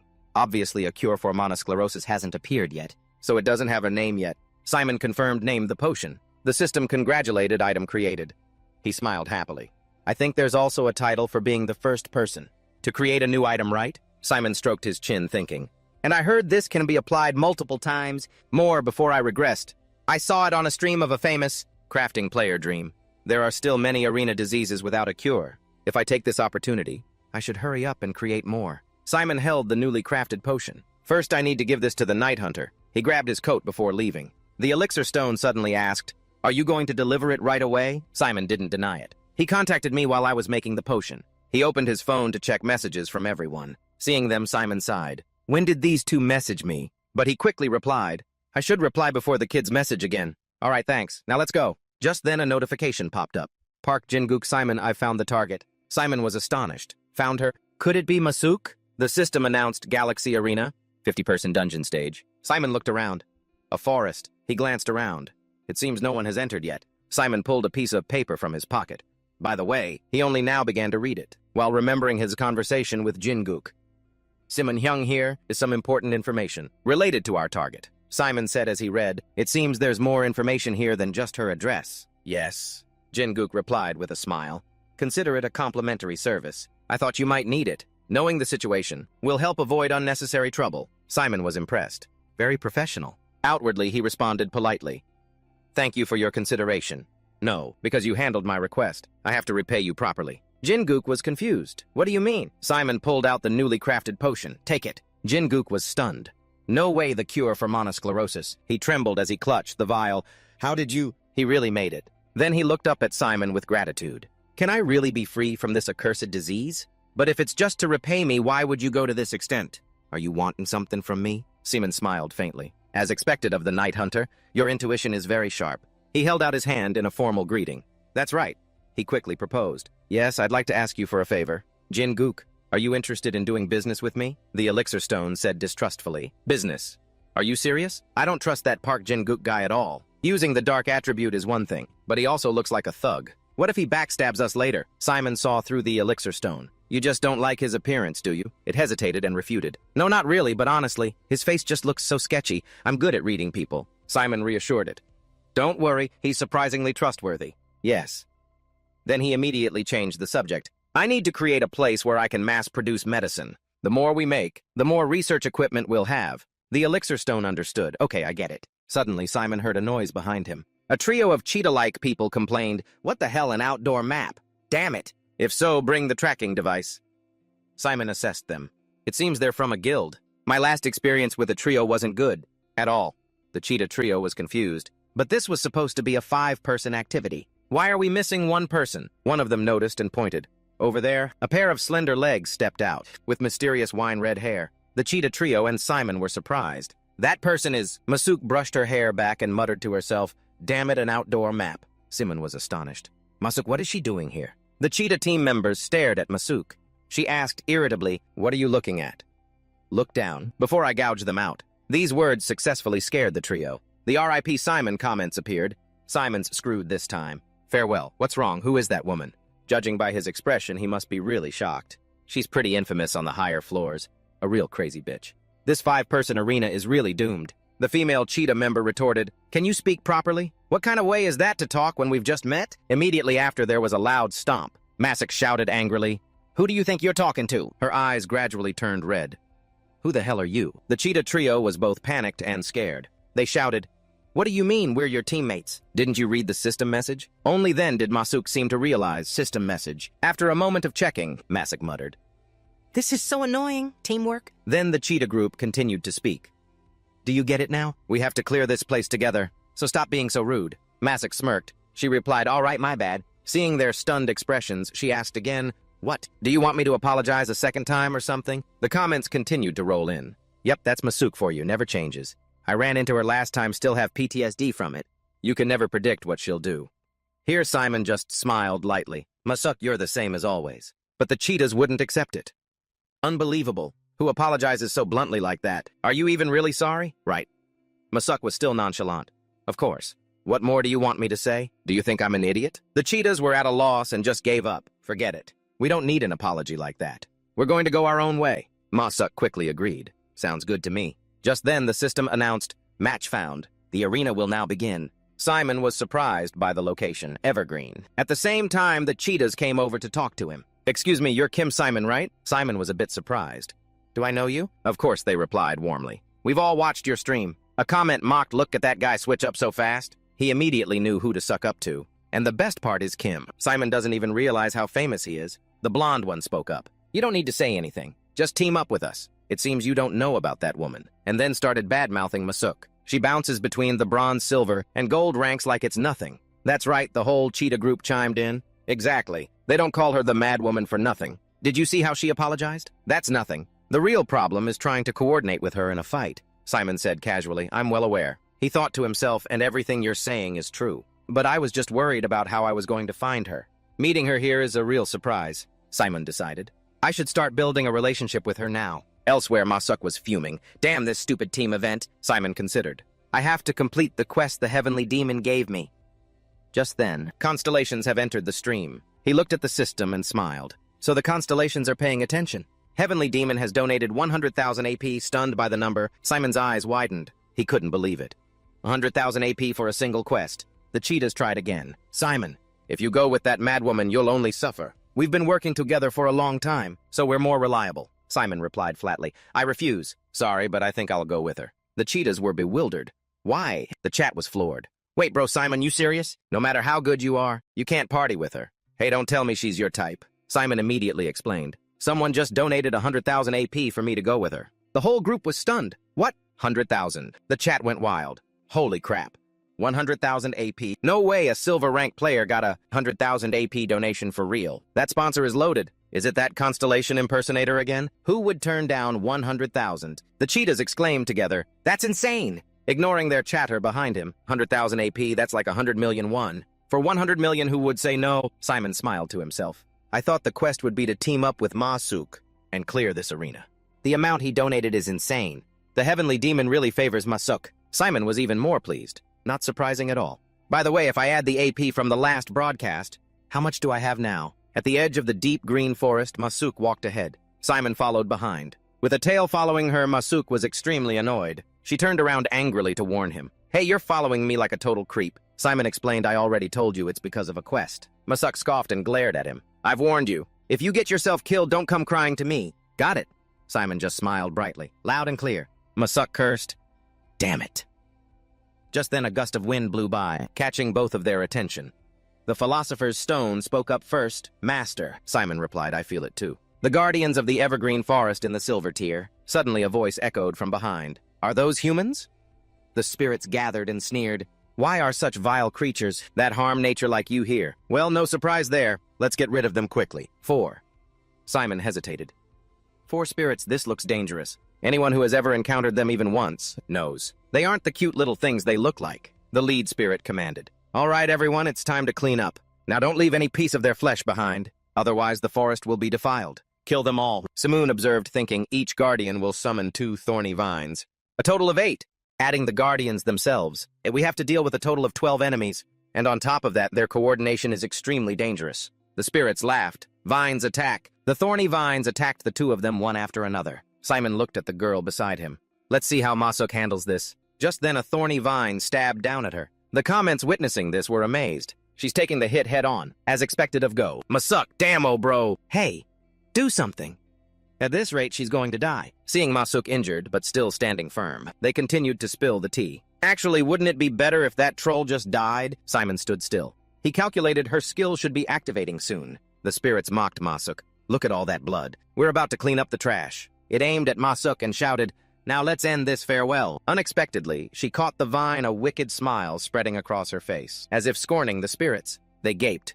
What the? She really blocked the vine. As soon as the words were spoken, a red flash shot past, beating the spirits to a pulp. The comments exploded again. That's insane. Watching those cute little things get decapitated, my heart can't take it. Look at that killing intent. Help someone here is crying over the monsters. The thorny vines were also cut down one by one. Simon smiled proudly.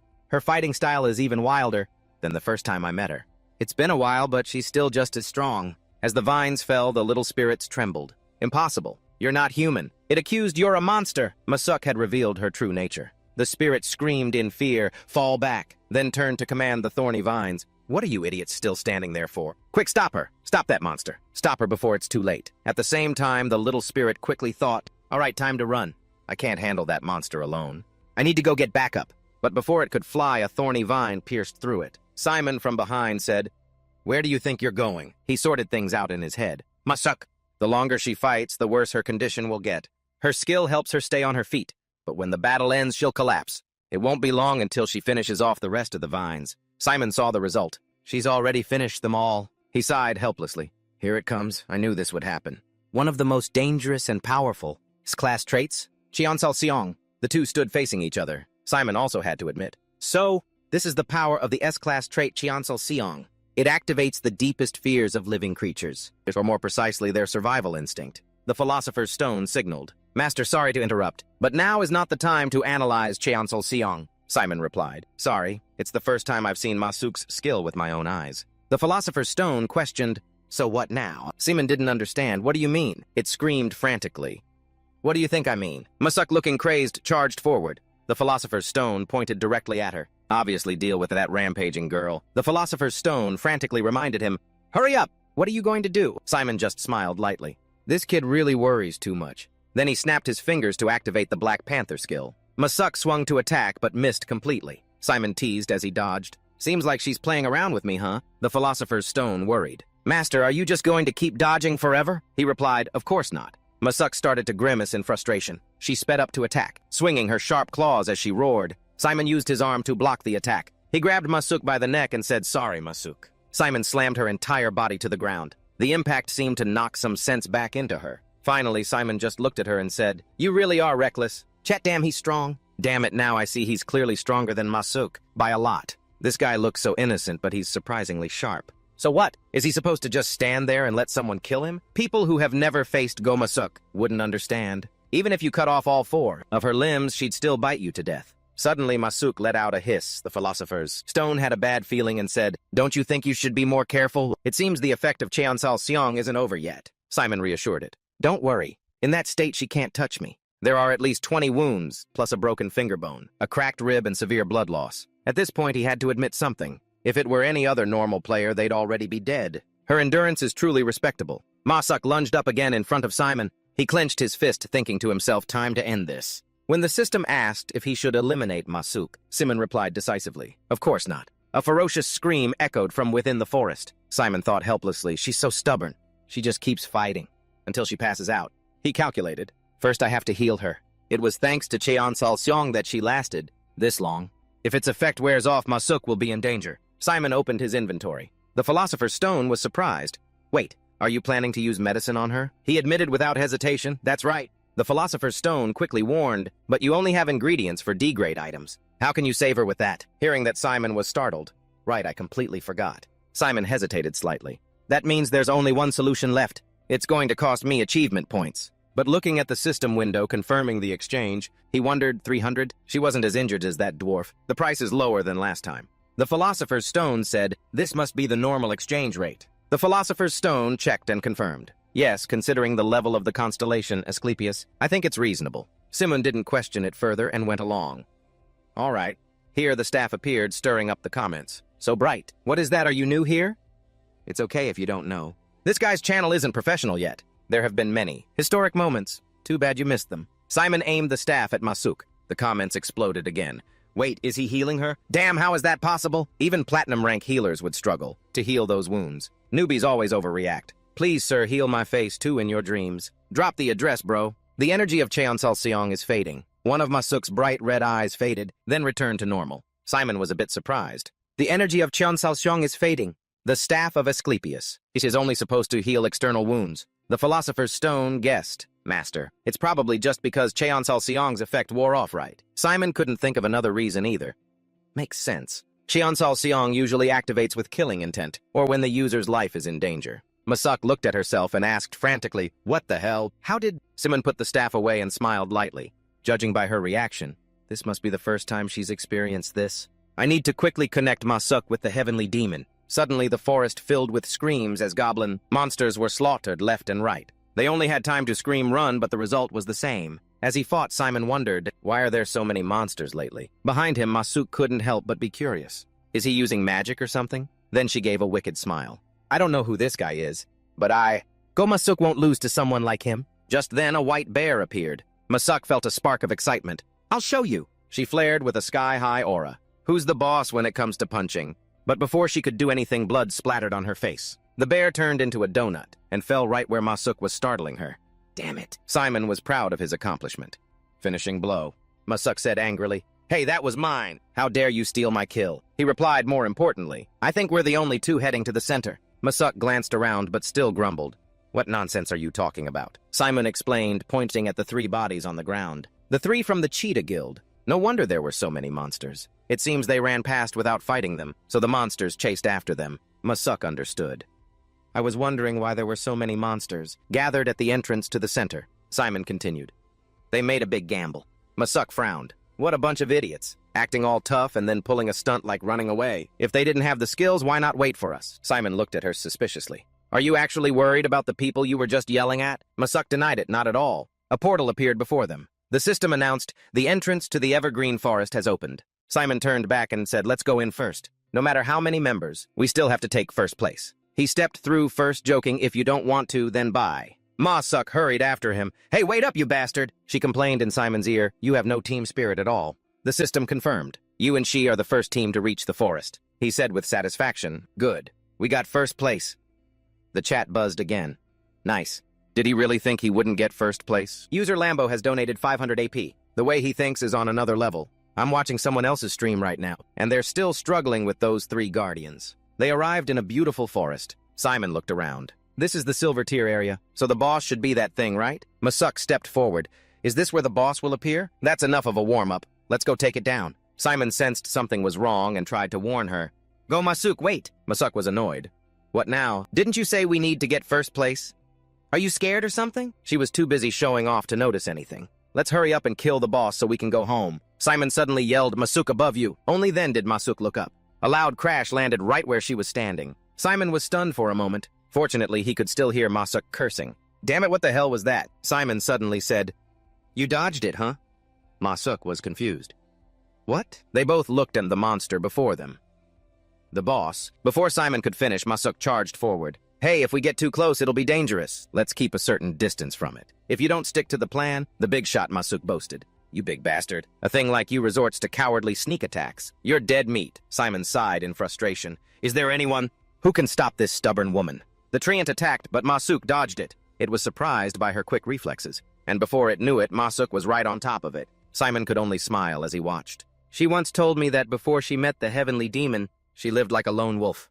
But I still really like her personality. The Philosopher's Stone worried again. Master, aren't you going to do anything? Even though she's really good. The opponent is still a fallen treant, Simon replied firmly. All right, I'll step in. But right now, even if I do, it won't stop her. Masuk landed a final punch, but it had little effect. She was shocked. What? Looking at its wooden body, it's not even scratched. A root swung up from the side, directly knocking Masuk down. She clung to the tree trunk to avoid being thrown off. Simon observed and assessed. Just as I expected. The fallen treant has very high physical resistance. For melee fighters like Masuk, this is a clear disadvantage. To defeat it, we need to follow the strategy precisely. The treant roared and moved. It cried out, Mommy, so thirsty. When a fallen treant awakens, it will always search for a water source. The treant wailed, so thirsty water, but because it is a fallen treant, clean water is like poison to it. Cleansing its blackened body is like purifying a zombie or a demon. Even its super high physical resistance will be purified. Simon had already realized this. This is the basic way to deal with a fallen treant. Wait until it drinks water. Masuk, having been left behind, scowled. Hey, you think. Stop right there. Where do you think you're going in the middle of a fight? With no reply, she immediately charged. Masuk yelled at the treant. Stop, you bastard! Her eyes filled with killing intent. She attacked the treant fiercely again. Its roots were displaced in an instant. Seeing this, Simon couldn't help but be surprised. The fallen treant was stopped by just one punch. In that moment, I saw the heavenly demon technique. Simon gaped as the system displayed the information. The constellations. Unbelievable, the quest details have changed. The treant turned angrily. How dare you stop me from drinking water? It held its ground firmly and yelled, "You!" The treant solemnly declared, "I will kill you." It attacked Masuk again, but faster. Simon managed to grab her just before danger struck. He breathed a sigh of relief. That was close. Masuk was bewildered. "Since when were you?" Simon instructed her, "Fall back. This thing is now beyond your ability to handle." Masuk refused to listen. "What the hell are you talking about? Didn't you see that thing? Was stunned after just one punch from me." Simon just smiled faintly. "Really? Then there's no other choice." He let go of her and warned, "Try not to die." Masuk was questioning him, not noticing what was in front of her. "What are you talking about?" Arut immediately whipped her. This time Masuk coughed up a significant amount of blood. Before passing out, she only managed to curse at Simon, "You bastard." He looked on, but wasn't too surprised. Cheonsal's song has been activated, so she definitely won't die. Simon smiled to himself. Even though she was attacked unexpectedly, she still managed to get into a defensive stance to block the hit, but he returned to a focused, confident state. Well, then it's my turn. The treant was now rampaging brutally everywhere. Simon calculated its physical resistance is very high, but luckily its stamina is not good. This is the chance to activate Ogre's might. He believed this was fate, to end everything in a single punch. The treant roared, "You, I will kill you!" As he ran up, Simon said, "Masuk, watch closely." He raised his hand in front of the treant and continued, "This is how you're supposed to punch. Heavenly demon technique." The hard bark cracked open. The treant lost a part of itself. Then there was an explosion in the air. Simon stood calmly before the treant's corpse. He smiled as he received a reward from the Philosopher's Stone. The next notification startled Simon. A hidden boss is an anomalous creature that possesses power unfitting for its current rank. The Hog. Goblin I met in the Goblin Outpost was like that too, but Simon's face turned serious. This time will definitely be different. This creature will definitely be much stronger than the Hogoblin. His eyes filled with killing intent. It's coming now. Warm sunlight shone down on the quiet lake. Suddenly, the water's surface rippled. Waves of water shot up continuously. Something was pulled up by the current soaring high into the air. Simon was stunned by the sight. Muriel excitedly bared her sharp teeth. "The thing on land is dead. Finally, it's out of my sight." She floated gleefully in the air. "So lucky. I'm so jealous." He was shocked to realize a dragonkin, easy peasy, showed his annoyance. Heavenly Demon frowned deeply. Black Sun gave a murderous smile. Simon looked at the admin messages. Come to think of it, the constellations don't seem to like dragons very much. He looked up to observe Muriel. Meanwhile, this hidden boss is also related to dragons. "This is giving me a headache." Arrogantly pointed straight at him. "I saw everything. You're the one who killed that tall guy in a single blow." But in Muriel's eyes, she couldn't hide her excitement. "I'm very grateful, so I will give you a gift." Then she launched an attack. "Be grateful and accept it." Simon's eyes widened in astonishment. He leaned back and quickly dodged to the side. Seeing the attack shatter the ground, Simon was utterly terrified. "A surprise attack like that! I almost died." Muriel laughed smugly. "You dodged it," he thought to himself. "This is a hidden boss that uses magic. If this continues, it's going to be a pain." Simon pushed off and soared high. "In that case," then he shot forward. "I'll end this quickly." She laughed with delight. "How brave, I like that." Muriel charged straight at Simon. "I'll punch right through you." The two sides, carrying immense power, rushed towards each other. And then a terrible explosion occurred. He was knocked back, falling straight backward. Simon lay frustrated on the cracked ground. What the hell? That thing can counterattack head-on. He tried to gather his strength.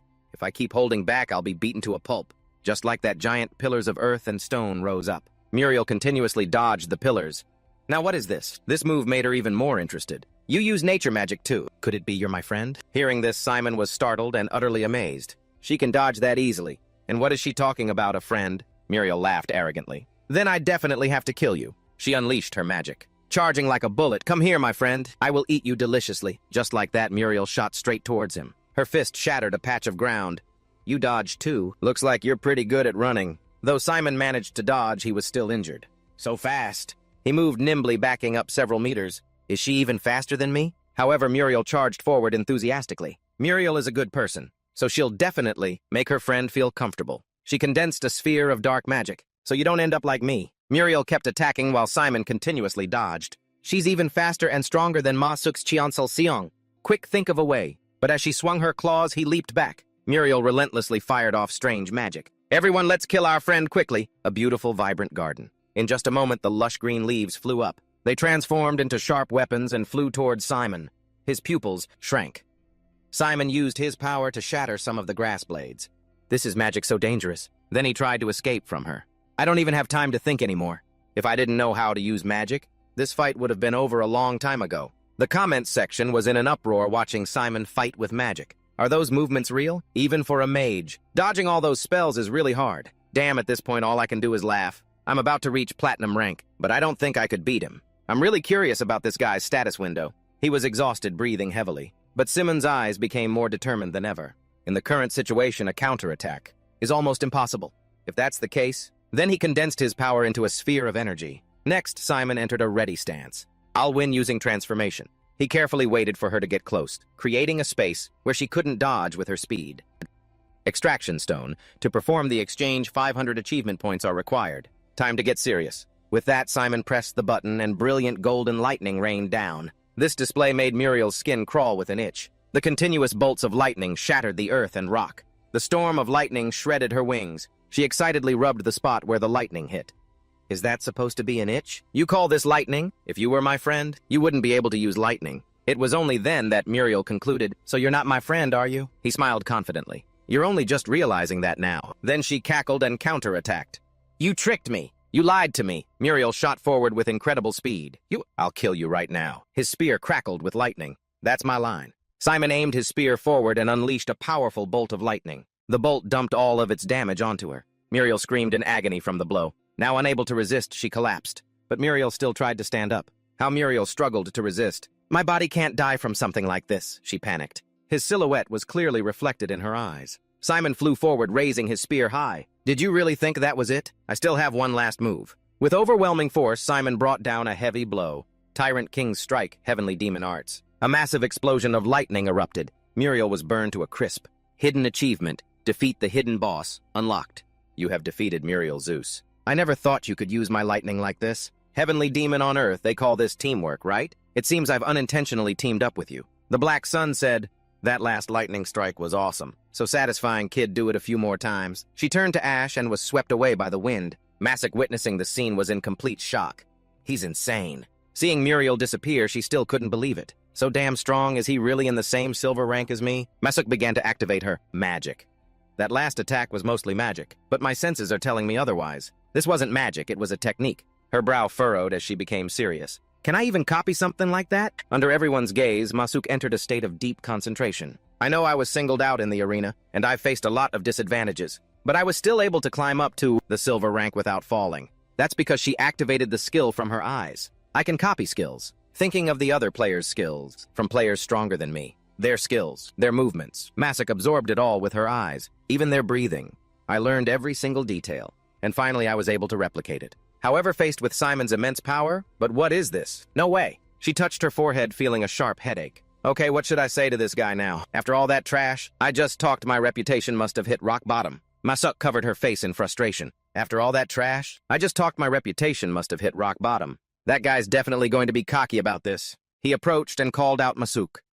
She thought in despair, I knew it, he's here. Then Simon handed her a potion. He took the blame. Sorry about before, you got hurt there, didn't you? Here, drink this. Masuk was utterly flustered. You're apologizing to me and giving me a potion. Why? Simon gave a slightly awkward laugh. There was really no other way before. You get it right. Drink the potion and relax. She took it in a daze. Masuk could only sigh helplessly. Is that all you're going to say to me? Unbelievable. He looked confused. What do you mean? Her face turned bright red with embarrassment. Call me trash, you psycho. Tell me I should quit the arena. Aren't you going to say things like that? Simon let out a relaxed laugh. Oh, so that's what this is about. Then he said something that made Masuk jump. It's because of your trait, right? I get it, it couldn't be helped. She thought angrily to herself, wait a minute. Why is this guy acting like he knows me so well? I'm getting kinda pissed. Looking at Simon's gentle expression, it feels like we've known each other for a long time. At that moment, Masuk was trembling with anger. And what's the craziest part? I don't hate it. She decisively opened the bottle. Ah, whatever. Masuk chugged the potion. He doesn't seem like a bad guy. After drinking, she spoke up. Hey, I have something to ask you. He looked puzzled. What is it? Masuk coolly wiped the liquid from the corner of her mouth. Do you know me? She smirked, probing him. I've never told anyone about my trait. But you act like you know me inside and out. Simon jumped, startled. Is she always this sharp? I let my guard down. I really didn't think she'd ask that. She's gotten better. He scratched his head, sheepishly. It's because of my trait. Masik pressed him. Your trait. What is it? Do you have a trait that lets you peep at other people's traits? Simon turned his face away, trying to be evasive. Something like that. But not exactly. She sighed in frustration. No wonder you jerk. Masik stood with her hands on her hips, looking stern. Hey, why haven't you left yet? The arena match is over. You should be outside collecting your rewards by now. He cheerfully tapped on his system window. I still have something to do. Hearing that, she grew curious. Something to do. Masuk looked at the system window that appeared. What's this? Seeing the system notification, player, Simon has sent you a friend request. She couldn't help but be surprised. A friend request. He grinned, hitting her right where she was most curious. You want to know more about the final move I used? Right like a thirsty plant. Masuk was stunned. How did you? Simon said warmly. Accept and I'll tell you. Masuk was overjoyed. Really? You'll really tell me? Yep. He agreed decisively. That's right. But I won't be the one to tell you directly. There's someone more suitable. She fumed. What? You changed your mind that fast? Simon quickly tried to persuade her. What are you talking about? I meant my teacher. He can explain everything in more detail. So hurry up and accept the request. Hearing that, Masuk brightened up and quickly accepted. A teacher. Okay, I accept. If it's a teacher, he must be even stronger than you, right? He rejoiced internally. So simple-minded. Just then, the heavenly demon frowned. The arena system won't work. I have to meet her in person. Simon took note of this. In person. Why? All right. The heavenly demon sighed. This isn't an official arena yet. To contact a sponsor directly, it costs a price. He smiled brightly. There's something like that. So in the past, when players met constellations, the constellations had to pay for it themselves. New information. Over here, Masuk cheered excitedly. Hey, I accepted. Hurry up and tell me, come on. Yeah, but Simon just waved and left. Got it. I'll send you the address later. You have to go meet him in person. She yelled in frustration. I have to go meet him in person. What a jerk. He turned sharply and threw a line over his shoulder. This can only be taught in person. Masuk was so angry, she wanted to punch him. I knew you were messing with me. Spill it. Before long, the data transfer returned Simon to his apartment. He stretched his arms and let out a small groan. Simon yawned as he let the system summary complete. Evergreen Forest Arena. Boss defeated successfully. Reward level up by Extraction Stone level up to 6. Simon looked at the system screen excitedly. Now what are the rewards? Received Evergreen Forest's Heart Spring Water. Fragment of a contaminated seed. He stared at the reward, stunned. Fragment of a contaminated seed. What's that? Let's see player result. Simon, competing in this galactic arena, receives Stigma. His eyes widened in utter shock. This is Simon immediately thought of Sihuk. Sihuk's third trait. But why? He collapsed heavily onto the floor. Unbelievable. Later, Simon sat stunned in his chair. Stigma. The extraction stone also sensed his distress. Stigma. What are those guys thinking? Simon quickly checked the system. By the way, extraction stone. It seems like you know something about this. It replied wearily, not really. I don't fully understand the operational network of the arena either. The extraction stone pondered seriously. But giving out Stigma like this, they're definitely plotting something. He agreed with this line of thought. I find it very suspicious too. Simon considered it carefully. From what I know, Stigma is supposed to be a unique trait. It continued.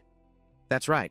Due to restrictions, I can't give you the full details. But there should only be one in this world. He was lost in thought. I thought I was going to be penalized by the arena, but they gave me another trait instead, and a unique one at that. However, Simon quickly dismissed the thought. Is the arena trying to make me compete with Sihuk? No way, forget it. I'll think about this later. He tapped the screen to check his rewards first. Simon comfortably enjoyed the warm sunlight streaming into his room, poured all the remaining traits into alchemy. The system displayed the information. Fragment of a contaminated seed rank F. He stared at it intently. This is the reward for killing the hidden boss. Looks pretty plain. The extraction stone grumbled. Look closely. Someone intentionally contaminated it. Seeing the seed exude a contaminated aura, Simon was surprised. What?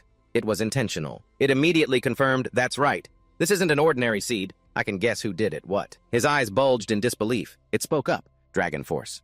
And it was a high-level dragon that broke it. This caused Simon to fall silent. Dragon Force is a form of aura similar to regular mana. The problem is only dragons can use it. He smiled faintly with delight. So why would it destroy this seed? Should I dissect it to find out why? Simon spoke gently to it. Extraction stone. Can you appraise this? He used his power to take out the seed fragment.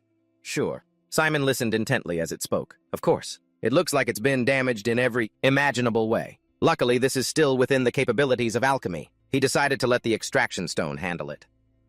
All right, I'm counting on you. It replied cheerfully, leave it to me. The extraction stone condensed its power, letting mana flow throughout Simon's body. The contamination on the seed fragment vanished. It transformed into a fragment of the World Tree seed loved or 10. He jumped, startled. The World Tree.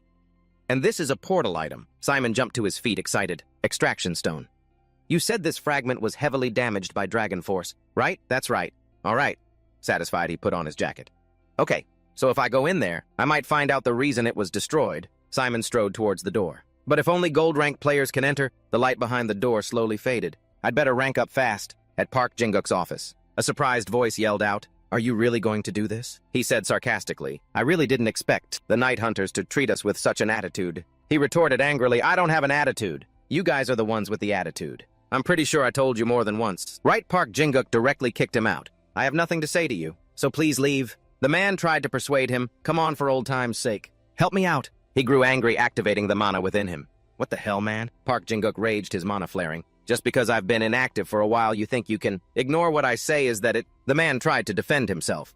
I didn't mean, but he didn't want to hear it. I said, "Get the hell out, you bastard." The man was terrified. He trembled and quickly asked the SS rank trait. "Blessing of the Night."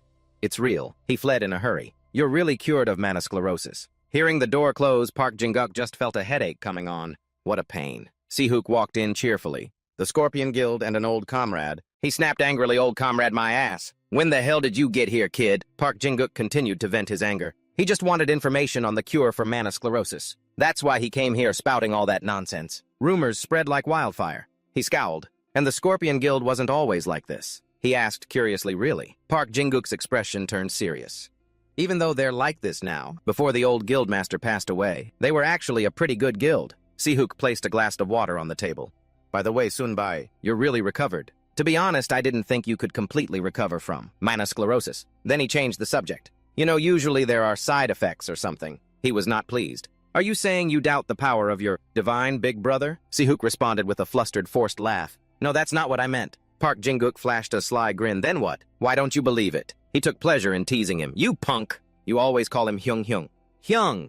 But it turns out you were looking down on him, huh?" Si-hook was annoyed. Sunbae Park Jin-guk looked triumphant. "This is the first time I've seen you get mad. Over a joke. Turns out the VIP really is his weak spot. I'll have to use this." Just then, someone pushed the door open and walked in. He rushed to greet him. "Hello, I've been waiting for you." Hearing this, Simon couldn't help but be surprised. "You knew I was coming." Park Jin-guk ran out to welcome him. "Of course. If the VIP is coming, I'd sell the country to serve you." He was a bit embarrassed. "Since when did I get a V in front of my name?" Then he went to make 2 cups of coffee. "You're not just a client anymore, you're my comrade." Park Jin-guk cheerfully raised his coffee cup. "Even after you did me such a huge favor, you still call me a comrade?" Park Jin-guk was truly at a loss for words. Simon casually tapped a few times on the system. "By the way, you remember the business we discussed before, right?" He grinned excitedly. "Of course, I've committed it all to memory." Suddenly, Park Jin-guk was startled. Looking at the pile of materials on the panel, he was astonished. All of this, Park Jin-guk couldn't believe it. "You made this much." He remained calm. "The production process didn't take that long," Simon added confidently. "There were just a few ingredients that required a more troublesome refining method." His heart was filled with disbelief. "No, but a silver ranker can already refine materials." Park Jin-guk also recalled his match. "Usually, only platinum rankers or higher can do that." He just called it a bit troublesome. But based on the skills I saw in the broadcast, it was probably high-level refinement. Simon confidently discussed the deal. "Anyway, Jin-guk, as we agreed, I want you to sell these through an authorized dealer. Of course, if we sell them on the black market, we'll get a pretty high price." Park Jin-guk was a bit hesitant, but there's one problem. He looked skeptical. "A problem?" He hesitated, then answered. "Yes, the thing is, it's thanks to you that I was able to recover." Simon quickly understood. "Is it about the source of the medicine?" Park Jin-guk was intimidated by his presence. "Yes, you catch on quick. Thanks to it, I've been swamped with visitors lately. Everyone is asking me where I got that medicine." Simon sighed softly. "It can cure an almost incurable disease, so it's not surprising that they're all flocking to find it." Suddenly, Si-hook interjected, "I can help you, Hyung." Simon looked over at Si-hook. He excitedly proposed an idea. "Just say that I was the one who provided the medicine, and everything will be solved." "Right," Simon reminded him. "That means becoming a meat shield. Will you be okay?" Si-hook shrugged nonchalantly. "Who knows, but I don't think anyone can threaten me." He had no choice but to entrust it to him. "Okay, I'm counting on you. Si-hook."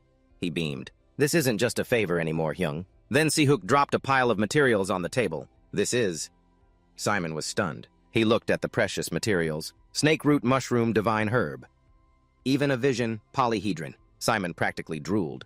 "Just a rough estimate. That's probably worth tens of millions of won." He asked with delight, "What do you think? I'm pretty useful, right?" He immediately confirmed. "Of course, you're one lucky kid." Over here, the gentle sunset light enveloped the mansion. Sunshin gritted his teeth angrily. "I get it. Things have been too noisy lately anyway. Isn't that your area of expertise?" The old man ordered furiously. "Whether it's an accident or an assassination, you people handle your own messes. Just send the completed shipment for this quarter. Done."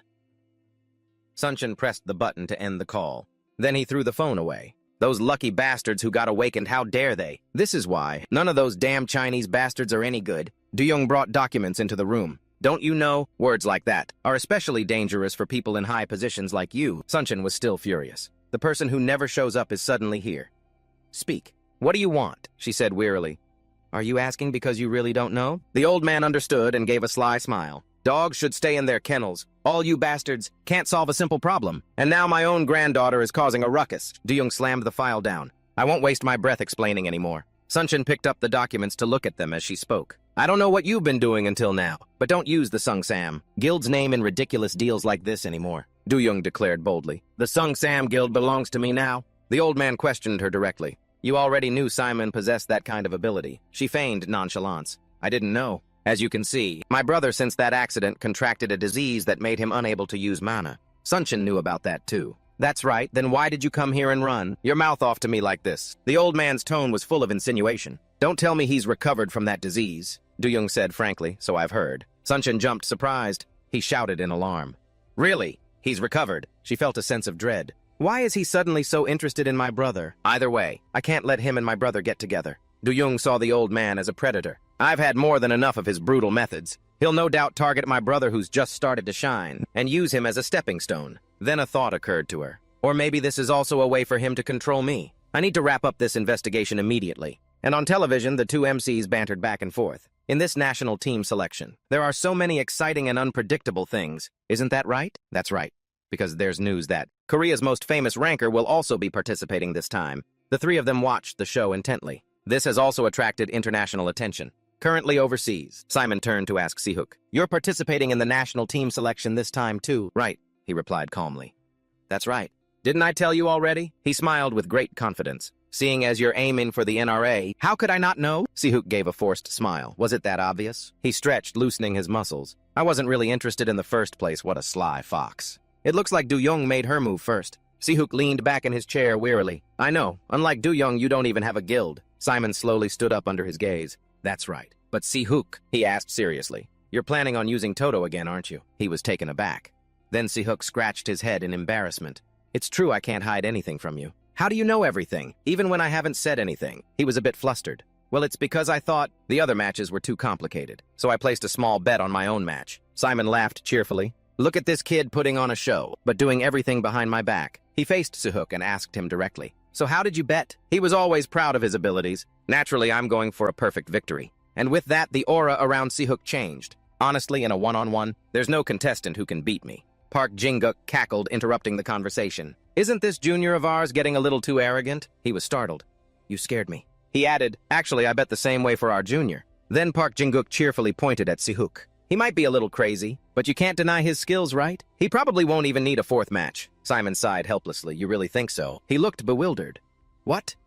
Then Simon's eyes revealed a meaningful glint. My thoughts are a little different. On the day of the national team selection, a loud roar echoed. The two of them stood before the entrance to the arena. Listen to those cheers, Park Jin-guk said with amusement. Si-hook, so are you going to change your bet? He walked on nonchalantly. No, I'm not changing it. He gave a sly, teasing smile. This brat is completely ignoring his precious brother's words. Si-hook challenged him back. What about you, Sunbae? Aren't you ignoring your VIP too? Park Jin-guk laughed heartily as he walked towards the light. Well, this time I'm not listening to our VIP either. Hearing the roaring crowd in the stands, honestly, no matter how amazing Simon is, I can't imagine you losing. The two of them waved, soaking in the crowd's enthusiasm. Right, of course, that kid changes his tune so fast when he sees a camera. He looked at the person standing arrogantly in the arena. And your opponent is the Vice Guildmaster of the Jongan Guild, and he's always pissy about everything. No matter what a ranker like you, losing to a first-generation guy like that, it just doesn't make any sense. The MC announced cheerfully. All right, the national team selection that everyone's been waiting for. Now, we will officially begin this highly anticipated match. The crowd in the stands was ecstatic. They roared as the Vice Guildmaster drew his weapon. Si-hook, it's been a long time. Kim Jong-un exuded a strange, bloodthirsty aura. This is our first time fighting, isn't it? He faced him without any hesitation. That's right, it's strange that we've never faced each other in the arena before. If we had, it would have been quite interesting. The Vice Guildmaster sneered arrogantly. You rose to your current position so quickly, in such a short time, so it's understandable. You rookie. Si-hook remained silent, inwardly scorning him. He slowly drew his sword. Is that so? Si-hook dashed forward, delivering a sharp slash. After finishing him off, he smugly sheathed his sword. Park Jin-guk's jaw dropped in shock. The audience was just as surprised. Holy crap, did you see that, as expected of Si-hook? He ended the fight in a single blow. They were utterly shocked. How can his swordsmanship be so clean? He thought to himself, sorry Hyung, but the money you lost, I'll... Suddenly, Si-hook's eyes caught sight of a figure. The man swiftly struck him with a heavy blow. The Vice Guildmaster smiled slyly. This is why rookies shouldn't get so cocky. Si-hook's eyes filled with disbelief. What the hell? How did my shadowless blade? He recalled Simon's warning. Si-hook, even if it's... You can't win with a 3-0 score. You'll probably lose the first match. He couldn't believe it. No way. Just like that, Si-hook collapsed onto the floor. The crowd went from one surprise to another. Then everyone roared wildly. The two MCs immediately hyped up the atmosphere. What is this? A huge upset has occurred. Contrary to everyone's expectations, Kim Jong-joon has defeated Si-hook in the first round, but on the screen, the two were chatting animatedly. It's not that Si-hook performed poorly, but that Kim Jong-joon's performance was just too exceptional. Don't you think so? That's right. The way he dodged Si-hook's moves was truly... Simon was very pleased. I was quite worried that with the information I provided, the future would change. What a relief. He recalled the technique his brother had used, so in the end he still managed to learn it somehow, even the shadowless slash. But Simon kept watching the match. Si-hook looks like he's in a slump. It can't be helped. The gap between them is just too big. He must be in shock. Yes, I'm pretty confident that Si-hook will go all out now. His opponent was terrified. That powerful energy, one of Si-hook's 3 traits, the SSS grade trait Heavenly Martial Star. From diverse techniques to added traits, this is an insane trait. It allows him to understand and interpret the origins and forms of everything related to martial arts. His opponent collapsed to his knees. What a terrifying trait. Kim Jong-joon. This time, he was cut into 4 pieces. Si-hook delivered a decisive final blow. Simon grinned happily. So overwhelming. As expected of Si-hook. He turned the tables with a 3-1 victory. Is this the scene where the first generation falls? He clicked on the Toto button on the screen. Now let's see how the betting is going. I currently have 175,000 AP points, worth about 200 million won. The betting predictions also heavily favored Si-hook. As expected, a lot of people bet that Si-hook would win overwhelmingly. He calculated excitedly. If I consider the reverse odds, how much would that be? Seaman was stunned, unable to believe his eyes. He was horrified. No way, what is this? A shower of gold coins rained down as Simon cheered. Jackpot. You have received 4.6 billion in winnings. Simon's eyes widened. 4.6 billion stone of extraction. If there's anything you want to buy, just let me know. It's on me today. It was ecstatic. Really? I was already happy with what you did, my beloved master. First, let's go home. Seaman returned to his apartment. Now that I think about it, with 4.6 billion in hand, shouldn't we move to a bigger place? Seaman considered it. A bigger place, huh? But this was a gift from my brothers. It still doesn't feel real. The stone of extraction spoke up. Hyung, I know you're excited after getting the money, but shouldn't you be checking on something now? Simon suddenly remembered. That's right. This is no time for daydreaming. I even used achievement points to synthesize the enhancement device. Simon peeked inside to check. Is the process still going okay? The stone of extraction urged hurry up and check. From what I can see, the process seems to be going smoothly. Hurry, hurry! Simon reminded it be patient. He took out 3 items. The stone of extraction was excited. Look at their colors. The purple one is a B+ grade moonstone essence, and thanks to the enhancement elixir, it has additional attributes too. The others must be similar, right? The red one is a body elixir, and the blue one is a steel body elixir. The stone of extraction was thrilled. This one is even a grade higher. Simon exclaimed, yeah, and it's even A grade. Adding mithril must have made a big difference. The stone of extraction agreed. Yes, that's right. I was so surprised that you could refine mithril into a consumable form. Really, yes. There's no way a human could refine mithril. No. Even races that specialize in magic can't do it easily. You're amazing. All right, shall we upgrade our power now? Simon drank the red vial. After drinking it, he exhaled in anticipation. The system quickly updated. Simon was excited. I can feel my body getting much stronger now. Good thing I focused on stamina when mixing the ingredients. This should probably reduce the burden of transformation. Achievement unlocked my creation levels up. 3rd place achievement points and a title upgrade. The second option also increased by another 10%. Simon was satisfied. This is really great. Now I really want to jump into the arena to test it out. Let's see how much stronger I've gotten. Let's go right in. Welcome to the Galactic Arena. This round's event, Survival Mode. Simon gradually appeared. Number of participants 100. The others entered one by one. The chat started buzzing. It's Kim Simon. The moment the notification popped up, I clicked it. I hit the jackpot. Haha, nice to meet you all. This is my first time trying survival mode, so I'm pretty nervous. Being teased by everyone, Simon became flustered. Of course, but you can never be sure. Lately, I feel like my matchmaking has been a bit tough. System. This match is a promotion match for you. Simon jumped and shouted, Huh, a promotion match. He was confused. Why did they suddenly announce this out of nowhere? Simon said smugly. I guess it's because I'm too strong. He laughed cheerfully. Oh well, it's fine. I needed to get to the gold rank sooner or later anyway. All players are ready. Map dark sewers. Footsteps began to move. One person held his nose. Oh, this smell is going to make me puke. Another person warned, shut up. What if someone hears you? Ah, sorry, but damn it, it's crazy dark in here. I can't see a thing. Just be quiet and follow me. I'll lead the way. I wish I had a tracking skill like you. This is a dark zone, so we have to get as many skills as we can here. Once we have enough, we can dip. You mean we're just going to hide here to avoid dropping ranks? That's right. Just try it. Have you seen the announcement board in the arena? We're matched with those two monsters. Hey, but is it okay to publicly matchmake like this? What if we run into famous guilds? This is a dark zone. Won't they? Die before they even find us. But what if they find us first? This is a narrow corner. Whoever dares to ambush here has to show themselves. Wait, what's that up ahead? He trembled all over, pointing ahead. Don't you see it? Something over there just moved. What are you talking about? I don't see anything. It's probably just some lizards. I swear there's something there. At that moment, the thing appeared behind him. In an instant, blood splattered onto the face of the person in front. He jumped and turned around. Dae-hun. He backed away in fear. What is that? Get away, I said. Don't come any closer. A fireball shot towards him. However, the other person only needed one hand to block it. The flame was quickly extinguished in his hand. This completely stunned the boy. The figure's cunning face broke into a sinister smile. He took down his opponent with a single blow. Wait, you're on the other side. The sounds grew louder. A player has been logged out. Simon looked at the result with satisfaction. He opened the system window to check the situation. His eyes widened in surprise. What the hell? Rank 1. Choi Jin-soo, 13 kills. Rank 2. Kim Simon, 10 kills. Choi Jin-soo, I didn't expect someone to surpass me, Simon thought to himself. Choi Jin-soo. Why does that name sound so familiar? The Beast King, Choi Jin-soo. A former UFC heavyweight fighter. Currently a high-ranking warrior in the guild, ranked 2nd in Korea, right after Holy Trinity. And he also possesses the SS-grade trait Beast Form, which allows him to transform into any beast. Right at this point in time, he's also in the silver rank, so that makes sense. Jin-soo was also a late-blooming warrior like Masuk. That explains it. Simon held his head and sighed. Man, I was just starting to enjoy the stat increase, but it looks like I'll have to work hard now. His smile started to turn sinister. Simon quietly called out Stone of Extraction.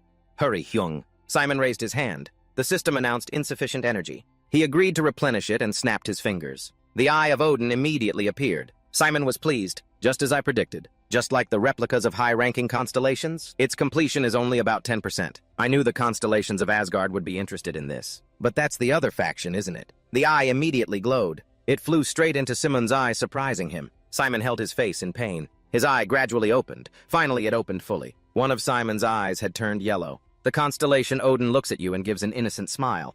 The Eye of Odin requests to be bound to you. The Stone of Extraction asked Hyung, you're going to accept, right? Simon confirmed, of course. Odin is famous for having many powerful artifacts among the constellations. And there's a reason why I chose to create the Eye of Odin among such powerful artifacts. When the Dragon King appeared in Europe, he destroyed half of Europe in just one day. As a result, Europe was on the verge of total collapse. Simon's eyes gleamed. But under the command of Fabian, they succeeded in using the Eye of Odin to expel the dragons. I see it. That's its weak point. They eliminated the core of their descent more accurately and drove them away. A high ranker from Germany sponsored by Odin Fabian. This time he revealed why he chose the Eye of Odin as his main holy relic. Simon thought smugly. Even now, it's still the most suitable item for me in the current situation. It is linked with the Stone of Extraction trait and become a trait. My vision has become clearer. This is truly insane. Now I understand why Fabian was able to find the Dragon King's weakness so quickly. Simon quickly left. All right, let's hurry and find that guy. Elsewhere, the bodies of players lay scattered, Jin-soo remarked. At this rate, the top spot in the arena will be in the palm of my hand. Suddenly, he sensed something. Looking at the system window, he was intrigued. What the he's already gotten? 24 kills. That guy was just in second place. Kim Simon looks like this guy knows how to fight. The claws on his hands slowly grew longer. His face also transformed into that of a beast. Jin-soo had turned into a werewolf. This is getting interesting. I hope he's a berserker. Suddenly, his ears twitched as if he heard a sound. Looking towards the entrance, Jin-soo noticed someone. His eyes focused on the prey before him. His excitement reached its peak. Outside the entrance, the footsteps grew closer. Inside, Jin-soo was intrigued. It's him. He dashed towards the cave entrance. I can't believe he walked right into the lion's den. Suddenly, something stopped him. Jin-soo realized magic's annoying. He dodged all the attacks. The other guy still hadn't shown himself, but he's able to accurately predict my movements. Jin-soo thought impatiently, where is he? Where the hell are you? Looking at the shadow before him, he finally found him. So you're there. He bared his fangs and lunged. You little rat. But a bright golden light appeared in front of his mouth. A second later, the area exploded. Jinsu was heavily injured. On the other side, Simon smirked. This is insane. The closer I get to him, the clearer I see. Wow, this is great. I haven't even mastered this item yet. And it's already like this. Jinsu was confused. What the? He's accurately predicting my movements. What kind of power is that? He charged forward again. These little tricks won't work on me. You damn mage. Simon smiled slyly and denied no. I'm not a mage. Can you handle this? A giant fist formed from the wall behind Simon. It quickly punched forward. But Jinsu used his claws to slice it in three. This surprised Simon. Unbelievable. The next second, Jinsu had him by the neck.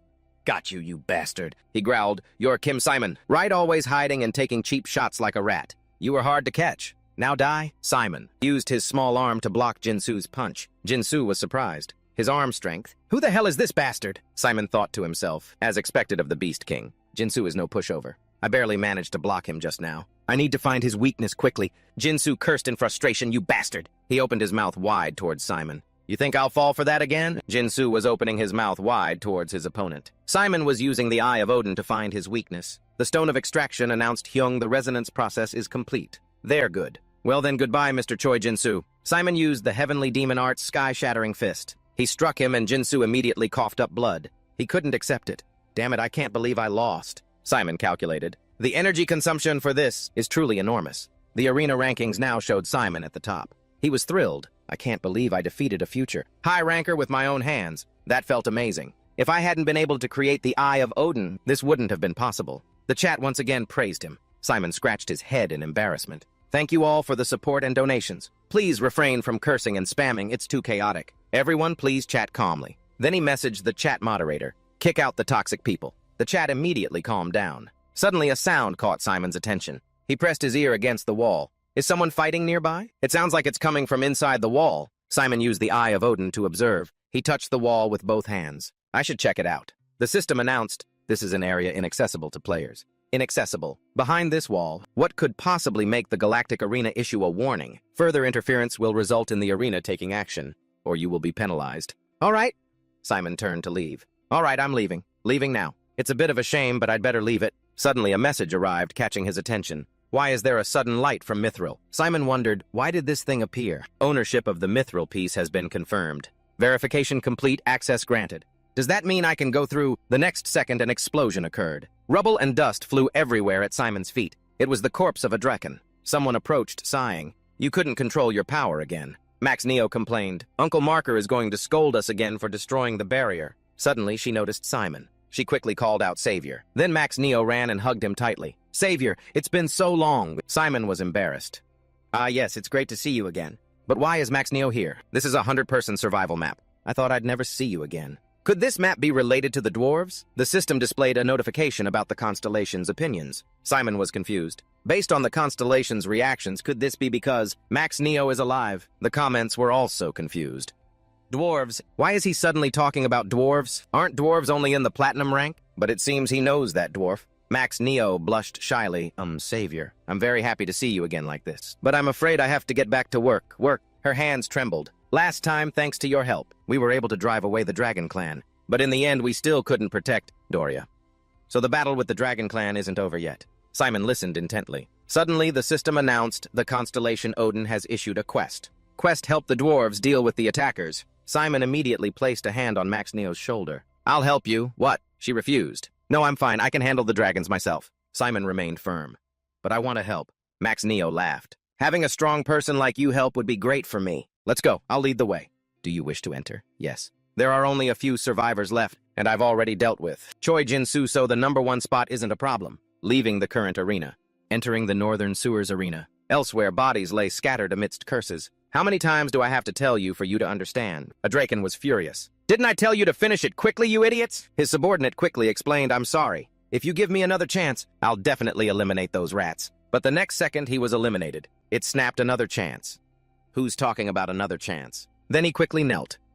Lord Saku, I sincerely apologize for making you come here in person. Humph, the figure spoke. You always expect too much from Drakens. Don't you know their intelligence? Yes, it's all my fault. It's interesting. You're quite smart for a Draken. There's a reason you rose to this position. Thank you for your praise. I shouldn't talk anymore. It's a waste of energy. I'll give you a gift. You need a map to find those creatures. He praised as expected of you, great Dragonkin. Use this map, go there, and capture all of them. Then you will catch the eye of Lord Sagas. He bowed deeply.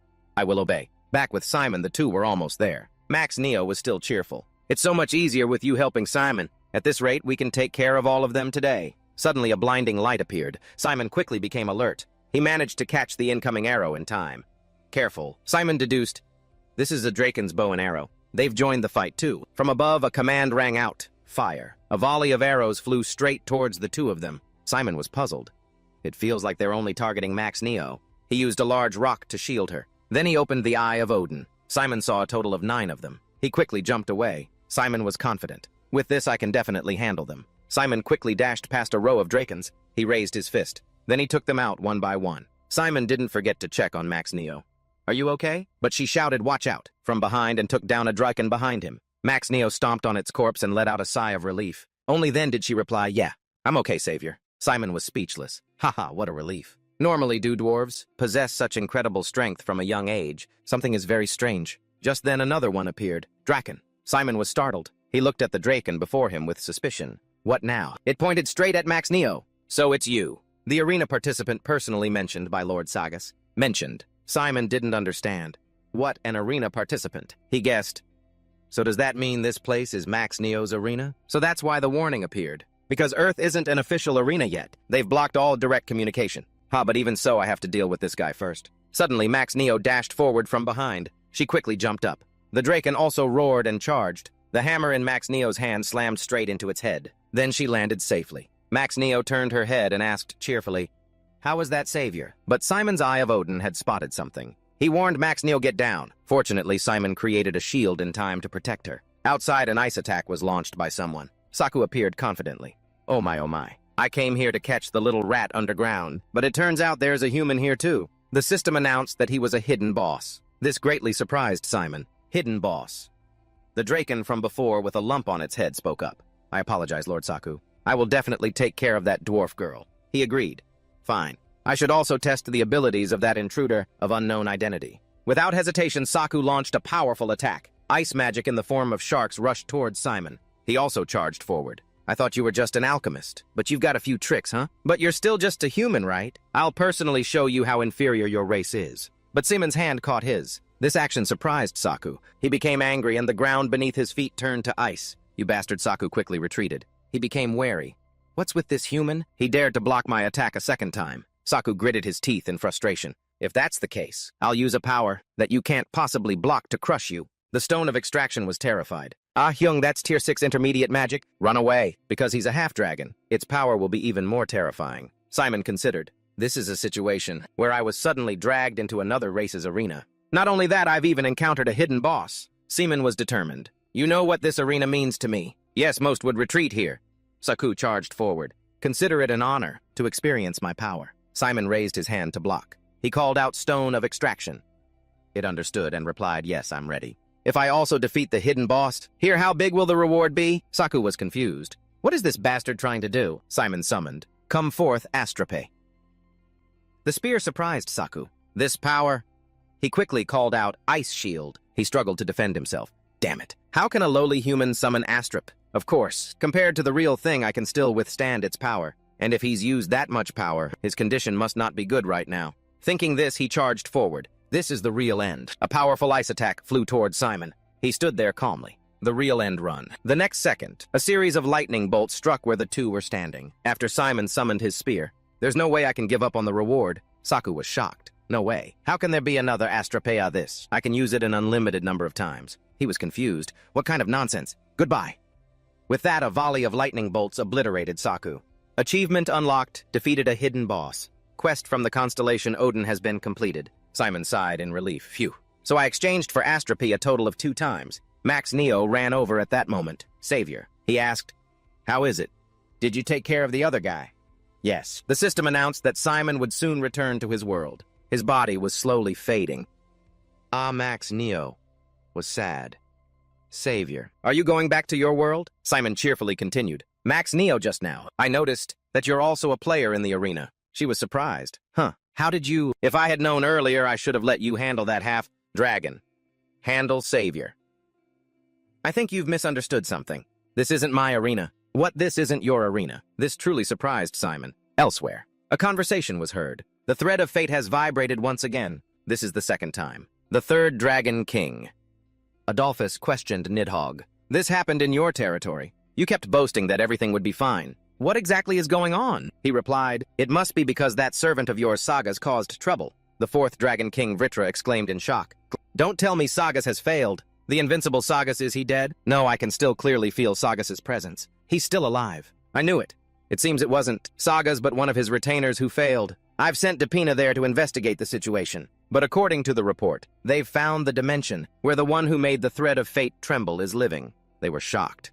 It's a place called Earth. Earth. If it's Earth, isn't that the place that the first Dragon King rules? Exactly. Depina says the first has already contacted the relevant parties. Just as expected. Depina is much more reliable than the others. We still have some good news. Meanwhile, Nihok makes sure the Black Forge doesn't stop operating. Richa continue to expand the arena's influence. Furthermore, when the next news from Depina arrives, we will meet again. Scene changed to Simon's room, so it wasn't Max Neo's arena. He was still thinking. The system clearly said Northern Underground Gate Arena. But once again, the usually meticulous system couldn't classify what that event was. Could the arena have designed it specifically for me? Anyway, I should check the rewards first. Looks at the system window. He grumbled, the rewards are a bit stingy, huh? Oh well, whatever. My goal was to get to the gold rank anyway. The system announced he had reached the gold rank. Simon was thrilled. Oh wow. Achievement store. I wonder what the reward is. Received reward Fallen Spirit. So this is the real prize. Jumped up 8 levels just like that. Suddenly a strange sound caught Simon's attention. The table was covered in paper cranes, these origami things. One of them was unusual. Simon also noticed. Wait, but a second later the room exploded. Everyone was shocked, not understanding what happened. What the hell? Why the sudden explosion? At that moment, a man was watching from not far away. An explosion like this never gets old. He is Clerk. At this rate, there probably isn't even a body left, right? If only I could have dropped a nuke on this whole area. What a shame. If you did that, you would be permanently expelled from the organization. These words made him turn his head. A paper airplane approached. Who are you? Simon activated the Eye of Odin. That trick won't work a second time. The paper airplane was incinerated. My move was blocked by just one finger. No, that's impossible. But more importantly, he wondered, how did you survive that explosion? That, Simon replied nonchalantly. Is there any reason I should tell you? Jess Clark. He was even more surprised. Impossible, how do you know my name? Simon teased Humph, so I hit the nail on the head. But Clerk started to get scared. Who are you and how do you know about me? Simon sighed. Well, I also know there's an organization that will impose a very heavy penalty if you do things outside of your mission. He understood the implication. A heavy penalty. Is he threatening me that I'll be penalized if we fight here? Then he provoked him back. Don't worry. Killing someone who knows about the organization will get me a reward instead. Here. Simon snapped his fingers. I told you it's useless. The Eye of Odin glowed, but the cranes one by one were impaled by a sharp flame. A second later, they were all burned to a crisp, then fell to the ground like ordinary pieces of paper. Clerk was shocked. What trick did you use? He clenched his jacket. Damn it if it's come to this. As Clerk threw off his coat, I thought I'd have to use this to deal with someone in the diamond rank. The coat seemed to be surrounded by magical energy. This surprised Simon. He was full of contempt. I can't believe I'm wasting this on a silver ranker. Then he charged. Desperado never fails. Glory to the great bomber, Moghadam bin Abdullah. Simon was confused. Are you trying to self-destruct? He laughed with glee.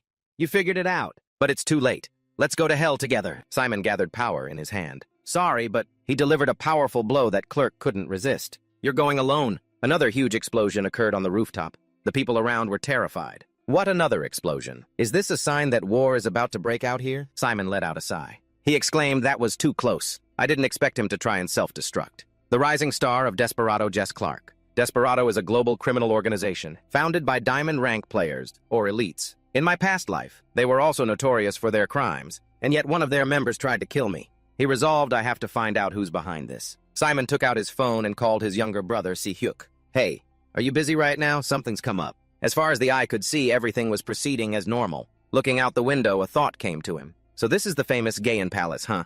The penthouse is right in the middle of Gangnam. Simon stared intently outside. Magic. Defensive magic has been cast on the windows and doors. I've truly never seen anything like it. After pondering for a moment, he made a decision. All right, let me handle it.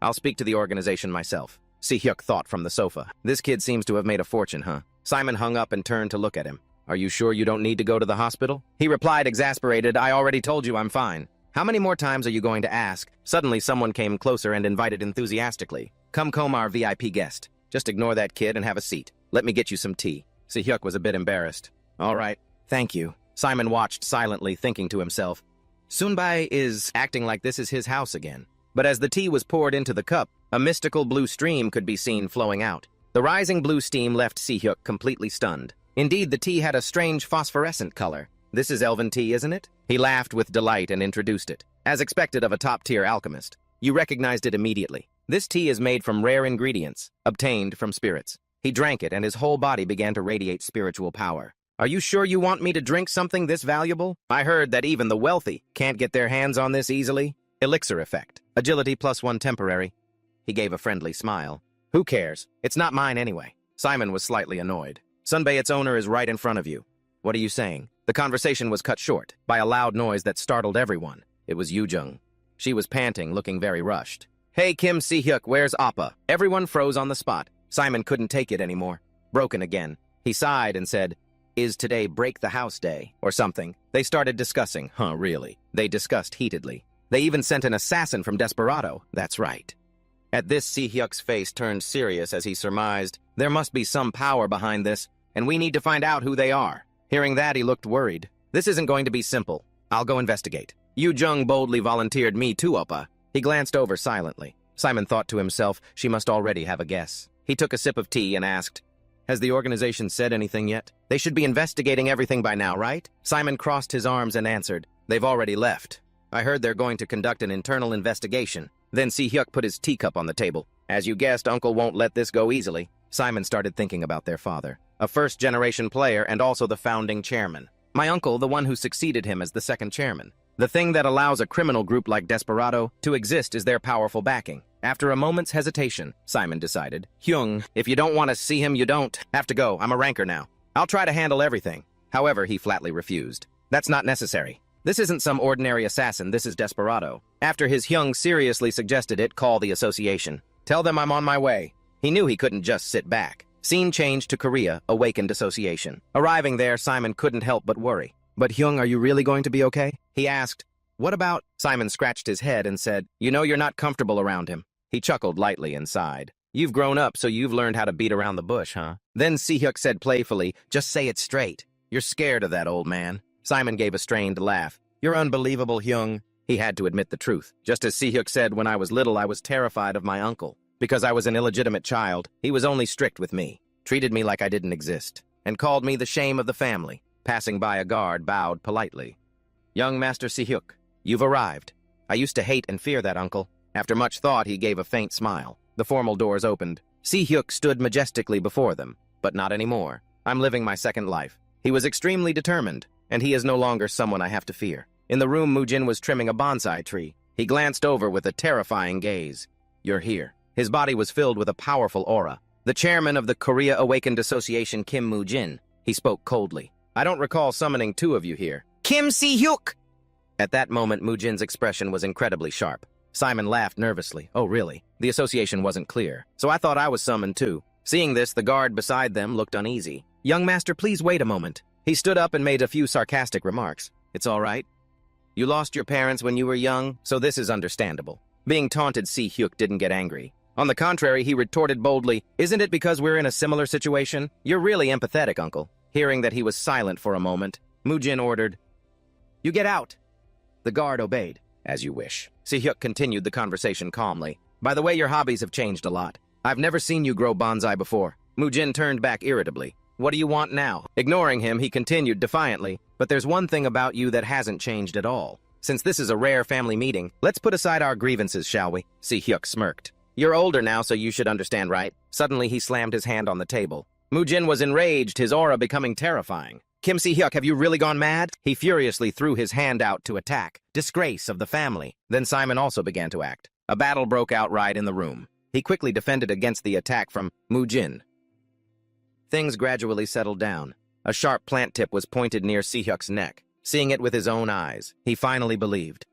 So the rumors were true. How did you get your power back? The man changed his question. No, how did you cure that disease? He nonchalantly pushed the plant tip away with his finger, while answering casually, I just got lucky. Yes, he continued. But that's not what's important, is it? You summoned me to the association because of the terrorist attack. Right, hearing this, Moojin came to his senses. He asked blankly. Getting straight to the point, are we? Fine, in that case, let me ask you.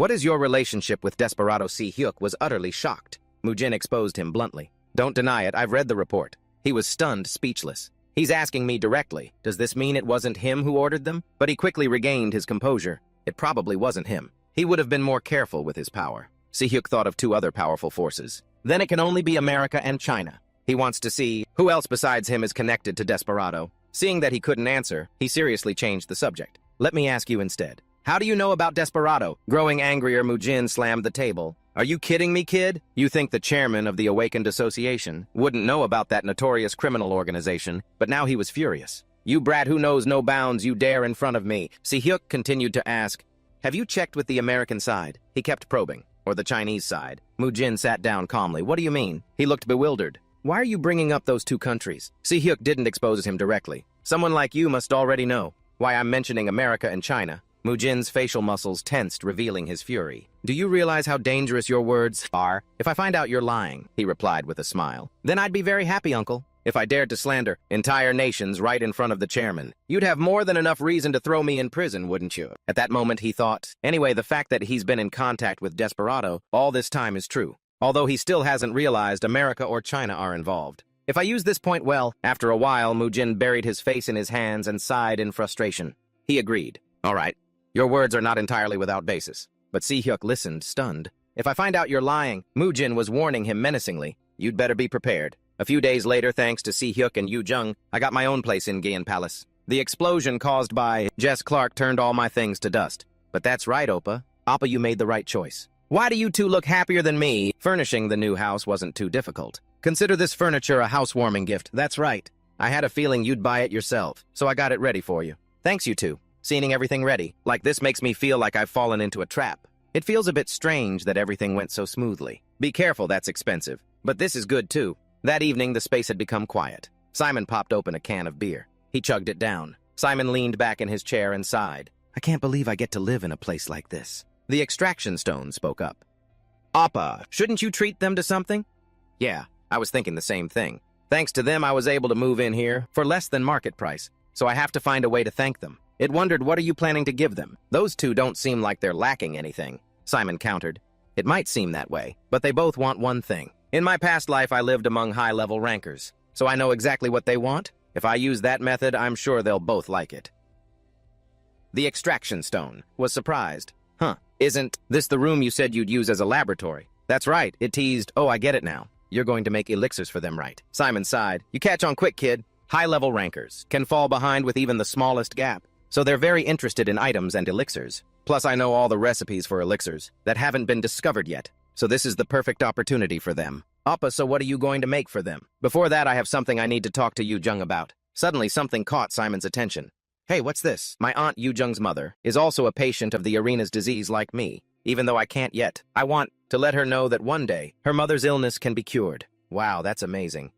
Yu Jung is also a ranker, so I'm sure she can easily find the ingredients. Simon called his inventory. For now, let's prepare the necessary items. Suddenly, Simon's eyes widened in amazement. Appa took something out and wondered, what is this? It looks so familiar. The constellations immediately froze at the sight of this item. It was the F-grade mutation serum. What is it that makes the constellations react like that? Compared to what I've been through, it must be something really good. Appa, it's because it belongs to the dragon race. An item of the dragon race. But why is it a quest reward? And it's only an F-grade item. Simon reached inside. Don't tell me, Appa.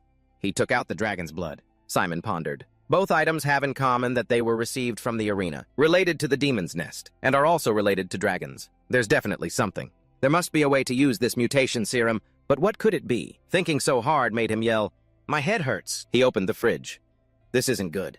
I need to get something to drink. The extraction stone reminded him, Appa, don't drink beer. I know, I'm just so frustrated. So I want something refreshing to drink. Suddenly, he saw something it looked like milk. Simon was surprised. Why didn't I think of that? Then he called the philosopher's stone. Let's perform some alchemy. It panicked. Wait, you want to synthesize that thing? Simon asked cheerfully. What do you think, is it possible? It continued. Honestly, Oppa, there aren't many items that can handle time. Especially reversing time, that's the hardest part. And eternity is even more impossible. Simon sat in a corner confused. So what should I do? Well, there are two ways, and one of them is to ask its owner. He was confused. Ask, that's right. One of the entities that has been observing you recently knows. Is that so? Zeus, we don't have the hourglass of Kronos. Hey, you don't have it. The extraction stone was helpless. So that's our only way. Appa, do you know what the hourglass of Kronos looks like? No, not at all. But can't we just synthesize it the way we've always done? That's right, but the hourglass of Kronos is very different. To craft it, you need at least 500,000 achievement points. This time, it was Simon's turn to panic. What 500,000? Forget it. The hourglass of Kronos can even affect the time of the gods. Simon paced back and forth. So how about we craft a part of it? A part, like just 1 or 2 grains of sand from the hourglass. The constellations immediately burst out laughing at Simon's words. He was bewildered. Huh, why are they so sudden? The extraction stone too. Seriously, Appa, did you really think of crafting it like that? What's wrong? Is that idea weird?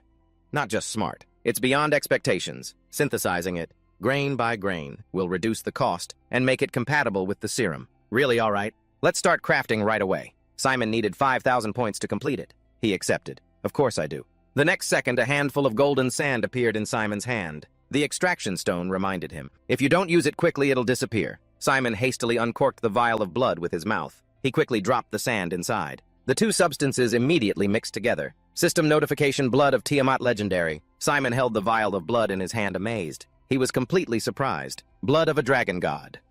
But the time limit. Suddenly the vial began to shake violently. A drop of blood fell to the floor. It looked around as if searching for something. Simon was surprised. What is that? Why is the blood moving? As soon as he said that, it jumped straight onto Simon's chest. He clutched the spot in pain. The blood of Tiamat begins the assimilation process. What? The divine soul trait has reacted to the blood of Tiamat. Simon's eyes turned crimson, but then, unable to bear it, he passed out. As soon as Simon fainted, he was transported to some other space. Heads with 2 glowing eyes were staring intently. Dragons. No, they're dragon gods. But why are dragon gods here? The first great dragon Crux spoke up. It's over, Father. Simon's chest throbbed in pain every time he heard the word father. Am I really sharing a body with the Dragon King? Simon was terrified. What the hell, don't tell me I've become the dragon god, named Tiamat? No, Crux shouted back, again. You act as if you know everything. Do you really not understand? You have been defeated. Tiamat believed it was fate. Mine was just more cruel. Once you reach this position, you will understand. He retorted, no. I will not become a dragon god. I refuse to become as weak as you. Even if I defeat you and become a dragon god, I would only be one of them. Isn't that a waste? Hearing this, Tiamat was surprised. What are you saying, my son? Exactly as I said. We, the dragon race, are superior to any other race in the universe. We are living proof of that. And yet we are satisfied with just 1 seat. How? How does that make sense? Crux, you still don't understand. This is a conspiracy by those lowly insects who fear our superiority. We have always been worshipped as sacred beings, or as gods in countless dimensions. Don't we have the right to claim a higher position than those constellations? Tiamat was annoyed. Nonsense. Even with that right, the dragon realm can only have 1 position. This is the law. But Crux sneered. And that's the most ridiculous part. What about the 4 in that place? And who is the one controlling them? That place is an exception. That world is a lawless place. Exactly, there are always exceptions. So I want to find my own exception, Simon realized. It's that I. He said, this is much easier than I thought. The way the gods of that place seized multiple positions, Tiamat roared, you brat, have you gone mad? We have always warned you all to be careful of them, especially the one you've allied yourself with. Father, you still don't understand. We, the dragon race, no longer need your teachings. It dealt a fatal blow to Tiamat. Simon was affected as well. Die in silence. Leave what you have kept to us. The dragon realm will return to the time before the birth of the dragon god, and from those names that aren't even worthy, we will reclaim the seat that belongs to us. Farewell, Father. The end. System notification. Blood of Tiamat has successfully resonated with the philosopher's stone. Simon jolted awake as if from a nightmare. He put a hand to his forehead, rubbing it to ease the headache. Simon was worried. The dragon race. I never knew their conspiracy was like this. So everything that happened in the past was caused by the dragon race. Thinking back, it was strange that China didn't make any moves back then. It must be because the dragons were behind the Six Lands Alliance. Now I understand why they wanted to kill Hyuk so badly. At first I thought it was because of Rong Liu's ambition, but it seems that's not it. In Tiamat's past, the dragon race was probably involved. It must be because of the seat and qualification that Crux mentioned. They killed Hyuk because he was a candidate to become a constellation. But it's still too early to conclude. First, I need to find out if the dragon race is allied with China. If I knew whether China or Japan wanted to assassinate me, it would be much easier. Simon turned his head to look. I'm sure they'll find it too. Simon looked at the system window. System notification. The dragonification trait has been added to the Philosopher's Stone. He wondered, dragonify serpent eyes. What the heck is that? There's so much I can't process it all at once. He thought again, Dragon Force, huh? This must be a unique trait of the Dragon Clan. No player has ever possessed it before. Looks like I'm the first. Elsewhere, pieces of meat sizzled on the grill accompanied by a grumble. Tisk, is that guy dead or alive? Masuk was annoyed. I've called him like a dozen times and he's not picking up. She switched to texting. Hey, what's going on? Why did your house get bombed? The address you gave me matches the one on the news. Dude, say something, you dead or what? Answer me seriously. The meat on the grill was now burnt to a crisp. She was still engrossed in her phone. Ah, damn it. I'm gonna lose it. An old woman came over and tapped her on the head, scolding. Hey, you're not the only thing getting heated. So is the meat, you girl. She angrily turned around, Grandma. The old woman instructed sternly. I told you to grill the meat, not burn it. We can just grill some more. Her grandma pinched her cheek. Are you talking back to me now? You think we have time for that? The kids are waiting. Hey, that hurts. Suddenly, her phone buzzed with a new message. Her mood brightened instantly. A message came in. Kim Si-mun replied. Sorry, I was busy and couldn't check my phone. You were right, the place that got hit was where I lived. I'm still investigating, so please don't make a big deal out of it, okay? Masuk was annoyed, sounds like an excuse to me. Did he not see all the messages I sent fine? Are you hurt? Kim Si-mun replied, no. But wow, you sent me a ton of messages. Were you that worried about me? Masuk immediately blushed. Yeah, right, worried. But she played it tough, are you kidding, as if I'd worry about you? I was just afraid you wouldn't teach me that skill. Kim Si-mun laughed. That sounds more like you. Masuk even surprised herself. What is this reaction? What's wrong with me? From behind her, her grandma's eyes lit up. This girl. Masuk shyly hid her phone. I was wondering why you burned your favorite meat today. So that's why. It was because of that boy, wasn't it? She tried to deny it, Grandma. It's not like that. Her grandma persisted. Where is this kid from? Masuk got even more flustered. I told you it's not like that. Dishes were being washed in the sink. Her grandma urged her, I think that boy wants to see you. Leave things here to me and go back to Seoul. You need to have your own life too, right? Masuk was annoyed to hear her say that. What are you talking about? Stop reading so many dramas. Well, while you're at it, go see your father. Grandma. Why would you bring that up? You really don't know. Is it wrong for me to tell my own granddaughter to visit her parents? I didn't mean it like that. Masuk turned away annoyed. And it's too late anyway. That relationship is over. Her grandma sighed helplessly. The bond between parents and children isn't something that can be easily broken. So hurry up and go to Seoul. This is my last wish. Masuk remained silent. Meanwhile, Si-mun smiled cheerfully. Honestly, she's as stubborn as ever. He considered his plan. After Masuk gets here, I'll link her with the Cheonma. She'll gain power and friends right away. Suddenly, he remembered something. That's right. Now that I think about it, it's about time for the gold-ranked match, isn't it? The system immediately announced. Based on arena data. Next is the first match of the gold rank. Si-mun was excited. I'm already getting hyped. Time remaining 22 hours, 26 minutes. He quickly sat up. Si-mun decided. I guess I should finish setting up the lab before the match begins. Scene change Myth Guild. Seoul City Industrial Complex. Someone let out a tired sigh. Are all the members here? He confirmed, yes, sir. This time there are only 2 contestants for the gold rank debut. Yes. The Myth Guild Master Jin-sun asked, where's the other guy? Kang Yu, yes? The man asked again. His voice strained. Where is the other guy? I don't see him in the report. The man stammered. Ah, about that. He has postponed his decision to join the guild. Postponed. Kwang In reported. It's probably because of the last ranked match. You mean the survival battle in the underground gate? Yes, sir. Although he placed second and was promoted to gold rank, he said that he still feels he's lacking in many areas. So, he decided to focus on his training. More. But Jin-sun's eyes were sinister. Training, huh? I knew it. My gut feeling was right. Extend Choi Jin-soo's sponsorship for another year, on the condition that he participates in this match as our sponsored talent. But Guildmaster 1 year will be very expensive. He's not even a guild member yet, and he's already receiving this kind of treatment. He slammed his hand down angrily. So what you're saying is that we should hire a mercenary instead. Is that it? Do you know anyone who can do the job? Kwang In hesitated. Well, there is one player, sir. Who is it? The player who defeated Choi Ji-soo in a one-on-one fight during the last survival match. The Guildmaster was shocked. You mean Kim Si-mun? You know him, Guildmaster? That guy is pretty famous. Do you remember the former chairman of the organization? Of course. He was the strongest player of all time. That's right. He was ridiculously strong. And his descendants are the same. You're talking about Kim Si-hyuk. Wait. Kim Si-hyuk. Kim Si-mun. That's it. Kim Si-mun. He's also the son of the organization's former chairman, so you're saying he's the chairman's illegitimate son. That's not important. We don't know if awakening is closely linked to bloodline or not, but that illegitimate son Kim Si-mun was born with extremely high base stats. In Magic, his max stat was 10. Really.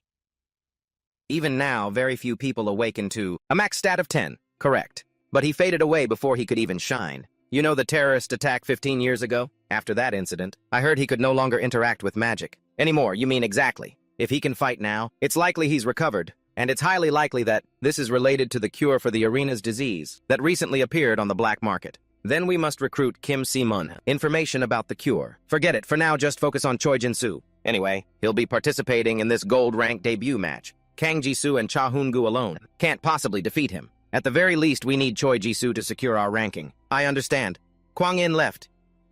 The man turned and lit a cigarette. Then he exhaled a puff of smoke. His eyes were filled with contemplation. He looked at the family photo hanging on the wall. In it was a daughter who looked just like Ma Suk. System notification. The gold-ranked debut match in Korea has begun. Summoning participants. The gold-ranked debut match has finally begun. That's right. So many people have been looking forward to this event. Well, then we have to check out the contestants. Commentator Seong. That's right. As everyone can see, among the guilds participating in this debut match, the two most promising candidates are the Scorpion Guild and the Myth Guild. The Scorpion Guild. That's right. It's the guild with the rising stars of the magic world, players Yu Ah-yeon and Yu Ah-jun. And the Myth Guild is led by player Choi Ji-soo, along with Kang Ji-soo and Cha Hoon-gu, correct. All of them are super famous players, right. Exactly the players you just mentioned, are all high-ranking and very promising. But there's another important point we need to make. And that is another rising star, the solo player. Unaffiliated with any guild player, Kim Si-mun. He has never lost the top spot and has received countless olive branches from other guilds. Tick, can you believe this? How dare they treat us like we're just extras? Ah-yeon advised Ah-jun. The public only believes what they see. So just show them what we've got. Yes, all the contestants have arrived. The debut match is about to begin. Si-mun was teleported in. A beach this time. The Philosopher's Stone spoke up. This map isn't a problem for you either, right? You can turn into an aquatic creature, or whatever you want, Si-mun confirmed. That's right. And more importantly, the rewards for this match are extremely tempting.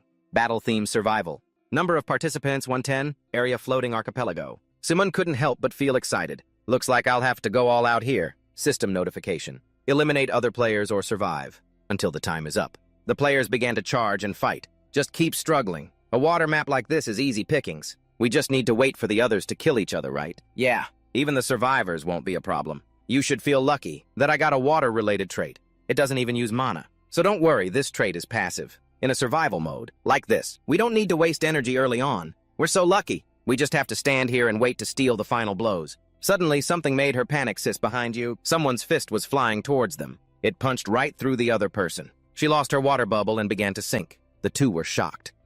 What the hell was that, sis? But a second later, the same thing happened to them. I can't breathe. The bubble popped. Si-mun was pleased. I have to admit, this thing works really well. Who is it?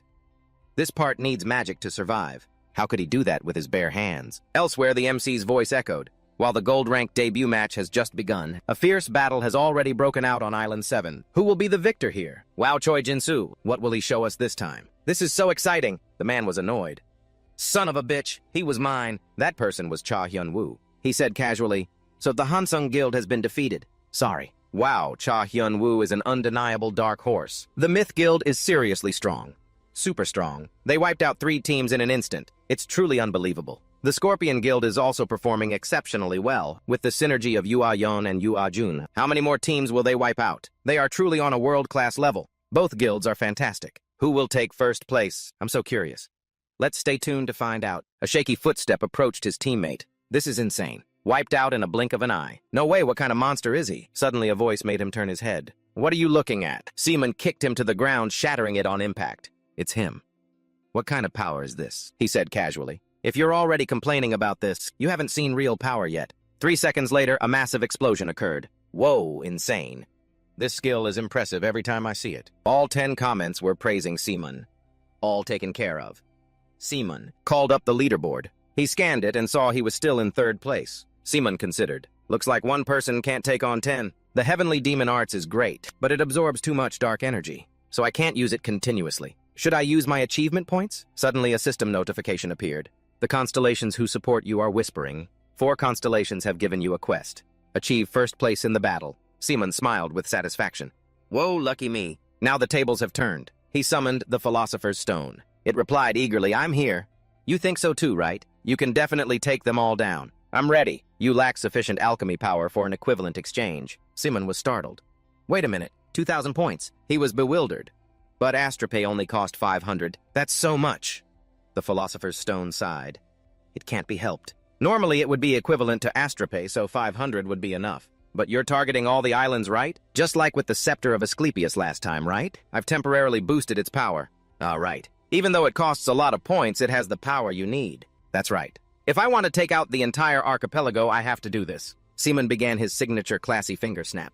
But the ocean waves began to roar and surge. It seemed to have become a tsunami. Seaman walked on water. The constellation Zeus smiled with satisfaction. Now in his hand was a scepter. Seaman raised it, preparing to strike it down. His expression was filled with excitement for this moment. Shall we go open the way? As the words left his lips, he plunged the scepter into the sea. Lightning bolts shot out in all directions. Elsewhere, Cha Hyun-woo was injured.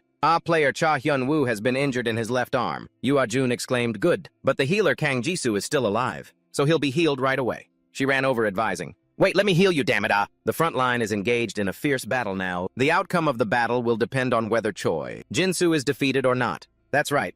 I'm really looking forward to the result on Island 2. The two teams are competing for the top spot. Yoo Ah-jun is casting a spell now. Do you want to face me head-on this time? Don't be ridiculous. Cha Hyun-woo, now recovered, shot an arrow to create a distraction. Is this revenge? The arrow was about to fly straight into Yoo Ah-jun's eye. Yes, however, Yoo Ah-yeon blocked it as if she had been waiting for it. Thanks so much for revenge. Yoo Ah-yeon is incredible. She's both tanking on the front line and supporting Yoo Ah-jun's spellcasting. That moment right there was the highlight of the match. Player Kang Jisoo. It seems her divine power is about to run out. The outcome is truly unpredictable. The winner here will take the #1 spot. Who will win? Suddenly the ground shook violently. They were all taken by surprise. What's happening? The ground is suddenly shaking. The screen is also shaking violently. We can't see anything. A wave gradually approached. No way. A tsunami. Ladies and gentlemen, a giant tsunami is crashing down on the island. A tsunami. A mysterious tsunami has submerged the entire archipelago. Commentator Seong, as one of the first-generation players. What is happening? Has there ever been a tsunami like this on the floating archipelago before? This is the first time I've ever seen anything like this. The archipelago has never experienced anything like this. After Island 7, even Island 4 has been swept away. The entire archipelago is being swallowed by the tsunami. The teams occupying the islands are also being swept away helplessly. There's nothing they can do. At this rate, even Island 2, where the battle is taking place, will be submerged. Show us Island 2. Despite this, Yoo Ah-yeon and Yoo Ah-jun managed to put up a barrier in time. Elsewhere, Cha Hyun-woo was also swept away.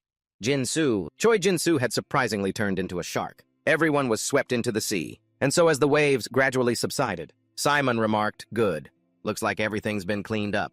Now what's left is Ah-yeon and Jun. Ah-yeon and Choi Jin-soo too, huh? He was a little surprised. I expected Choi Jin-soo to turn into a sea creature, but Ah-yeon was unexpected. Well, this is her gold-rank debut match after all. She should at least be able to do this much. One of Simon's hands had transformed into a dragon's claw. He was excited. Then shall we finish this Sargon's body tissue? Looking at the system panel, Yoo Ah-jun screamed in shock. What the hell? It seems Kim Si-mun himself caused the tsunami. The rankings have changed. We don't have a chance anymore. How are we supposed to beat him? Hey, you! Ah-yeon smacked him on the head. Hey, Ah-jun, are you crazy? She was annoyed. What's the use of panicking before we've even fought? Have you forgotten what the guild gave us? But sis, look what he's doing. With just one wave, he overturned all the lives that we worked so hard to take. How can we beat someone like that? At this moment, Si-mun was charging towards them. Yoo Ah-yeon reminded him, use your brain, you idiot. If he had enough power to create that wave, why? Hasn't he approached us until now? It means he doesn't have enough power to use that wave again. Right. Please pull yourself together and use the holy relic. 2 bracelets touched each other. It emitted a strange energy. Ice heart.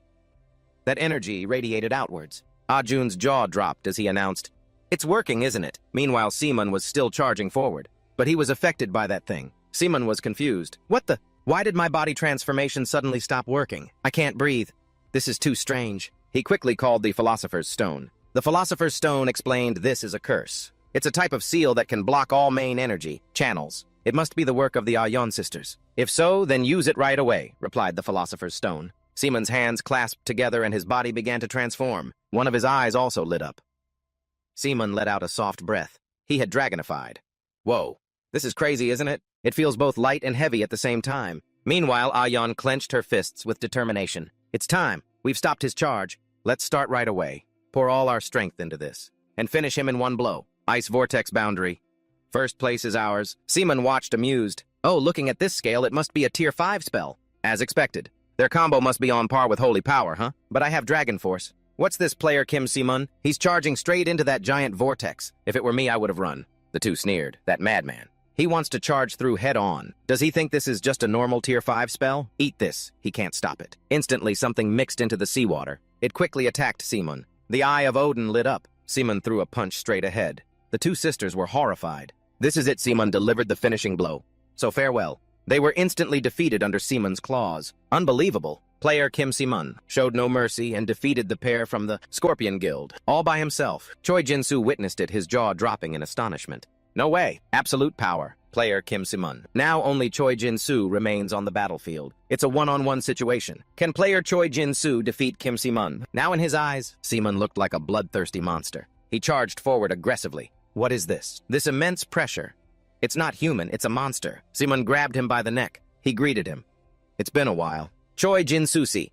Personally, I have a lot of respect for you. He hadn't expected this. All this time I've been training to take this guy down, but my body won't move. Well then, thank you for your hard work. What kind of monster is he? Streams of fresh blood shot out. Choi Jin-soo was knocked out in a single blow by Kim Simon. The last survivor has been decided, the final winner of the match. The gold rank debut has been chosen. Simon stretched. A piece of cake. System notification, the final island will now appear. Simon was extremely surprised.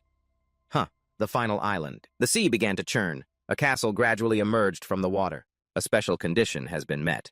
The final island will now appear. Simon spoke. I don't know what the condition was, but let's go. He marveled so fast. This form is definitely faster than human transformation. Simon quickly jumped up and reached the palace. The eye of Odin began to scan. What now? Let's take a look. What's inside? He suddenly realized. This is two sea creatures whispered to each other. A human? A human? He seems different from the previous ones. Simon was surprised. Are they Nagas? Aren't these high-level dragonkin that only appear in the diamond rank? The only thing I can be relieved about is that they're only warrior class. Warriors. His eyes suddenly widened. Simon managed to dodge the spear they had just thrown. It gave a compliment. You're quite fast for a land animal. This is very interesting. Let's see how long you can dodge. They charged. Simon gritted his teeth, confused. Both of them are attacking at once. Without hesitation, he activated the Eye of Odin to find their weakness. The two Nagas had to stop before the sudden light. Those eyes, Simon snapped his fingers. This is it. Taking advantage of their hesitation. A bolt of lightning struck the Nagas. Each of them was pierced by the lightning. In an instant, they were defeated. Suddenly, a voice spoke out praising truly magnificent. A system notification due to an unexpected situation. All broadcasts and communication channels will be temporarily cut until the situation is resolved. No communication channels will be available. Simon spun around startled. The newcomer was Princess Asa, possessor of the Emperor's Gaze. Not only do you hold Poseidon's trident, but you also have Zeus's holy relic. Simon was surprised. The Emperor's Gaze. Is she talking about this god's eye? This must be why they hesitated to attack me. Simon assessed. But this Naga is not like the usual ones. The races of Naga are ranked by the number of arms they have, and this one has 8. In my past life, only high-level rankers could handle something like this. With my current strength, can I really do this? She smiled cheerfully. How arrogant. Even though you possess the king's eyes, they are still imperfect, and yet you intend to challenge me. Simon was startled. You can read my thoughts, she corrected him. More accurately, it's empathy, although I can't see clearly, into one who bears the Emperor's gaze, the bearer of the Emperor's gaze. May I ask your name, Kim Simon? Ah, I see. So you are indeed Kim Simon, the one who humiliated those arrogant dragon lords. Twice, you're talking about Manos. It seems you know about that incident too? Changing the fate of those dwarves, right? Because of that, the Black Forge suffered very serious damage. Simon didn't understand. Fate. The Black Forge, she added. Thanks to what you did, the 5 dragon lords have begun to act. One of them, Defina, has already made a move. Her words became increasingly confusing. A dragon. If just one dragon appears, an entire city could be wiped out. Judging by your reaction, it seems you've already encountered them, but you're still alive like this. It must be thanks to the Emperor's gaze. If that's the case, then those Chinese bastards have allied with the Dragon Clan. They've used the Dragon Clan's influence to command Desperado. Asa warned, but don't let your guard down. Defina is a real dragon. No matter who you are, it will be difficult to deal with. I think so too. The Council's interference is getting stronger and stronger. I have much more to say, but I must go now. She kissed the back of Simon's hand, the Naga princess. Asa has bestowed the Naga royal blessing upon you. Your underwater abilities in dragon form have increased. Your influence with the Naga race has also increased. Simon was extremely surprised. This is my Azra's contribution to the future king. King, what is she talking about? So next time I hope to hear your real name. But I just told you my name. I am speaking the true name of the danger. A high-ranking Dragon Clan member is only complete when they obtain their true name. Absolutely do not let any Dragon Clan member see these eyes of yours while you're alive. Not even one. The special situation has ended. The gold rank debut match has been concluded. Simon. Wait, that's it. The gold rank debut match, an event with the draw of the Olympics, was over. The press was focused entirely on one person. At the Seoul Special District, a voice rang out from the Sungsam Guild. Miss, are you really going to leave it like this? Didn't you say that you would personally handle the player's issue? Kim Simon, now every news outlet is talking about him. Please, at least say something. Do Young. I know he's strong, but I really didn't expect it to be to this extent. A new player who just ranked up to gold was able to easily take down a Naga. No matter how high his skills are, it just doesn't make sense. They seem to freeze for a moment back then, right? And his light-based magic is also unusually powerful. I'm dying of curiosity. I thought I was starting to understand him a little better, but now I don't have a single clue. How on earth did he do it? Now that I think about it, Senior, Jin-hyuk did say that he'd met my brother before. Does that mean Kim Si-hyuk was there too? Park Min-cheon spoke up. Miss, I will find a way to approach and recruit him. Do-young stopped him. No, Manager Park, don't worry. Go handle the other cases. But I'm going to see him myself right now. Do-young. If I meet him in person, I'm sure I'll be able to figure it out. Scene changed to the Continental Union. Inside, someone announced, all right, please take your seats. The vice chairman of the Special Strategy Division spoke. I believe everyone knows why we have gathered here. In the recent gold rank debut match, there were several truly outstanding rookies. Among them, the one we need to pay special attention to is a player from South Korea. Yes, his name is Kim Simon. He's a magic type and only started participating in the arena a month ago. The crowd murmured, what? Only a month? Is that even possible? How can someone who only joined a month ago? He chuckled. I understand how you all feel. He entered the arena just a month ago, then participated in the debut match and won. It's truly unbelievable. But if you look at it from another angle, if he reached gold rank in just 1 month, then of course he's qualified to participate in the debut match. This situation reminds me of someone from the past, the undefeated legend Emperor Ju Zhongli, and the only person to have ever defeated him. I'm talking about the Sword Saint Kim Si-hyuk, the one who broke the 3-person team rule and won with just a duo, making history. And just like him, Kim Simon participated solo, without any teammates, and still won the debut match. The crowd was astonished. That's absurd. Even if you say that, Vice Chairman, this joke has gone too far. Winning solo. That's ridiculous. Someone asked, so what do you intend to do with this person? Did the chairman say anything? I've spoken with the chairman. He suggested that we should try to recruit him once he becomes stronger. But the attempt to recruit him during his silver phase failed, so we need a different plan. Don't tell me you're planning to call for an internal vote. Are you? Yeah, that's a bit much. A vote all of a sudden. If it's the chairman's order, there must be a good reason. Aren't we overreacting? Then let me be blunt. Do you all want a second Sword Saint to be born? Do you want the Continental Union, us to have to bow down to that tiny country? Wait a minute, Vice Chairman? How can you say that? As you all know, Emperor Ju Zhongli is currently on par with the Sword Saint Kim Si-hyuk. What if another one like Kim Si-hyuk appears? So what are you going to do? I'm sure the sharper officials here have already figured it out. He gasped. You mean you want to assassinate him? The crowd continued to murmur. Don't tell me. The recent terrorist attack by the Korean Awakened was also caused by the vice chairman himself. The vice chairman works for the emperor. Then perhaps this is his majesty's will. Enough.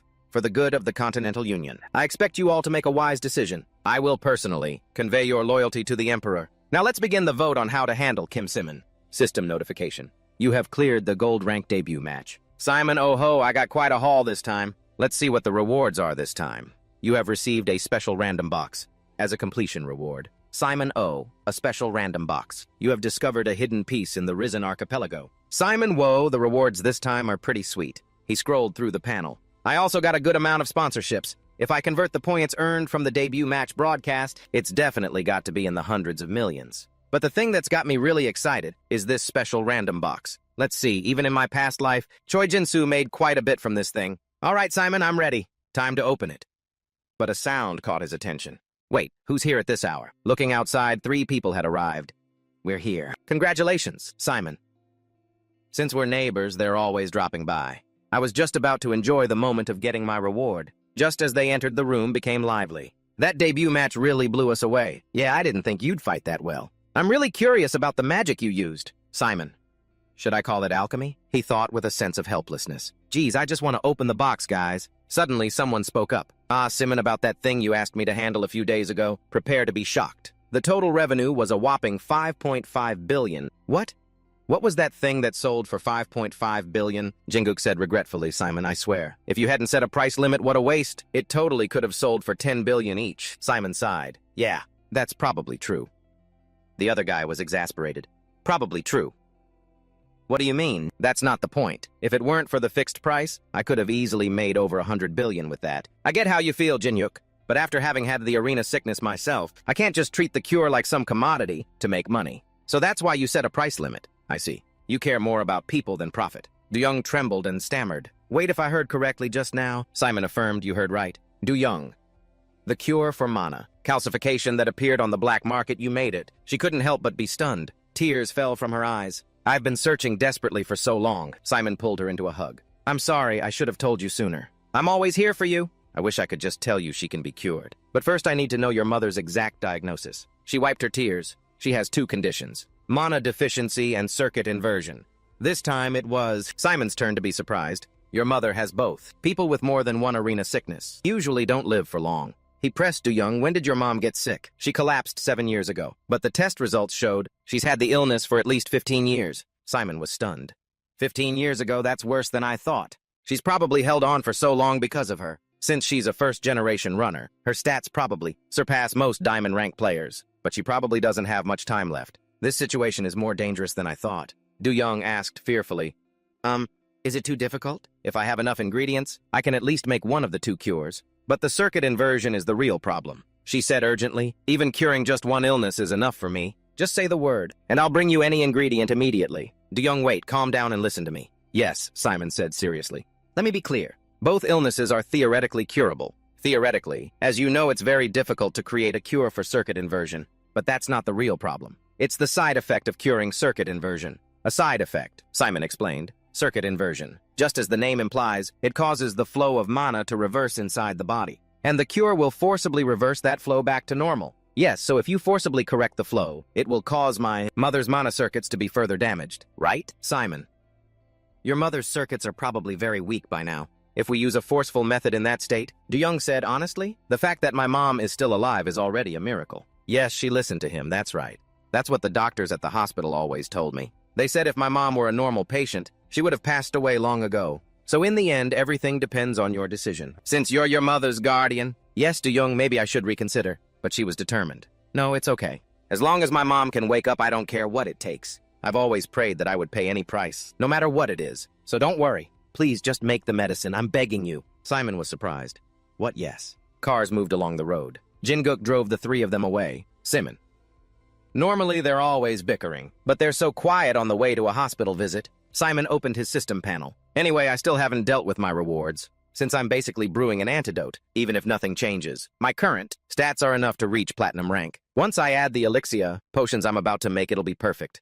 But most importantly, the main reward from this debut match is this thing. Special random box. It quickly appeared in Simon's hand. Du-young was surprised. Oh, you got one too. So the reward really was a special random box. Jin-guk laughed happily. Whoa, a random box. If I were on the same team as you, I'd probably follow you around, just to open boxes, Si-huk retorted. Well, whose fault is it for debuting early? Senior, even if we were on the same team, who would let you join? With those skills, Jin-guk got annoyed. Hey, I got a 1.5-person share in my debut match. I'll have you know. So what? You didn't win. You're the only one among us who didn't get a reward. This punk. Simon. I'm speechless. I shouldn't have brought it up. Du-young urged hurry up and open it. The special random box usually gives the opener an item they need. Si-huk chimed in. Yeah, I'm still using the sword I got last time. Simon looked at it with excitement. Let's see. I'm so nervous. I wonder what I'm going to get. You have opened the special random box. The box in his hand began to glow. Searching for a suitable item. No suitable item found. Simon was startled. What? No suitable item found, the extraction stone spoke up. Don't be so surprised. Just make a request like last time. Don't you remember your first time in the special arena? There was no reward, so you sent a request. I want to receive mithril as a reward. Simon remembered. He thought to himself. But I can't think of anything to request right now. The extraction stone reassured him. Don't worry, I've been thinking about it for a long time. Just trust me and send the request. Simon immediately called out Galactic Arena. Currently, no item can be found for me. Therefore, I will now make a request. Pausing search. Expanding reward scope. I want an item from the ancient vanished constellation. You have requested an item of Paracelsus. Du-young was amazed. A constellation. How do you know about a constellation that has vanished? Si-huk's jaw dropped in surprise. Are you really sending that request to the Galactic Arena? Jin-guk was no exception. I know you're a VIP and all, but can you just send requests like that? Reviewing request. Review complete. An item instantly appeared in Simon's hand, making him smile. It was a spherical flask. Si-Huk and Jin-Guk stared in amazement. You actually received an item from a constellation? Du-Young also questioned him loudly. What on earth happened in the arena? For you to receive an item from a constellation? The extraction stone was smug. They gave it to me because to them it's just junk. I knew it would turn out this way. Simon was marveling at the item in his hand. A little later they arrived at the hospital. In the room an IV bag was hung high. Du-Young's mother lay on the hospital bed. She walked over with the bouquet of flowers. Mom, I'm back. Above 3 drones were transferring energy to her. Simon was surprised. A mana stabilizer set and a healing drone. They already have this stuff in this era. These things definitely shouldn't exist yet. Du-Young approached her mother's side. Both Si-Huk and Senior Jin-Huk came today too. And Simon is here as well. Simon. She was like a mother to Si-Huk and me. How did she end up like this? Suddenly the eye of Odin seemed to see something. Wait a minute. He saw a strange energy radiating from her body. Dragon Force.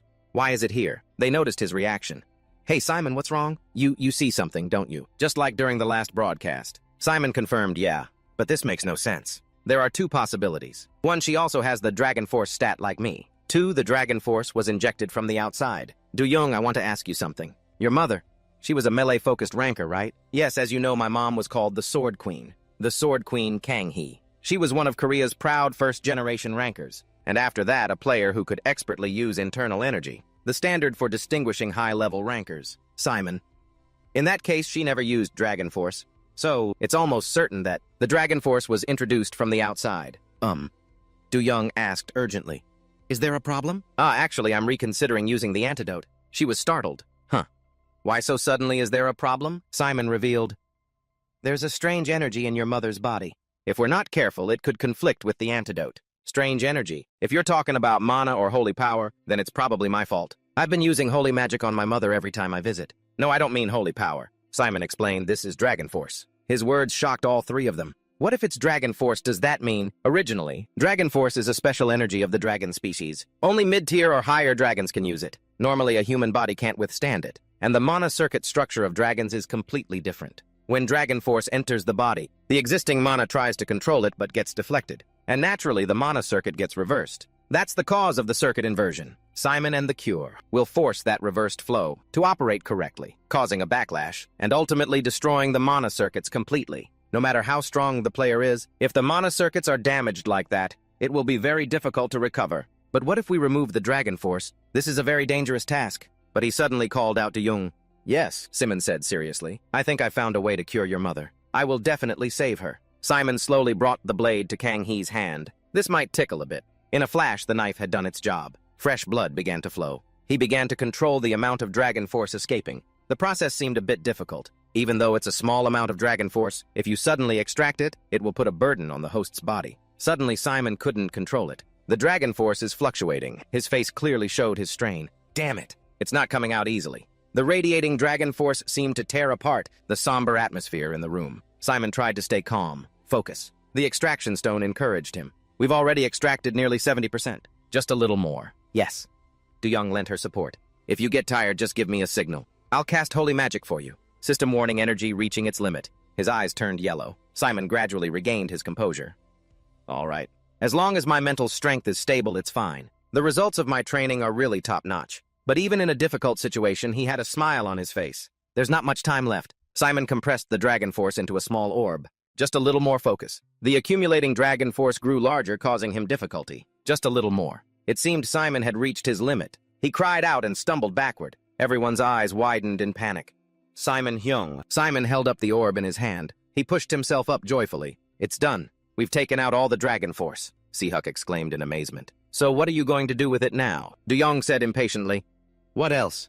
Destroy it immediately, Simon calmly spoke. No, there's no need for that. As soon as he finished speaking, he absorbed it into his body. The 3 beside him were shocked yet again. His recent action increased Simoon's Dragon Force by 2. Alchemy Force increased by 1. He looked satisfied. Good. It was absorbed just as I thought. The extraction stone was pleased. Of course, the Dragon Force we obtained is no different from a Dragon God's Dragon Force. She asked worriedly, Are you really okay? You should get checked out just in case. Suddenly, Kang-hee coughed, drawing everyone's attention. She was slowly waking up. Kang-hee breathed out in a weak voice. This place. Du-Young ran to her side, overwhelmed. Mom. She fell into her mother's arms. Mom, do you know how worried I was? Kang-hee said softly. My daughter. She looked at her with gentle eyes. You've worked so hard all this time. Si-Huk wiped a tear from his cheek. Auntie? Kang-hee looked toward them. It's been a long time, you two. The next morning, the news spread quickly. The chairman was furious as he read the news. Kang-hee has woken up. What is this? Choi Chang-guk reported. The Blue House has sent an official communication. They're requesting that we issue an official statement. He turned to ask about the situation with Sung Sam. How are things over there? He bowed his head. They're completely stonewalling us, so we can't find out anything. The chairman handed an iPad to Choi Chang-guk. Even though they're on the same boat as us, they're still not talking. He hesitated. I contacted Chairman Lee Seon-cheon, but Choi Chang-guk continued, it seems. He doesn't know the details either. The chairman was stunned. What? The chairman pressed his lips together tightly. That old man. So he's been hiding a snake in his robes for all these years. Was it all just an act, or did that Do-young girl act on her own? After thinking for a long time, he spoke. Is there anything else? He looked uncomfortable. He seems to be annoyed. The chairman guessed. Of course, he's carrying a heavy burden of sin. And if Kang-hee starts digging into that incident, it'll be a huge problem. He waved his hand. Have you sent a reply to the Continental Union yet? Choi Chang-guk replied. It's still pending, sir. The chairman gave a vile smile. The Continental Union still wants to assassinate Simon. It's definitely the work of Ju Dongli and his followers. He ordered reply to them. Tell them we'll secretly open a path for them. He was hesitant. But chairman, due to the recent situation at the border, security is very tight. The chairman changed his plan. Then contact that old man at Sung Sam. Choi Chang-guk bowed his head. Choi Chang-guk. I understand why he's rambling on. Chairman. Come to think of it, that Simon kid, he recently moved into the Ranker Palace, didn't he? He voiced his thoughts. Yes, it seems Si-Huk and Do-young were behind it. The chairman dismissed it. That place is our territory anyway. His eyes lit up. As long as that kid stays inside the Ranker Palace, even the Continental Union will have a hard time assassinating him. Continue to observe and wait for the right time. An opportunity will come. The next morning at Simon's apartment, he walked while stretching, so tired. Simon sank into the sofa. Home is the best. Now that her mother has woken up, Do-young must feel so relieved. The extraction stone voiced a question. But his aunt, she's lost all her stats. Will she be okay? He looked regretful. Yeah, I really didn't expect that her stats would be completely wiped like that. Simon sympathized. I guess there was no other way. She's been suffering from that illness for so long. It agreed. That's right. In a way, she was extending her own life, with the devices she made herself until now. Suddenly, he sat up, placing a hand on his chest. But if it's her, she can definitely get back up, on her own 2 feet. She'll probably go back into the arena again and say she's going to live her second life. The extraction stone suggested, anyway, let's check that other thing first. Simon was confused. Huh, what? A thought suddenly struck him as if he'd woken up. That flask, Simon quickly activated the system. Check it out now. The stats for the flask of Paracelsus appeared. He looked excitedly at the item in his hand. Ancient legend. That makes sense. It belonged to a god that no longer exists. All right. Simon looked it over.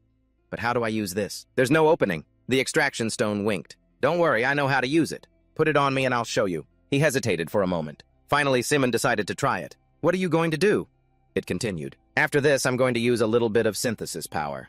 He nodded. All right. Suddenly, a sharp pain erupted from his chest. The liquid from the flask of Paracelsus began to seep into his body. Simon couldn't believe his eyes. What? When the extraction stone absorbed the flask, it felt like it split in two. A series of system notifications left him stunned. Homunculus. Simon's eyes widened as he looked at the achievements he'd earned. The extraction stone smiled slyly. The flask now became its container. You've finally arrived. Seeing it with my own eyes like this is even better. He stammered, wait, extraction stone. It cackled. Now sleep. Simon sighed, snap out of it. The extraction stone pouted.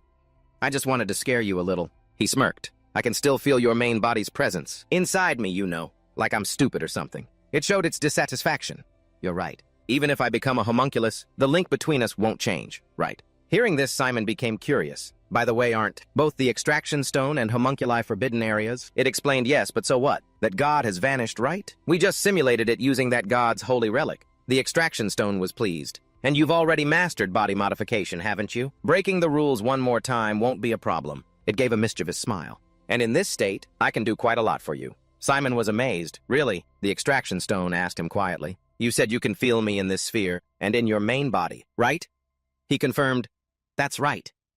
It asked another question. So that means there are two of me, right? Simon was skeptical. That's right. The extraction stone's aura gradually became more sinister. Then let's go to the lab. A moment later, they both arrived. It said excitedly, all right, put me down here. The extraction stone busied itself. I'm going to use power transformation. Its two hands deftly mixed the chemicals together and made a potion. Simon witnessed this scene with utter amazement. This is insane. Intermediate crafting, the extraction stone proudly introduced. What do you think my intermediate alchemy? Pretty amazing, right? He walked over and hugged it. Oh my God, my precious treasure.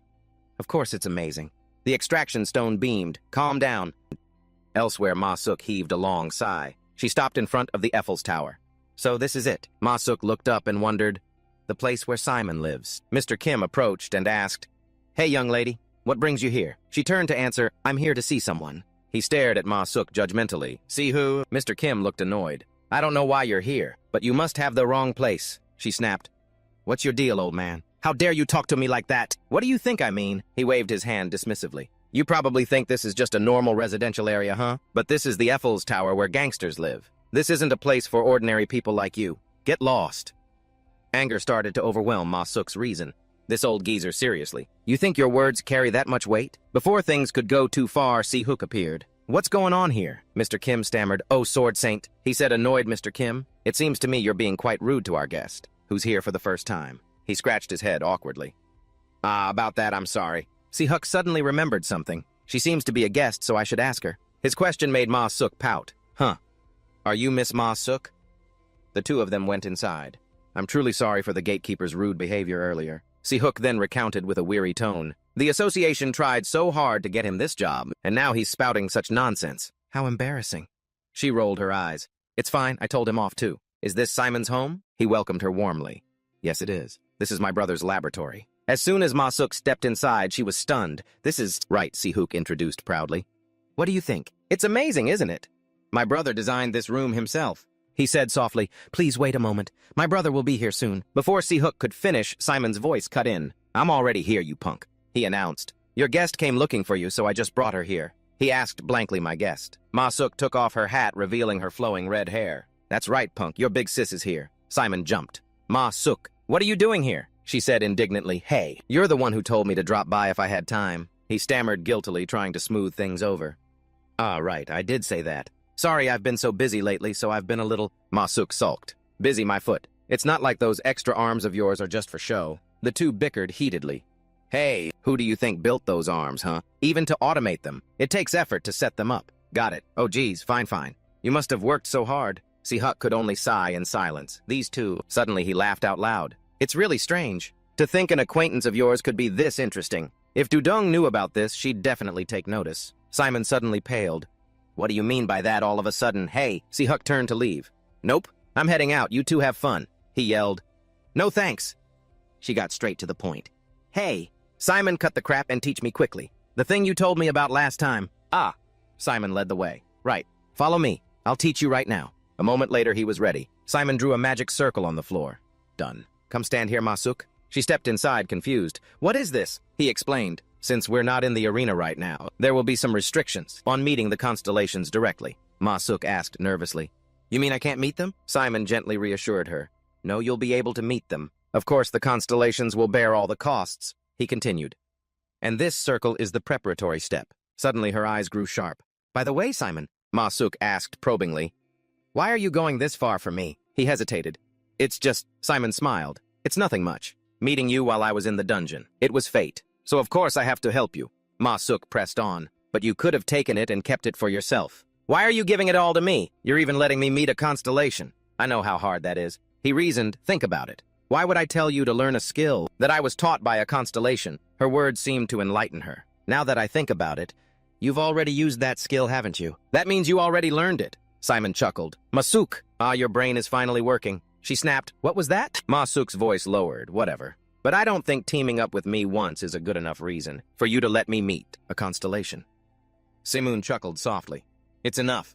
I had other things to take care of anyway, because I got the Heavenly Demon Arts and 5,000 achievement points for free. He reached out and took her hand. A light flickered in Simon's eyes. It's because I'm still alive thanks to you. Without the elixir you gave me back then, I wouldn't be here now. Thank you so much, Ma Suk. The magic circle began to activate, startling her. What are you talking about? He smiled.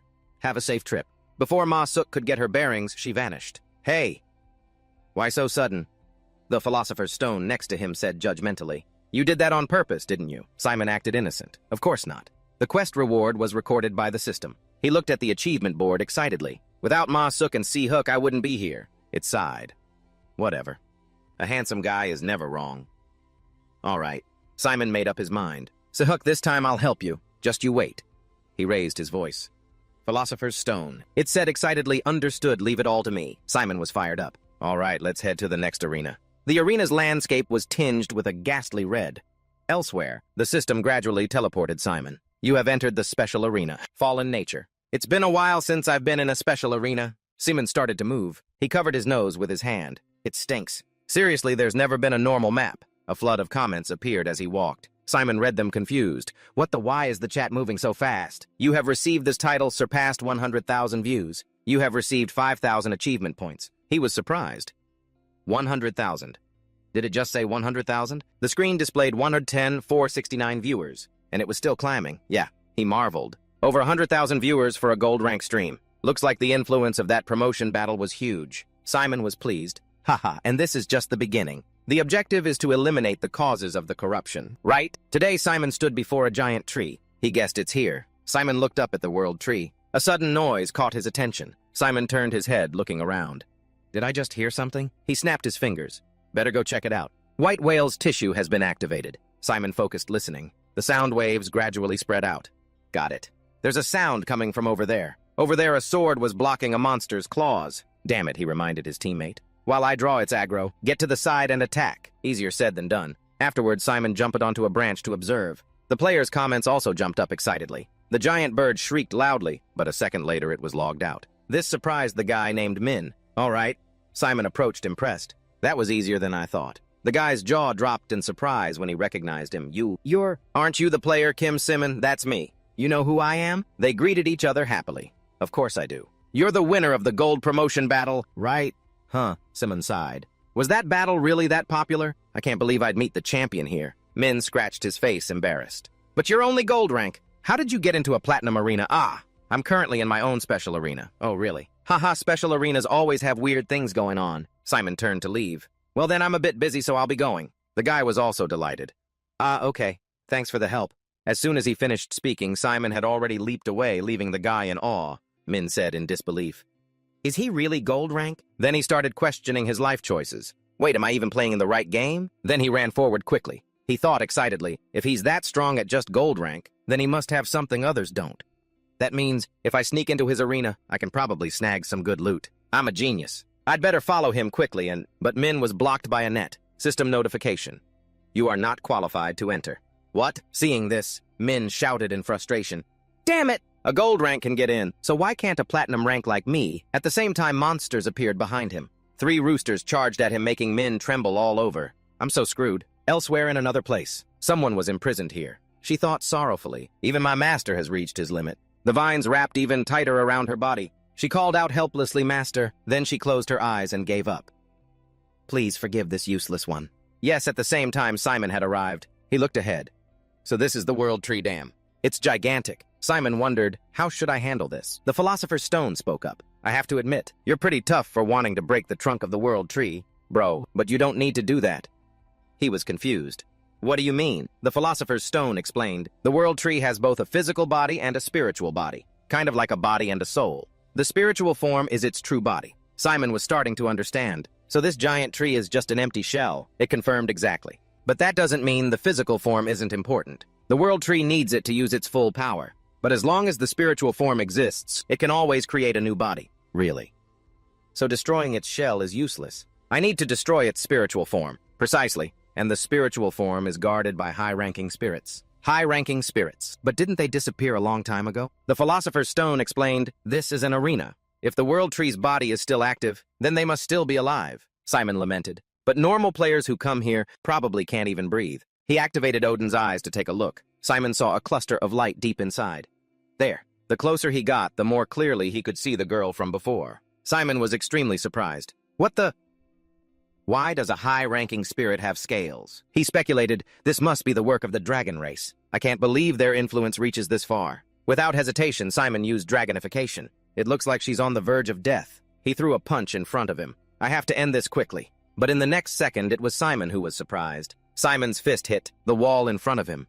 Wait, where'd she go? Right at that moment, a voice came from behind him. Intruder! It was the spirit girl who was tied up earlier. Her body was overflowing with killing intent towards Simon. Must be eliminated. Ernan spoke with a steel-like tone, I will eliminate you. Then she rushed towards Simon at high speed. As he dodged, he thought, although I don't know why. A high-ranking spirit was absorbed by dragon power, but thanks to that her attacks have become simpler. If I can help the spirit who holds the soul of the world tree, then maybe we can deal with the cause of the corruption. Simon stomped his foot and threw a punch. Easy.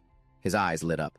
But do we really have to kill her? Can we save both the spirit and the fallen soul of the world tree? The stone said helplessly. Bro, that's a nice idea. But saving the fallen world tree is impossible. In terms of mythological ranking, the world tree is on par with the constellations. So unless it's healed by a constellation, in person it's going to be very difficult. Simon continued to dodge Ernan's attacks. So, there's no choice but to kill her. He grabbed her arm and threw her away. Or I could just create a new soul for the world tree. The stone reminded him, are you telling me you still have a seed of the world tree? A thing that's been missing for 10,000 years. If I don't have one, I'll just make one. He smiled faintly. What the Come to think of it, the item I got for entering the arena this time was watching Ernan kneel down, Simon wondered. Then she roared, intruder eliminate. Simon held out his hand. He used his power to restrain her. Stop right there. She froze before his power. Ernan seemed to be frozen solid. Simon smirked. It worked just as I thought. The comments exploded with surprise. He continued to command her. Quickly give me the spiritual form of the world tree that you're holding. Ernan's eyes were still red. From within her, some kind of light passed through. She gaped, unable to speak. The world tree was being extracted. Simon marveled.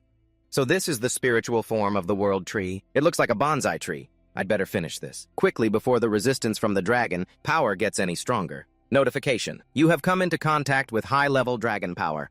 Absorbing dragon power. The high-level dragon power is resisting fiercely. He struggled to pull it into his hand. It's resisting.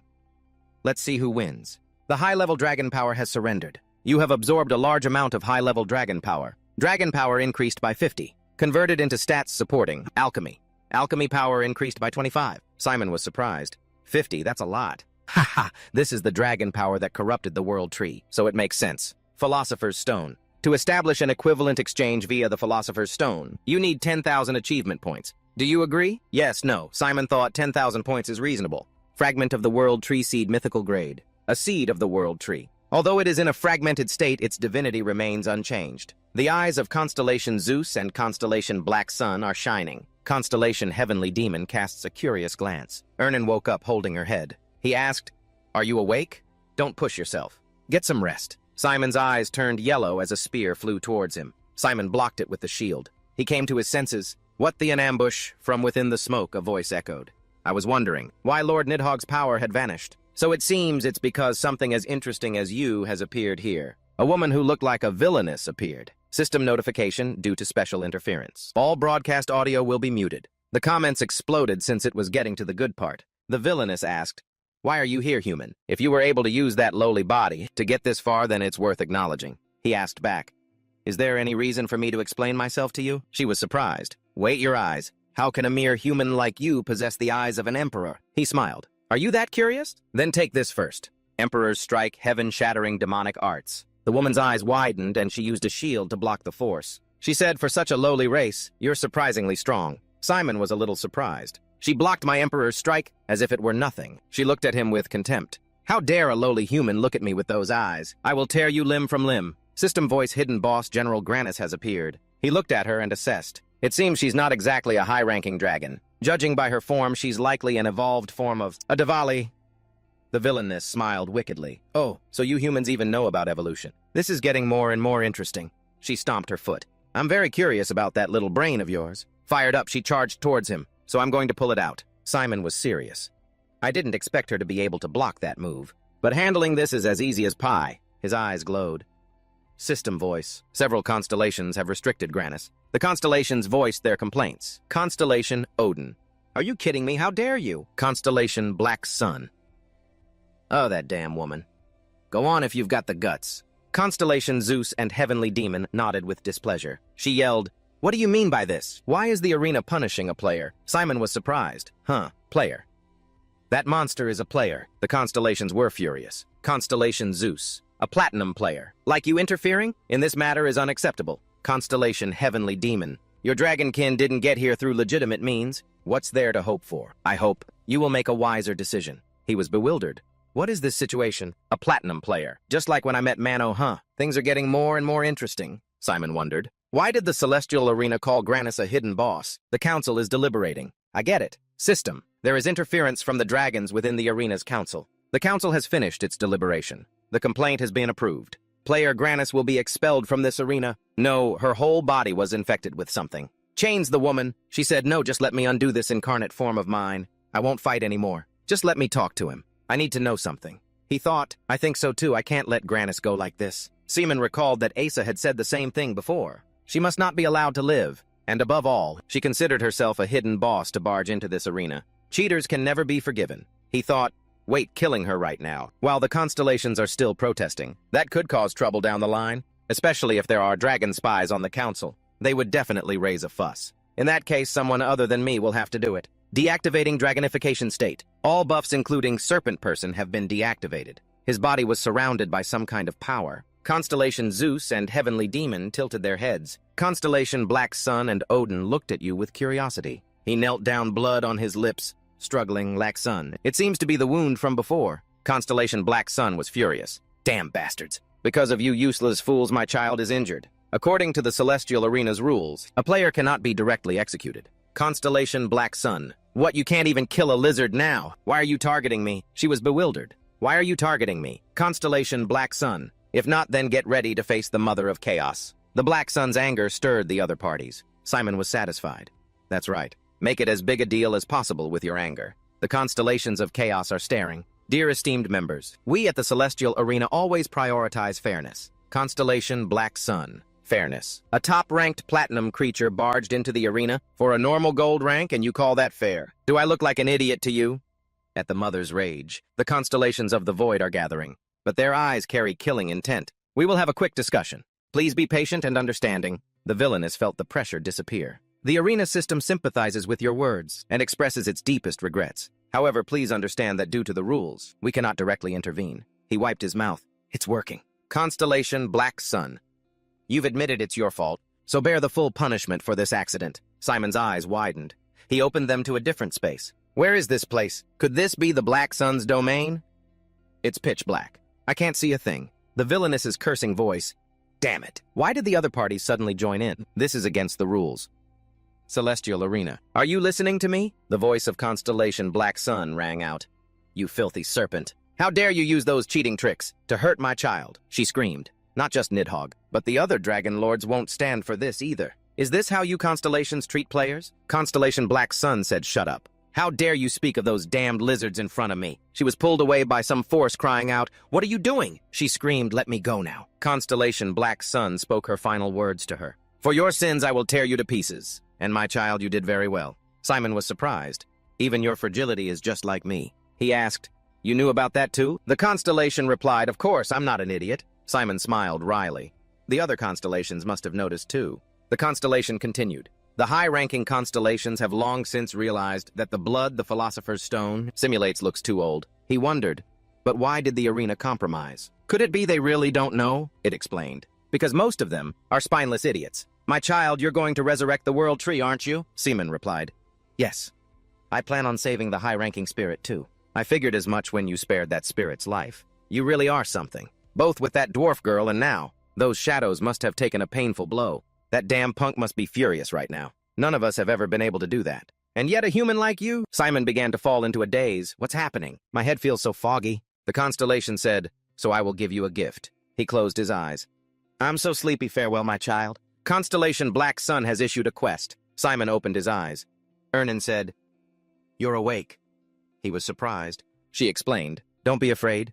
You fainted, so I took care of you for a bit. Simon was a little flustered. Ah, is that so? She introduced herself. My name is Ernan. I am the companion of the World Tree. Ah, he asked. Has the dragon power inside your body completely disappeared? She replied, yes. It's all thanks to you. You eliminated the source of the corruption. Ernan coughed up blood as she spoke. Simon was flustered. Are you okay? Could it be because of the World Tree's missing soul fragment? She said, I think so. It's also partly due to the dragon power of the 5 Dragon Lords, which has weakened my body. Simon offered.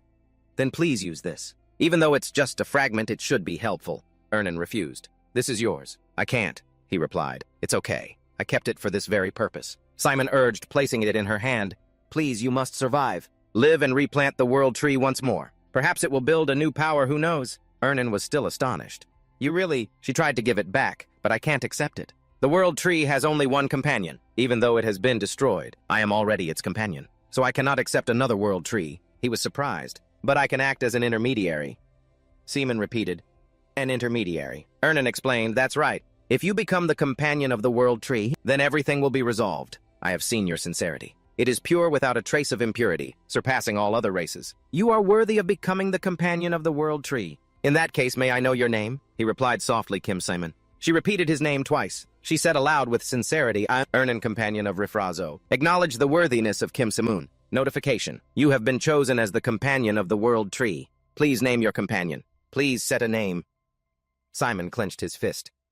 A name, Simon. I'll name it Sim Dressel. That's my companion's name. You have obtained the title Companion of the World Tree. You have received an achievement. The one and only Companion of the World Tree. You have received 10,000 achievement points. What is this? Simon thought happily. It feels so refreshing. It's as if all the impurities in my body have been cleansed. You have cleared the special arena corrupted nature, returning to the original world. Simon was surprised to see his body gradually disappearing. Am I being summoned back? Onan understood as well. It seems it's time to say goodbye. But this won't be the last time we meet, she promised. Next time I will come to you in a more beautiful form. My savior. Simon shook her hand. I'm looking forward to it too. Take care. You too, Onan said, Simon. Scene change elsewhere. On the ground, monster corpses lay scattered about. One was still alive. It roared loudly. Jin-guk quickly reported, Hey, there's still one over here. The monster opened its mouth wide as if to devour its food. But a second later, a series of slashes tore it to shreds. That person was Sihuk. He laughed teasingly. Sunbae, I told you to lure them here one by one. Jin-guk panted heavily. Hey, you make it sound so easy. Even if I could, it's a pain in the ass, you punk. I'm so tired, crap. There's another one behind me. There's another one. Seriously, Sunbae, you're useless. This little brat? Sihuk unleashed a series of stylish attacks on the monster. He frowned. I still have to watch my brother's broadcast. Because of you, I'm going to be late. Jin-guk retorted. Hey, you think I don't want to watch it? That's definitely a high-ranking dragon. Suddenly, the system announced, due to a special factor, the map will be changed. The two were surprised. Why all of a sudden, the tainted forest has changed into the forest of rebirth? A map change. How did that suddenly happen? After looking at the chat, he urged Sunbae, look at the chat. It seems like it's because of a gold ranker. Then he realized something. Wait a minute. Gold rank. Could it be someone else? The comments kept flooding in. An angry hand slammed down on a table. The man was furious. Damn it. Why now of all times? With so many people watching, how are we supposed to assassinate him? Tell the website to change the plan. What's the situation on the continent? They've just arrived in Inchin, sir. Ha! Those guys are usually so lazy, but they had to be quick at a time like this. Nothing is going smoothly. Sir, the subordinate asked, should we report to them now? They've just arrived. So if we report now, they should be able to listen. But the man stopped him. Forget it, they won't listen. Let them handle it themselves. We're pulling out of this. What, sir, if we pull out now, the continent might cause a scene. If they reveal the illegal immigration, don't worry. The current guild master of the continent, Zhongli, isn't that foolish. And that old geezer from Seongsam is involved in this too. So should we contact the chairman now? Do it. If the plan fails, he'll understand. More importantly, I feel like I've missed something. What is it exactly, Kim Simon? What is he hiding? Scene change, Pantheon Palace. The system continuously announced, you have cleared the special arena corrupted nature in an unimaginable way. The fate of the arena has been drastically altered. Simon exclaimed, just as I thought. He was excited. Now, let's see what the reward is. Simon reassessed the situation. This was clearly the arena's fault. They'll probably be generous with the rewards, but after waiting a while, no further notifications appeared, leaving Simon disappointed. Man, what's taking so long? Calculating. They're not gonna ghost me, are they? Dachiera spoke up. Saving a high-ranking spirit is a great reward in itself. Plus you gave birth to a new world tree, even if it's just a fragment of the seed and not perfect. The fact that a world tree was born is a colossal achievement. Really, I think I did get an achievement related to the world tree. Oh, Simon was thrilled. Whoa, this is insane. A growth-type title. These are as rare as SSS rank items, Dachiera. Do you know the conditions to get them? It replied, perhaps every time you synthesize a world tree seed fragment, just for reference. I also don't know how much the growth rate will increase. This is my first time encountering a world tree as well. Then we'll have to synthesize it ourselves to find out how much the growth rate increases. Sounds good. Suddenly, Simon noticed something. He clicked on the quest tab. Now I remember the Black Sun gave me a quest. It's called Forgotten Knowledge. Simon was confused. Homunculus creation method. So this is the Black Sun's gift. But why give it in the form of a quest? The Black Sun could have just given it to me directly. But using a quest format is probably because I'm not high enough level to create a homunculus yet, Dachiera explained. That's right, after all, creating life is the domain of the gods, Simon wondered. So how many achievement points do I need to reach 60% completion? On the Philosopher's Stone tablet, it said, hold on, let me see, we're currently at 40%. To reach 50%, you need 20,000 points. And for another 10%, you need an additional 10,000 points. Okay, Simon calculated, so that's 30,000 points in total. That's right. He buried his face in his hands and sighed. Just for a 20% increase, I need 30,000 points. That's crazy. Looks like I'll have to save up achievement points for a while. Suddenly, the system announced, the reward has been decided. Simon quickly sat up. Finally. He quickly scrolled through the items. Enough of that, get to the reward. You have received the reward Mimir's Spring Water. Dachiera was shocked. Mimir's Spring Water. Simon was confused. What's wrong? Due to an error in the special arena, all related teams have been disbanded, and player Kim Simon, who was affected, will receive a special reward. You have received a World Tree Fragment. Another one. Looks like they felt guilty, so this is a new one. The consumption of causality must have been immense. The constellations smile with satisfaction. Heh! Simon chuckled. Thanks to this, I saved 10,000 points. Sweet. Suddenly, a loud shout caught his attention. Damn it! That annoying old man. Simon recognized the person. Ma Suk! She called out loudly. Hey, Kim Simon! Ma Suk pointed straight at him. Fight me. Simon was confused. I just got back. But it seems you've learned quite a bit of the Heavenly Demon's inheritance. Your clothes are all tattered, he noted. She grumbled. That old man is really... Hey! Simon snapped his fingers. Forget the fight. Put on some decent clothes first. Ma Suk's clothes were instantly replaced with new ones, surprising her. What the... She got excited. Hey, you just stole the livelihood of a bunch of clothing stores. How did you copy the clothes so perfectly? That's just like you, Simon replied helplessly. It's not a copy. I recreated them from the pile of clothes on your body. Alchemy can't create things from nothing, huh? You're right. Are my clothes thinner now? Then she remembered her original purpose. Wait a minute. This isn't the time for this. I said fight me. Masuk had a cunning look on her face. That damned old man. At least he had a bit of a conscience, giving me such an interesting quest. I'm going to get all these rewards, Simon guessed. Hey, don't tell me the Heavenly Demon gave you a quest to fight me. She was startled. How did you know? This time Simon was more enthusiastic. Well then that's great. I was just thinking of testing out my new stats. Let's do it. Inside the training room, Masuk exclaimed, Whoa, this place is insanely big. Is this an arena? Why is it so huge? This is the indoor training ground of the Pantheon Palace. It has to be large so the damage doesn't spread outside. The two stood facing each other. All right then, shall we start right away? Masuk grinned. Fine, grit your teeth and come at me. She stomped her foot, shattering the ground beneath. I'm going to fight seriously. As she finished speaking, she lunged forward. Simon noted, much faster than last time. He dodged easily, but too predictable. Suddenly his eyes widened in shock. Her leg kicked at his stomach, forcing Simon to lean back to avoid it. He was a bit flustered. Whether that last move was just a feint. Once again, Masuk's fist flew towards him. Simon stood still and took the hit. But a second later, he vanished, surprising her. Simon's voice came from behind. I'm a little surprised, Masuk. She quickly turned around. Simon kicked her, sending her flying. Not bad. Masuk bounced off the wall to gain momentum and landed like a badass. Simon complimented her. Not bad at all. To be able to counterattack in a situation like that. She wiped the blood from the corner of her mouth. Tsh! Counterattack my ass. I haven't even used my full strength yet, Simon thought with a smile. That's because you're still silver rank. Your rank doesn't match your talent. If you keep getting stronger at this rate, you could totally reach diamond rank. Without waiting long, Masuk charged forward again. She's fighting. Simon dodged, intentionally closing the distance for close combat. You don't want me to use alchemy, do you? If that's the case, I'll play with you using only my fists. But before he could, Masuk's fist was already in his face. Fortunately, he still managed to dodge. A powerful energy emanated from her fist. Simon was startled. Annihilation Ray. He was shocked. This is a skill that can only be used after learning level 2 of the Heavenly Demon Arts. What? But she's already learned it. But she was still fighting fiercely. Where are you looking? It's not over yet. Next was a collision that shook the entire space. Simon struggled to defend. She blocked the Emperor's fist. Looks like I can't take her lightly anymore. He focused on the fight. I have to counter properly. Masuk cursed in amazement, you monster. How can you punch and release an aura at the same time? The two streams of power clashed violently. Masuk tried to fight back. I can't let this continue. She stomped her foot hard, deciding, I'll attack first. This action caused the entire room to shake violently. Simon was wary. This is the Heavenly Demon's footwork. The pressure is incredible. I can't move.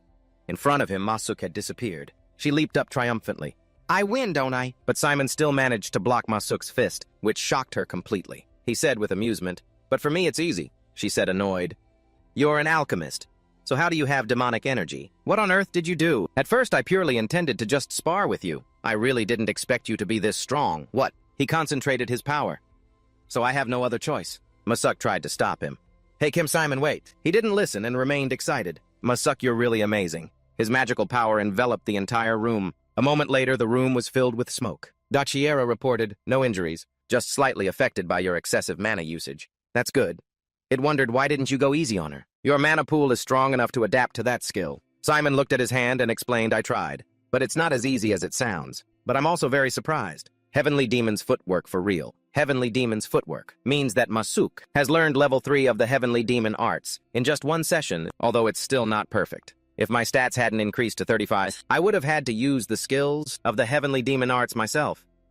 Dachiera spoke up and asked him, so what's your plan now? Aren't we going to establish a guild after you upgrade your title? By using the fragment from the World Tree Seed, Simon suddenly remembered. Oh, that's right. It wondered, you're going to let Masuk join, right? He turned his head to look at her. Simon sighed helplessly. Yeah, if she wants to. You saw it yourself. Even though she's only just begun, she's improved so much in just one session. So we can't tell how much stronger she can get. Slow fade. Someone is walking towards the Pantheon building. Jinsuk walked and thought happily. I heard Simon has something to show me today. I'm really looking forward to it. Suddenly a greeting surprised him.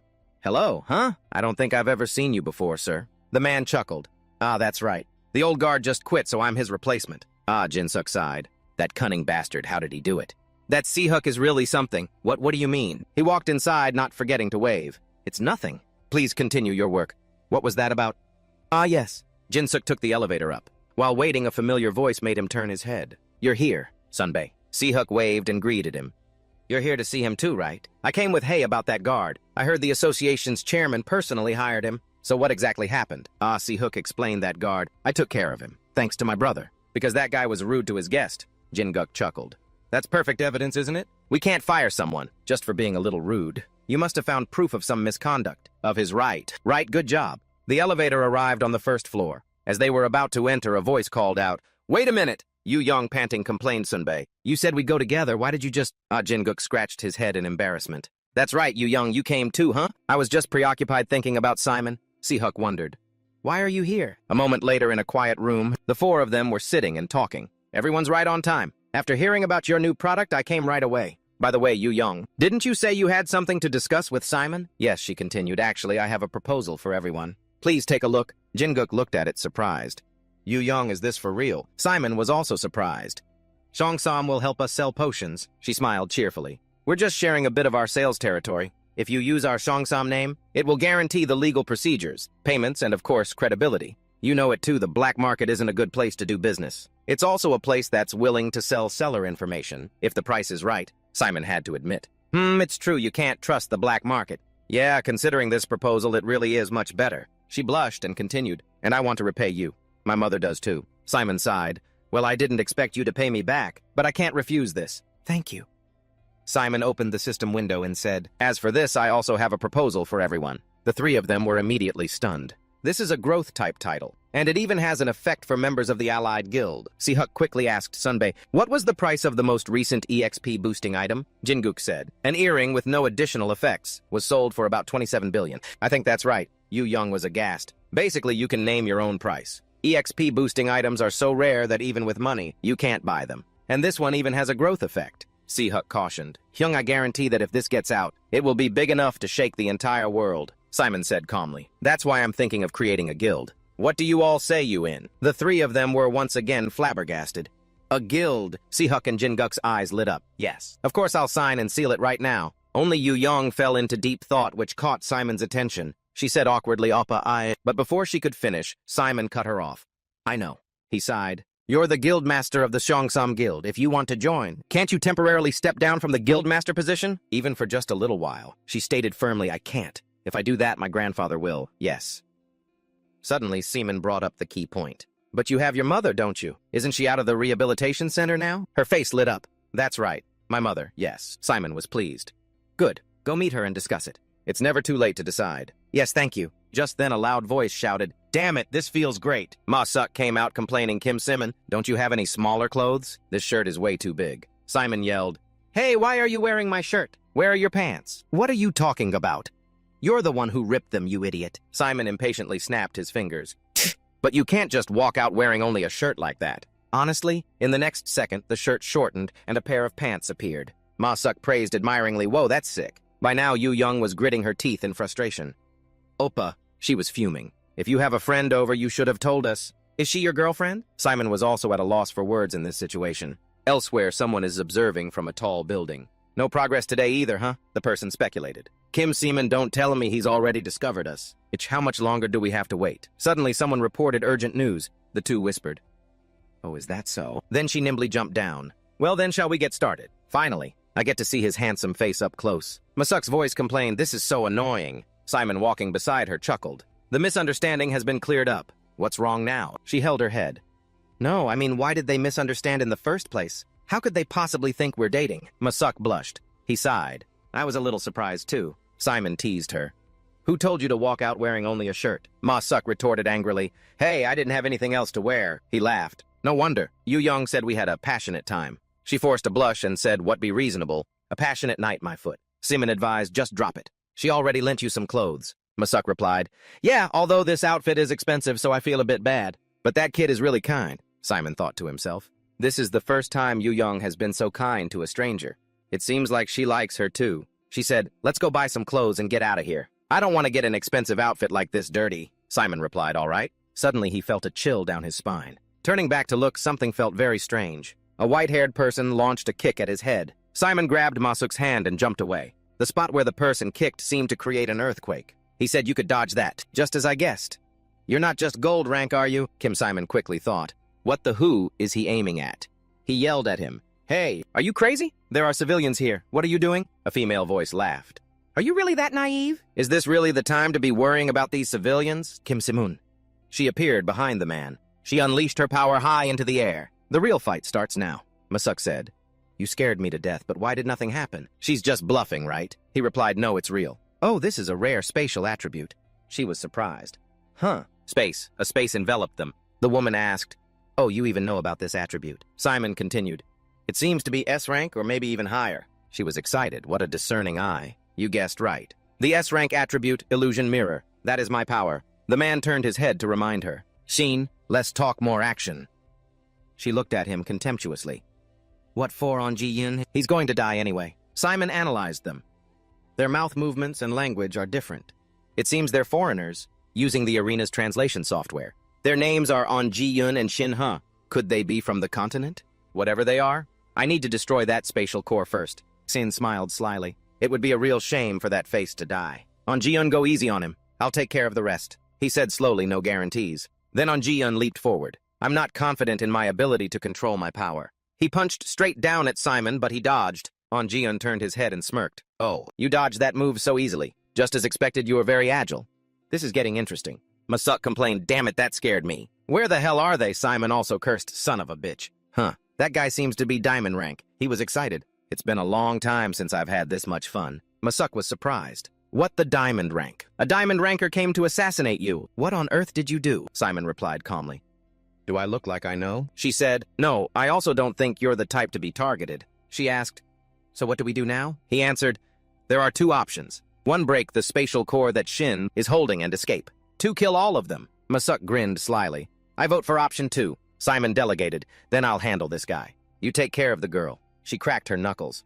"All right. Now I should try using some of the skills I learned from the Heavenly Demon." She got into her stance. He encouraged her. "Then I'll be counting on you." On Ji-eun realized their thought. Splitting up. They want to fight one-on-one. Then this is to our advantage. Simon ran in a different direction. He chased after him. "Stop right there." Kim Simon Shin closed her eyes and sighed. "This idiot can't even take down a mere gold ranker. Looks like I have to step in." Ma-suk's voice cursed. "Hey, you little small fry." Shin opened one eye. She provoked her. "Come on, face me head on." Sin was flustered. "Huh, me?" Ma-suk laughed. "That's right, you pretentious small fry. Aren't we the only two here?" Shin got angry. You're clearly just a low-level player. I'm platinum rank, you know." She only jeered. But Ma-suk's nonchalant beckoning gesture said, "So what?" Sin exploded. "This crazy bitch! You don't want to die peacefully, do you?" She continued to provoke. "A platinum ranker who fights by running her mouth. Never heard of it." She yelled, "I'll rip out your tongue and kill you." On the other side, the two men were fighting fiercely. On Ji-eun smirked and cracked his knuckles. "Hey, Kim Simon, are you just going to keep running away like this?" Simon observed the situation. "This isn't good." There are still civilians here. I can't just recklessly use my power. He suddenly realized, wait a minute. Why are the other awoken? They're so calm in the face of this battle. Could it be that they're on the same side? Simon gritted his teeth. He showed his sharp claws on his hands, amused. Looks like you've figured it out. Move out, brothers. As he finished, the civilians stripped off their clothes, revealing all black attire underneath. On Ji-Yun ordered, take him down at all costs. Simon smirked, ganging up on me. It won't work. His eyes turned golden, creating numerous bolts of lightning. You people always think numbers are everything. Is that so? He jumped up, intending to slash him. I know you can use mind control magic. His eyes turned bloodshot as he shouted, now die, Kim Seaman! That's all for my video. The above was a summary of the series. If you have any opinions, please leave them in the comments below. And don't forget to leave me a like, subscribe, and hit the notification bell to receive more interesting videos. For now, goodbye and see you again. Bye-bye.